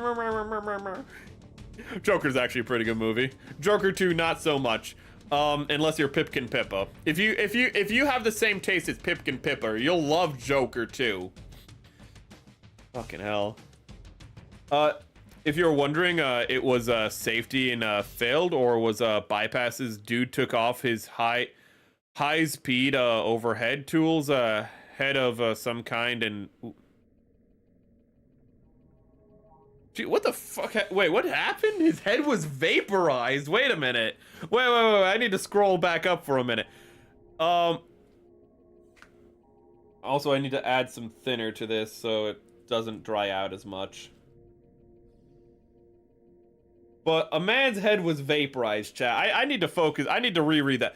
If you're wondering, it was a safety that failed or was bypassed. Dude took a high speed. Okay, the S didn't come through. Overhead tool head, tool head, some kind to the dome, and oh, so something hit him at high speed and vapor. Okay. I thought like his head was disintegrated for a second there, and I was like, hold up. This dude looking at like a particle accelerator or something? His head just got fucking vaporized? No, it's worse than that. That one might be a painless death, but something hit his head at high speed and it just gone. That's fucking horrific. Yeah, my brother works at a paramedic, and they see all sorts of horrible things. The worst things that I think a paramedic sees are people with internal bleeding that can't be fixed before getting to a hospital. So you'll have people who are like, look on the outside to be okay, but the paramedic is like, yeah, you're gonna die in 5 minutes because you have massive internal bleeding. And the paramedic can't say that to him for obvious reasons, and so the paramedic just gets to look at a person who's like, I can't believe I survived that. And the paramedic is like, yeah, neither can I. And then 5 minutes later, they're no longer a survivor. That's the worst fucking stories I hear from paramedics. The ones where they're like, yeah, I just get to see dead men walking all the time. And I know if I fucking tell them, the last few minutes of their lives are going to be horrifying. So I just let them die. And it's like, fuck, that's horrible. But it's also like, what would you do? Would you tell a person who's like, I just survived something? You know, would you be like, no, you didn't? Would you have the balls to tell somebody who didn't survive something that, no, you're just on borrowed time? It's fucking horrible. That's dark, sorry. Respond to a motorcycle collision. The brother said that the guy works with, said he kept smiling and had an awkward laugh. Oof. Yeah. It just happens. I feel like people who haven't, well, that guy might have been a sociopath. That also happens sometimes. Sometimes people, you know, they just want to see the dead bodies. You know, it's a good job to see that, you know. Well, be a paramedic. You never know, sadly. It's also the thing, but it might have just been like a nervous tick. I feel like people who haven't experienced, I can't understand, don't want to smile and laugh at bad stuff, but I can't help it. People yeah. It's very easy to misunderstand it, but it's just, it's wiring of the brain kind of thing. It's just, it's not pleasant at all. Ooh. Worst 2 seconds of his life? Yeah, I guess I'm, with Joker. Joker's a good movie. I'm, only ever had one anxiety attack. Ooh, oof. I wish I could say that. I wish I could say I've never had an anxiety attack, but anxiety attacks can't fucking live me. Ooh, but I always come out better for it. I always go like, okay, why did I have an anxiety attack? And I was like, okay, so let's course correct for that. But then the problem is that when you course correct for one thing that has anxiety, you create another avenue for anxiety, and you're like, oh, fun.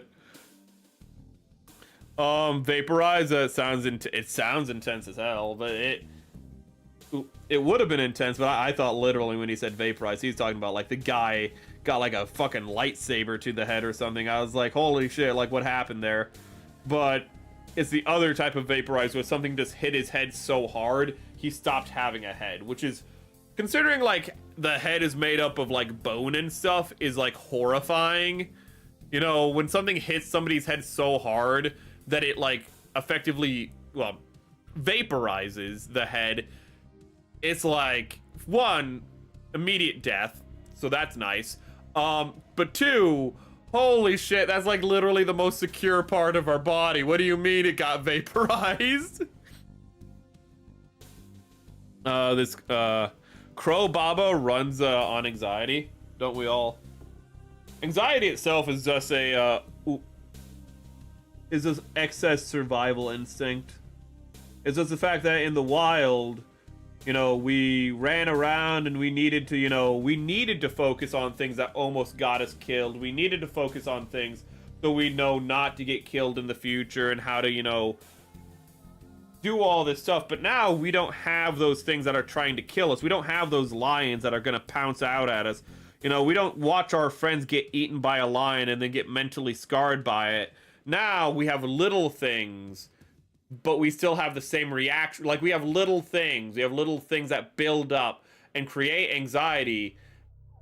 We treat little things like they're still the lions jumping out at us in the forest, and they build up. I've actually had a whole thing about this, but anxiety is just a very interesting psychology. It's just the fact that it's born out of the same thing that kept us alive in the past when we needed to be aware and of everything around us. But in the past, you'd only have to fear the lion effectively. You'd only have that anxiety over the lion when you were hunting in the lion's territory. But now we don't have lions, but we have 1,000 little things that can prey upon us, that can, you know, tear us down. And those 1,000 little things are all around us at any given time. And so we no longer have the lion, but no longer do we have our isolation from the lion. We no longer have our isolation from our fears. Now, our fears are constant with us, though they are far more insignificant than they've ever... Our fears are smaller than they've ever been, but more numerous than ever. And so we get really fucking anxious over that fact. It sucks. Let me see if I missed something. Ooh. Olive Garden is very overpriced and not good enough for the eating. It's not good enough for a man who's, you know, it's overpriced, and, you know, having a man's, you know, head boiled in the deep fryer, I don't think that's gonna make it more worthwhile. I'm not one of those cannibal tribes from India. The others pay for it and can deal, but otherwise, yeah, you're never gonna host it yourself. My brother was the one smiling because he didn't know what to do. You mentioned it was, oh, okay, if that's the case. If your brother was the one smiling because he didn't know what the one do, that's just a nervous smile. That's simple as. I thought you were saying, like, the guy who was driving with, like, was, like, knowing where they were going and what they're doing, and the guy who was driving with was just like, we're gonna go see a dead body. Hey, kid, you ever see a dead body? Okay, you know, if I was a paramedic, I would be a fucking asshole. Because every time I'd get a new guy with me in the ambulance, I would just turn to him, like, when we get a call, the first call we get, doesn't matter what it is, the first call we get, I would just put my hand on his thigh, look him in the eyes, and just go, hey, kid, wanna see a dead body?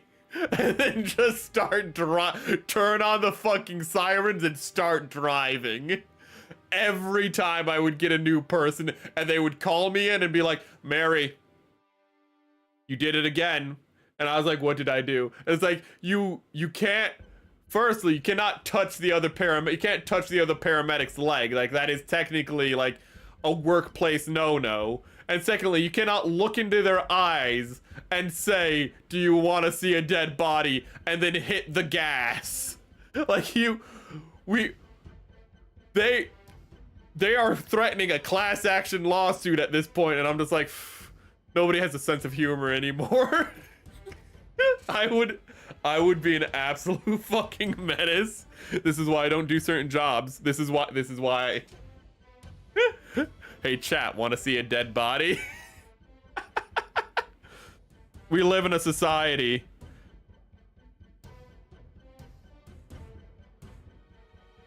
Sorry, I'm pretty sure in the trailer for like the oh my god, he says that in the Zack Snyder trailer. In the Zack Snyder trailer, when it cuts to the Joker, he says, "We live in a society." I'm like 90% sure.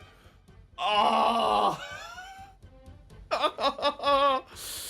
Oh. We need to watch the Zack Snyder trailer sometime. We can start next stream maybe watching it. Oh my god.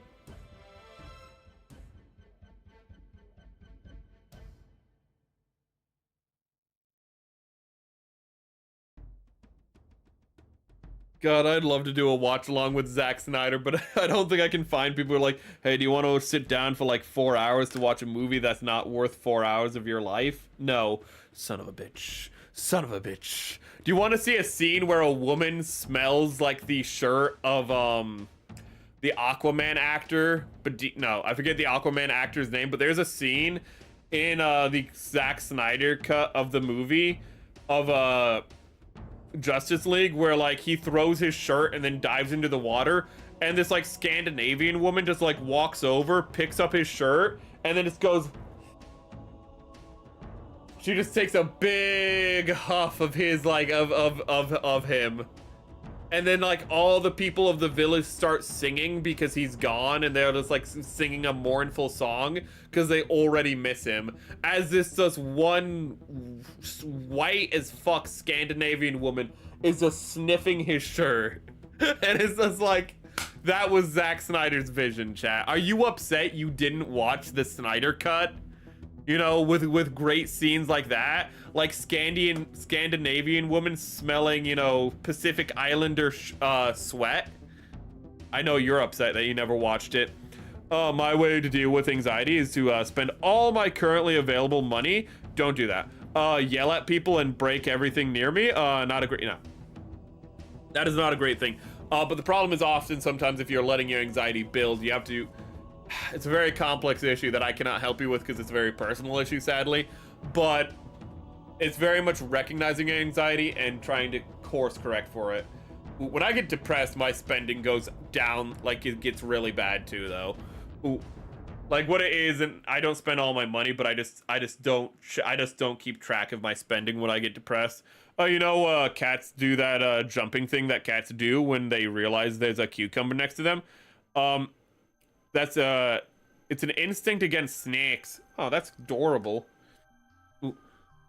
I'm gonna bag these pieces because I do not have enough like little holdy things for them right now.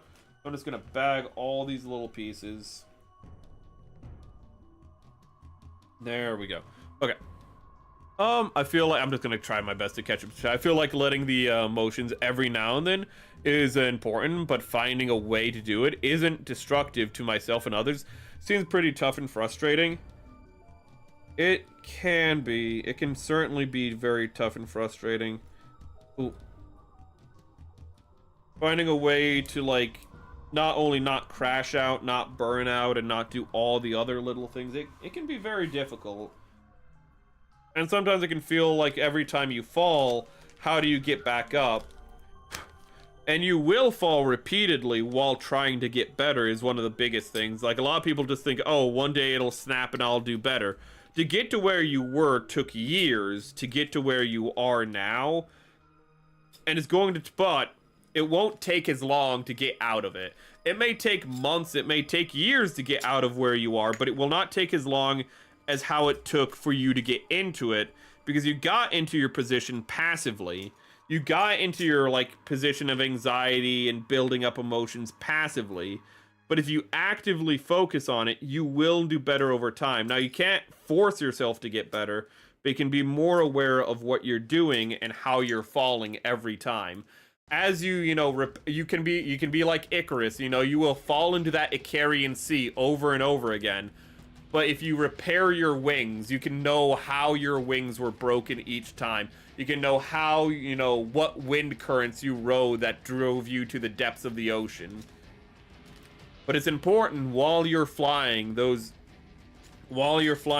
that Icarian Sea to take a rest every now and now and then to find a perch and just let yourself relax and have somewhere to de-stress. Because a lot of times we just keep trying to go. Points to anyone. Wait. Who needs rules when you have fun trolling? Listen, I'm really far behind in chat. I'm sorry. The corpses are an odd thing to witness. Merrick Lamau. Who needs rules? Okay. Points to anyone who gets that reference. Ooh. There are many jobs I could never do because I would be too busy trolling people. Man, I'm a menace.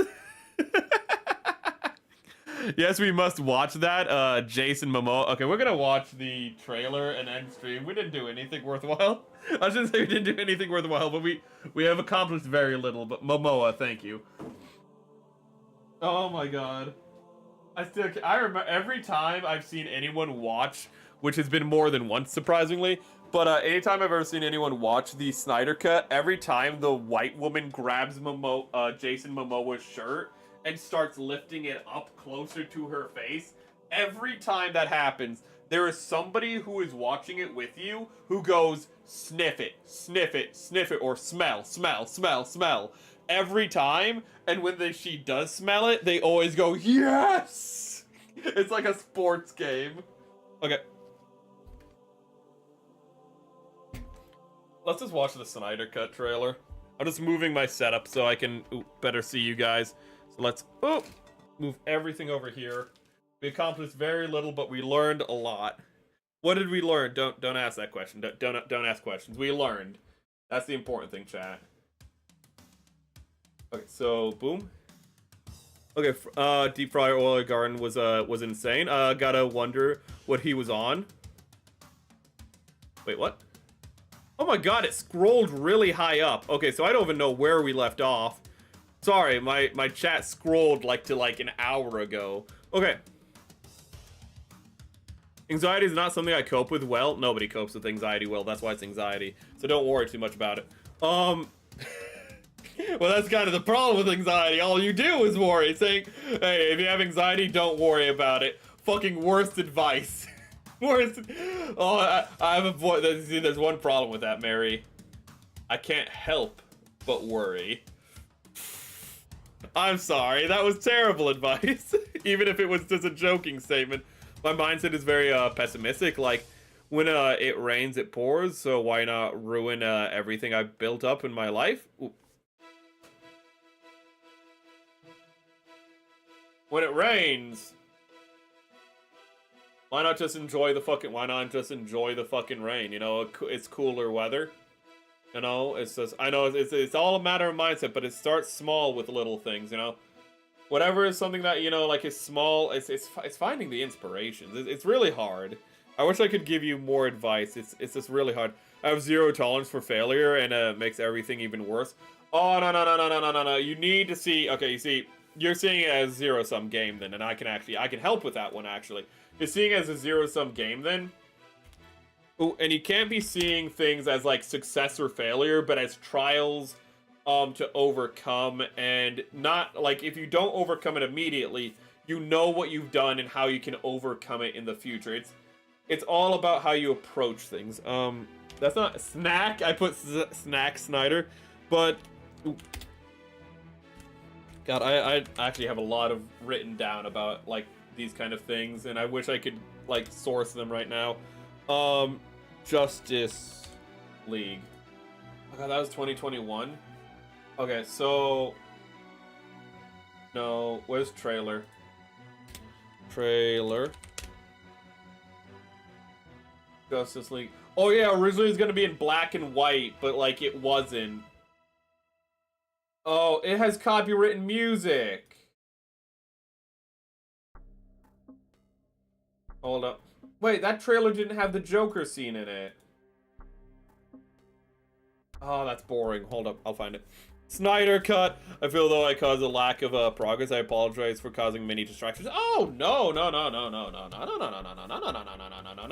absolutely not. I'm the one who talked. It's my choice to talk and, like, you know, not focus on painting. And really, is what we learn is important, and what we learned is that this is the worst paint I've ever worked with. is that this paint has effectively stained one of these pieces. Yeah, it's this piece right. I can still see it's this piece right here. You can see how it's off-white now. So it is a very, I learned this is a very dangerous paint to work with. And it is not like my metallics, which are very forgiving. It's not even like my Tamiyas, which are forgiving. But we learned things today. And we had fun, and that's the important thing. This is a place to unwind and relax. We talked about drama at the start of stream, and we talked about fun things throughout it. My back hurts, so stop hurting it. Ugh. There it is. There it is. There it is. Okay, I found it.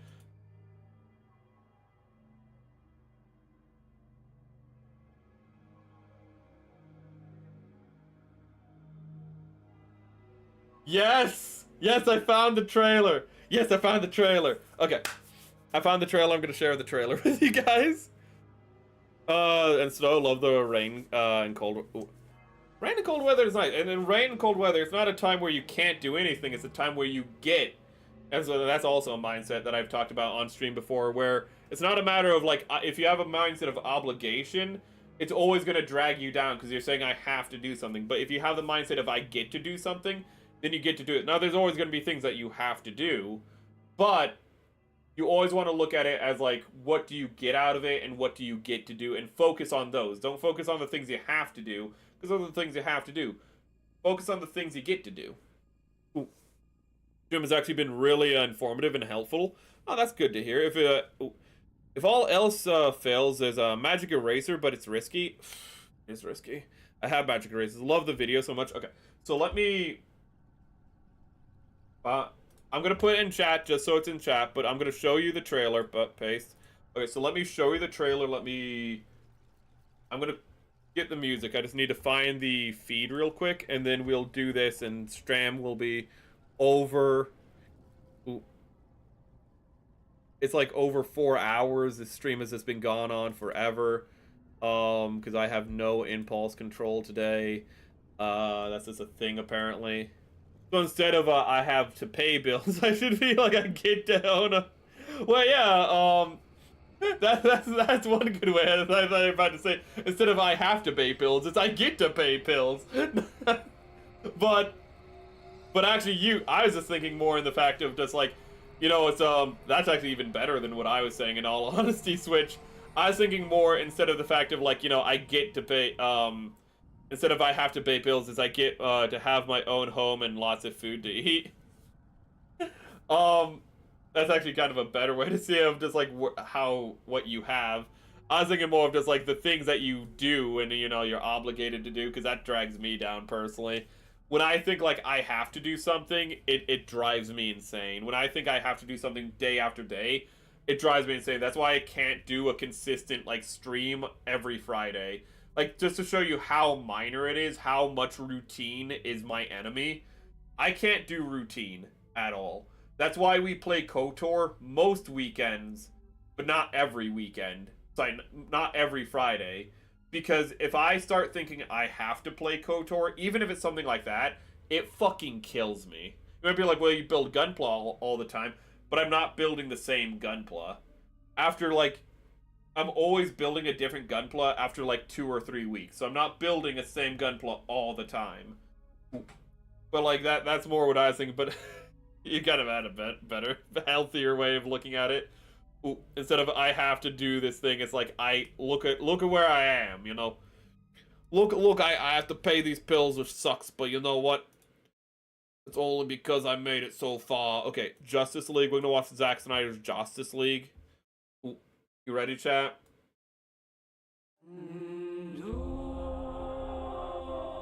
Yeah, so this is just something that happened. Superman dies and he makes a really loud scream. It goes around the world. Those are shockwaves from him screaming. He has a perforated lung. Yeah, those are the shockwaves, and those wake up the mother boxes. Because it is the darkest time in human history.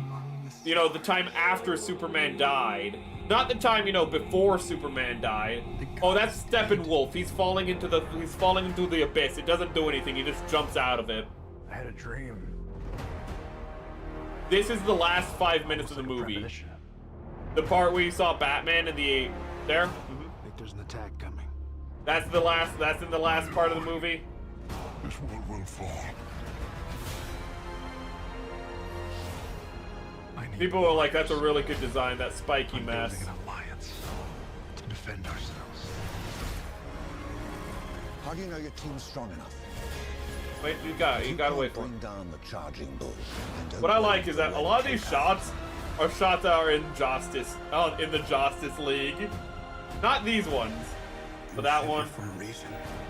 That one is. And even if it takes you the rest of your life. That one is. That reason is. Henry Cavill without a shirt. Ladies, you're welcome. They do some good character work with, like, Cyborg and The Flash. They do improve their character work. The age of heroes would never come again. And after this movie, they were right. It will. It has to. Okay. Just wait. We live in a society where honor is a distant He memory. said the thing. Isn't that right? Batman. Ah! Chat, it's everyone's favorite actor, Jared Leto. Squeeze! Oh my god, we live in a society, chat.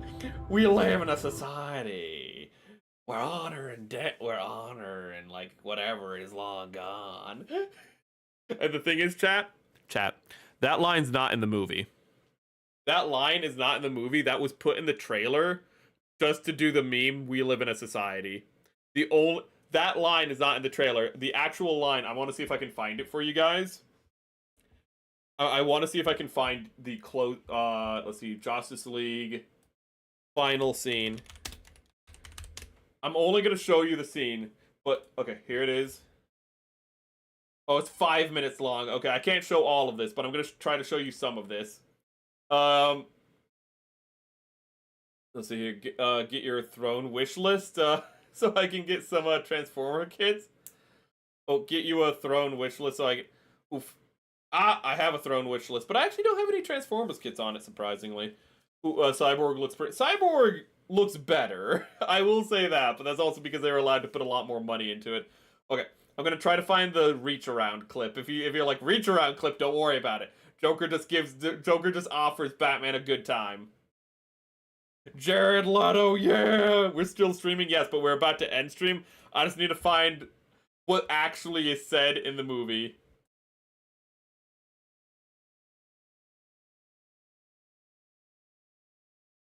Blade. Okay. Okay, so I'm gonna show you the scene. Oh, there's Batman. The commentation is happening. So as you see, he doesn't say the line.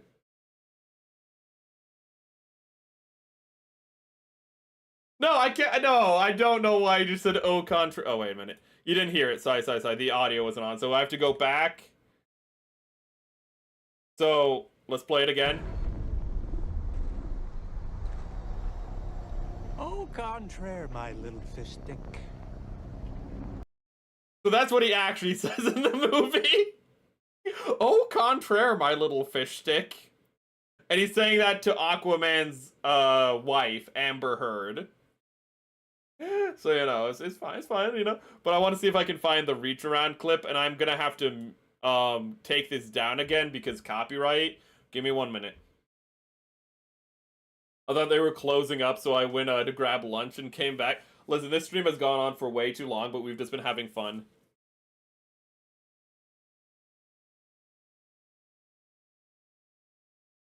Wait.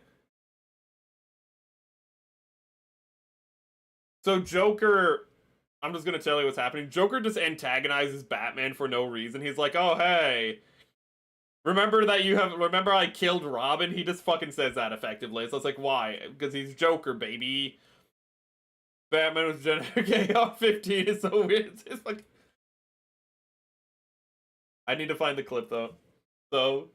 Batman. He does do the Batman, like in the trailer. That is in the movie.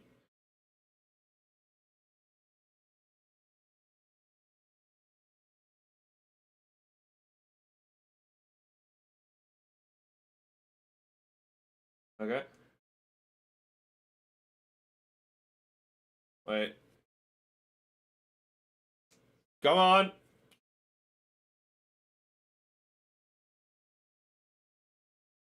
I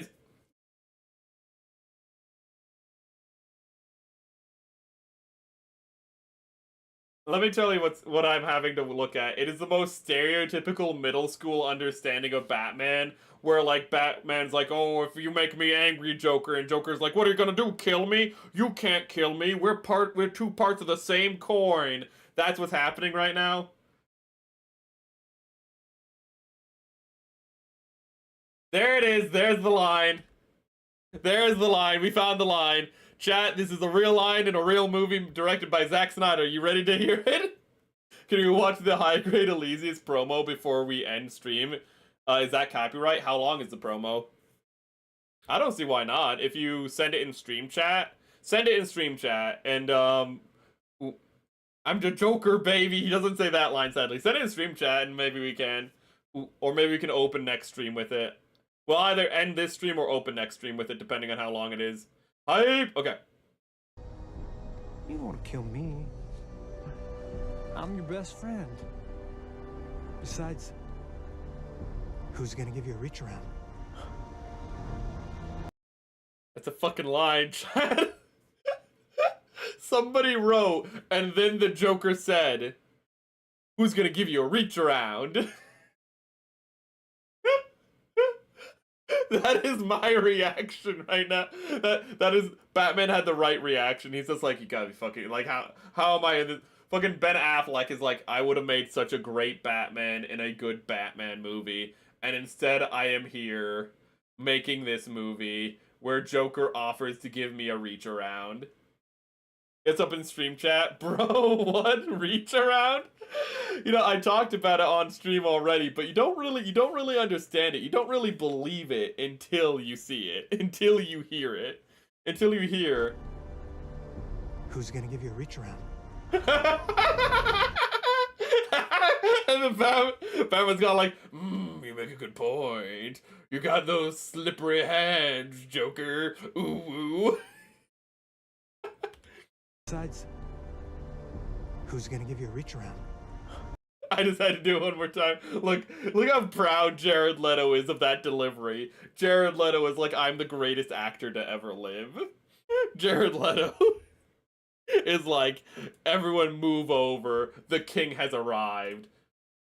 Oh, that's only like 2 minutes. Yeah, sure. Let's just close stream.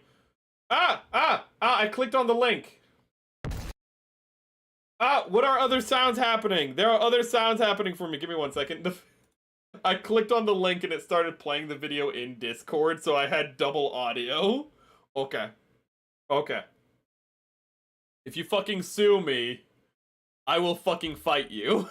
If you copyright this, I will fucking fight you. This is transformative content. Fuck you. Okay.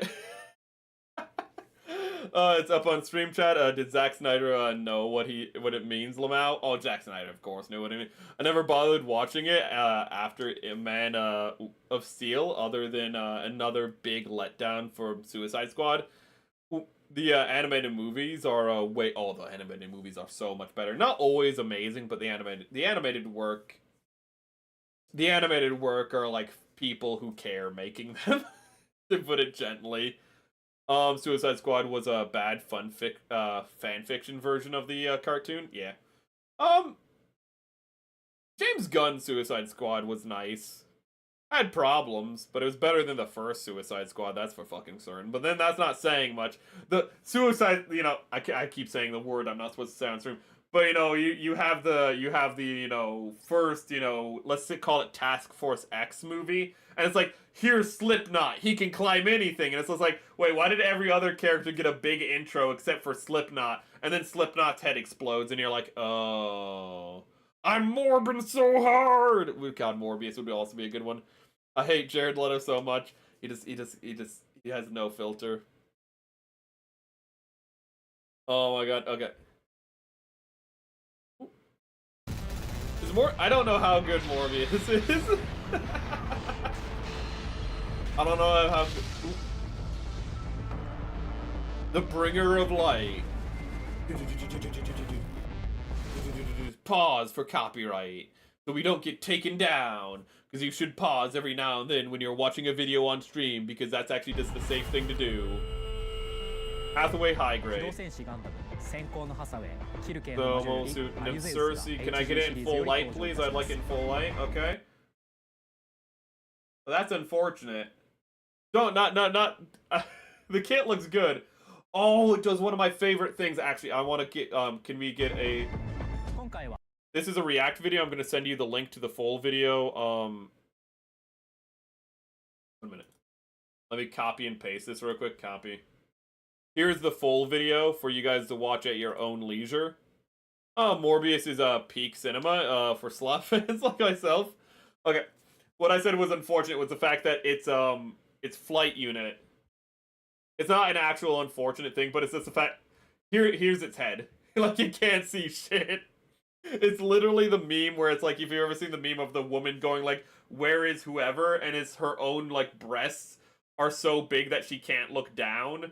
And so the person is right under them because it says put an RX-78 right here. It says like, where's the RX-78? And it says under its bust. But what I was saying that looks really cool is it has the double arm motif where it has the little arms that you can see here, but then it has the big arms. And that's one of my favorite things in mecha design is when like you have a mecha where somebody's arms are free and then like the bigger arms replicate the motion of the larger arms. Ghost in the Shell does this a lot. So this has like Ghost in the Shell armored core feel to it. Crazy. 0.0 transformation mechanism. Okay. During a high-speed flight, just like the Penelope. Yeah, it turns into like a high-speed fighter. And Ricey, tell me if I'm wrong here, but I've been seeing things that say like this is actually technically the prototype to the Penelope. Or is the Penelope the prototype to this? Ooh. Because it sounds like this is technically like the prototype unit, but I'm not quite sure which one is which. Armored Core, have you streamed any of the... No, the closest thing I've streamed is, that one game where you play as the president. The one game where you play as the president in like a mobile suit battle armor. I forget what that one's called. That one's pretty cool. I've never played an Armored Core before in general.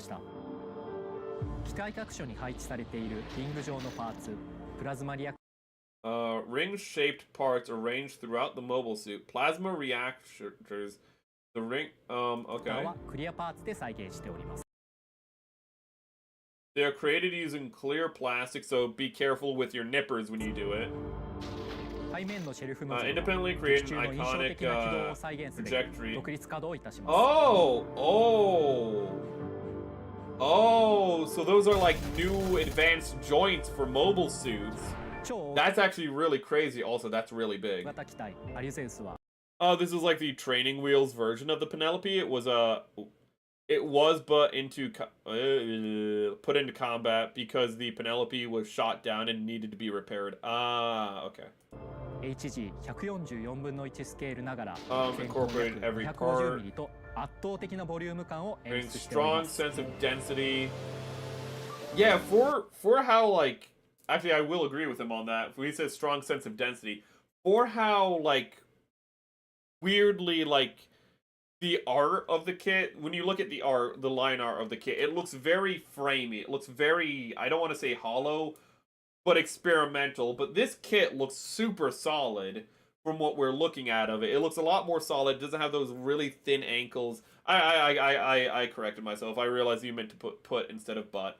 Have you played Gundam Breaker 4? It's a cool game. No, I want to. Ooh. This is finding time. Point 3 separation mechanics. Okay, yeah, you have to do a little bit of parts forming to assemble it, is what I just saw. Because, hold on, I'm gonna go back. As you can see, yeah, the legs are just not attached. I don't know if that's like a thing in the I wonder if that's a thing in the anime. that like the mobile suit is actually like taken apart inside of it, or if that's something done just for the model kit. I wonder if, because really what stood out to me was, yeah, you can see here's the waist, and those like plug into something else, but you can see here, if you look here, yeah, well, you can't see it because it's blocked off, but it rotated around, so I wonder if that's something that's done for like the model so it has more support in the legs, because those legs are really big, and it would not surprise me if these high grade legs, you need that, like, just, let's go back real quick. Like, you can see it's falling back, but you can see how big that hip joint is, and how that hip joint would probably be the right size for this massive leg unit. So I kind of wonder if that's something in the kit, if that's just something done for the kit, or if that's kind of something for the mobile suit, if it disassembles itself partially in it, or if that's, again, just for the kit. That's more of just a lore thing, I wonder. But I'm happy to see that they did that, because I'm not a biggest fan of parts forming, but the fact that they have a reinforced body like that is good, because that means all the strain of this mecha isn't on the legs of this, well, isn't on these legs, is not here. All the strain of this entire upper body is not pushing on this joint. And this joint isn't having to balance and hold up these legs when it's in flight mode. That's actually really good that they have a really big reinforced joint for that.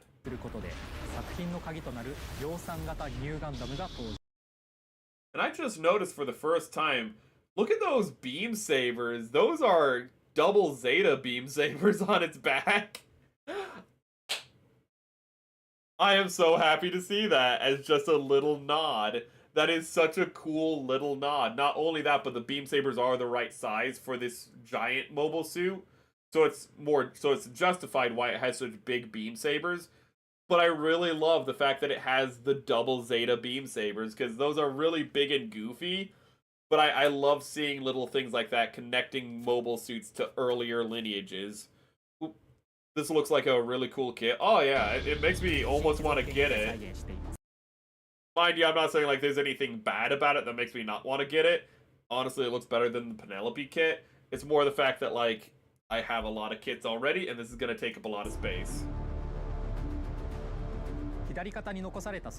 Oh, that's really nice.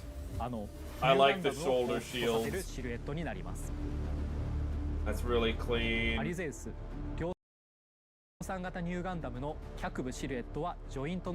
Okay. Okay, we're gonna go back. Between the Elysius and mass production, the difference in leg silhouettes between the can be recreated changing the joints. So they bring attention to that. Oh, he has skirt arms. Oh, that's... Actually, has there been a Gundam? There has to have been a Gundam with skirt arms before. It should be. It points forward to become a barrel. Okay. Also that... Okay, so it does the same thing as the Zeta Gundam, where like it's so big because it's a barrel as well. Is what you're telling me? That's nice. Oh yeah, it does point forward. Thank you for pointing that out. Hold up, can we get another angle of that? There it is. Well, that's not the angle I was looking for. Also, that looks a lot better from a downward angle. It looks a little... That actually looks really cool. That actually looks really cool. It looks like it kind of looks like 40K.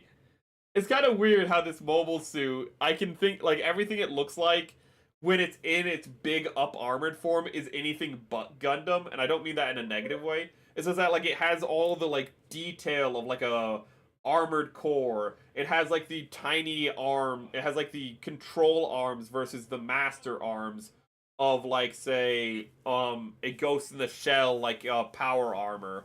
And then now it has, like, this thing, it has, like, this part right here, which just feels like a 40K, not Redemptor Dreadnought, but what's the Horus Heresy Dreadnought? Hold up. 40K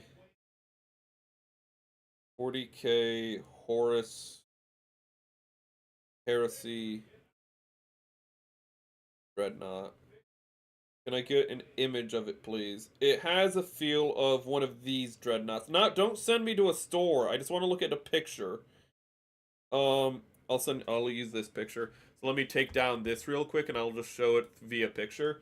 Well, like one of these dreadnoughts, as you can see, like how it has that sunken head. It reminds me of that.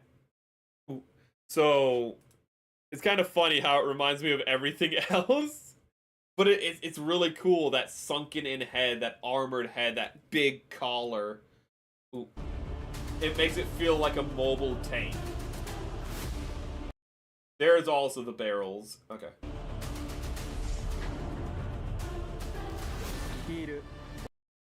So I guess in a sense,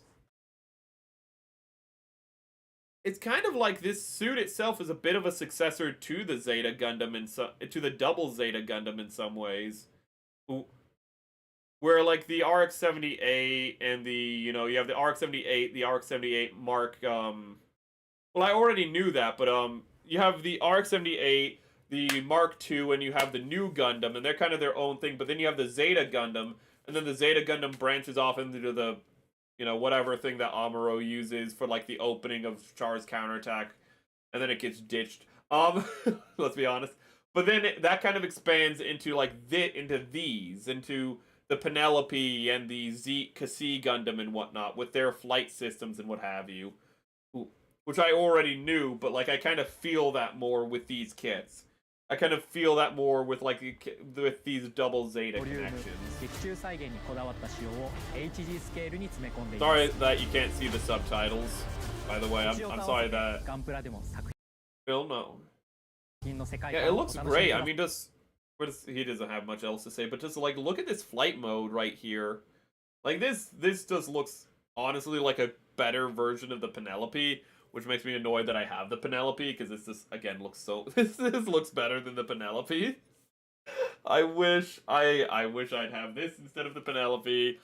I don't want to insult the Penelope, but I like the Odysseus. I like the Gundam Odysseus. I just don't think I'm going to be displaying the Penelope in its flight system. This is something I could see myself displaying by the new Gundam by itself, with the flight system in flight mode. This is what I'm saying. Like the Gundam Penelope, I'm gonna build the flight system, and that's all I'm gonna build the flight system. I'm gonna be like, yeah, we did it on stream, and then I'm just gonna display the Odysseus because I like how it looks. This kit, I like how it looks in every version. I like how the new Gundam looks. I like how the whole thing looks, how the Elysius looks. I like how the flight mode looks. It all looks very unique and gribbly, and the fact that it's a prototype suit kind of makes it more acceptable that it is more gribbly, that it is that more detailed, and my microphone is all the way over here, so my audio quality's probably been bad. But it has a level of detail that normally I wouldn't accept in Gundam, because it looks, again, more like something from Armored Core. But then you appreciate that it's an experimental mobile suit, so it's more like a stripped down suit, that it is more exposed, that you're seeing something that you normally wouldn't see in Gundam on purpose. It's really nice. When does the kit release? That is a good question. It should be out in April. Are you gonna tell us when it's out? No. Oh, almost clicked on Jobby the Hong by accident. Ooh, not that Jobby the Hong is bad or anything, but we already looked at a video. Okay. This stream has gone on for like way too long. It's midnight. Like, Opus needs to get to bed if he's still here. Fucking Opus, go to bed if you're still here. But we're gonna end stream and we're gonna just find a place to send you people off to. So let's start with Twitch. No, if you sent something in Stream Talk, okay, I was about to say, if you sent something else in Stream Talk, no, we're not gonna watch it. We'll watch it some other time. Let's go to Twitch first, because this stream has lasted forever. Nobody is streaming. You know what? I mentioned, fuck it. I'm gonna send you to Mari En on Twitch. You go to Mari En. She's big, so we're just gonna link out to her. Ooh, she's okay. But on YouTube, let's see here. For Japan, I hope you guys have liked the stream. Or sorry, I don't like saying liked because then it sounds like I'm asking you to like it. I hope you guys enjoyed the stream as much as I did. Ooh, we will be back on Wednesday. Sorry, I have a video I hope to release this week, but it might not. I just don't know if I can. We have the compilation I hope to release. I don't think I can get it out tomorrow, but I might be able to get it out on Wednesday. But we'll be streaming on Wednesday, continuing this kit. We're going to be doing the organization and bagging, so that way at the end of the month, or actually at the start of next month, we'll be finishing this kit. And the reason we won't be finishing this kit this month is because next week we'll be building the Moon Gundam. However, it's also Valentine's week, so that means we have a Valentine's special too. We have a viewer's voice where you get to vote. Right there, you can see right there at the top of chat. You get to vote for what we're going to be, you know, playing on Thursday. What romantic game that we're going to be playing. And a lot of you are voting for Neko Para because you fucking hate me, apparently.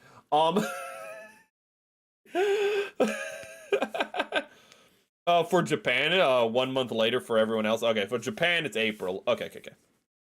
So the earliest we can expect is April, May. Is like May or June. Got it. Let's see. Have a nice night. You have a nice night yourself. Have a good night. You have a good night yourself. Moon Gundam. Yes, Moon Gundam for Lunar New Year. We're gonna end the year of the dragon and go into the year of the horse. Have a good night, Mary, and thanks for the 4-hour stream. It's been a long stream, but I'm happy you enjoyed it. Moon Gundam, I have quite a lot to say about it, but that's for next week. Yeah, you said you had some color recommendations for it. If you have, put the color recommendations ahead of time, because I will not be able to get them the day of. If you have color recommendations, recommend them in Discord ahead of time, so that way I can go shopping for them over the weekend if I need to. Neko Potter is great. I love cats. I'm a dog person. Anyways, let me find a place for you, for my streamers, for my chat. Do I send you both? Playmo, wait. Oh! Sky, you're building a model. I so rarely get to send you people.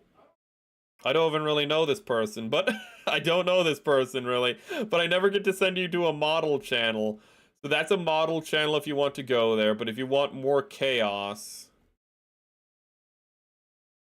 I'll send you also, the second link is Mari Mari if you want more, if you want chill chaos, if you want chill brain rot. You have Mari Mari, but if you want to check out another builder, somebody who actually builds something, check out, what is her name? Sky Senfort, which is the first link. But in the meantime, I just want to give you guys freedom of choice on where to go, so that's why I gave both links, because I gave Mari to Twitch. But in the meantime, I want you guys to have a great day and a wonderful life. Hopefully the rest of this week is more pithy than this stream. Why did I use that word? Is more concise than this stream, but just as fun. But regardless, thank you for joining us, and have a great day and wonderful life. Normally I have like something to say after the ending screen goes up, but in all honesty, all I can think is, holy shit, I'm surprised my throat isn't bleeding. I'm going to need to do a lot less talking this week, because I have a singing stream this week, and I'm not a good singer already. Sign us out, Gregorian chanting. Oh, wait a minute, you can't hear it, shit. There we go.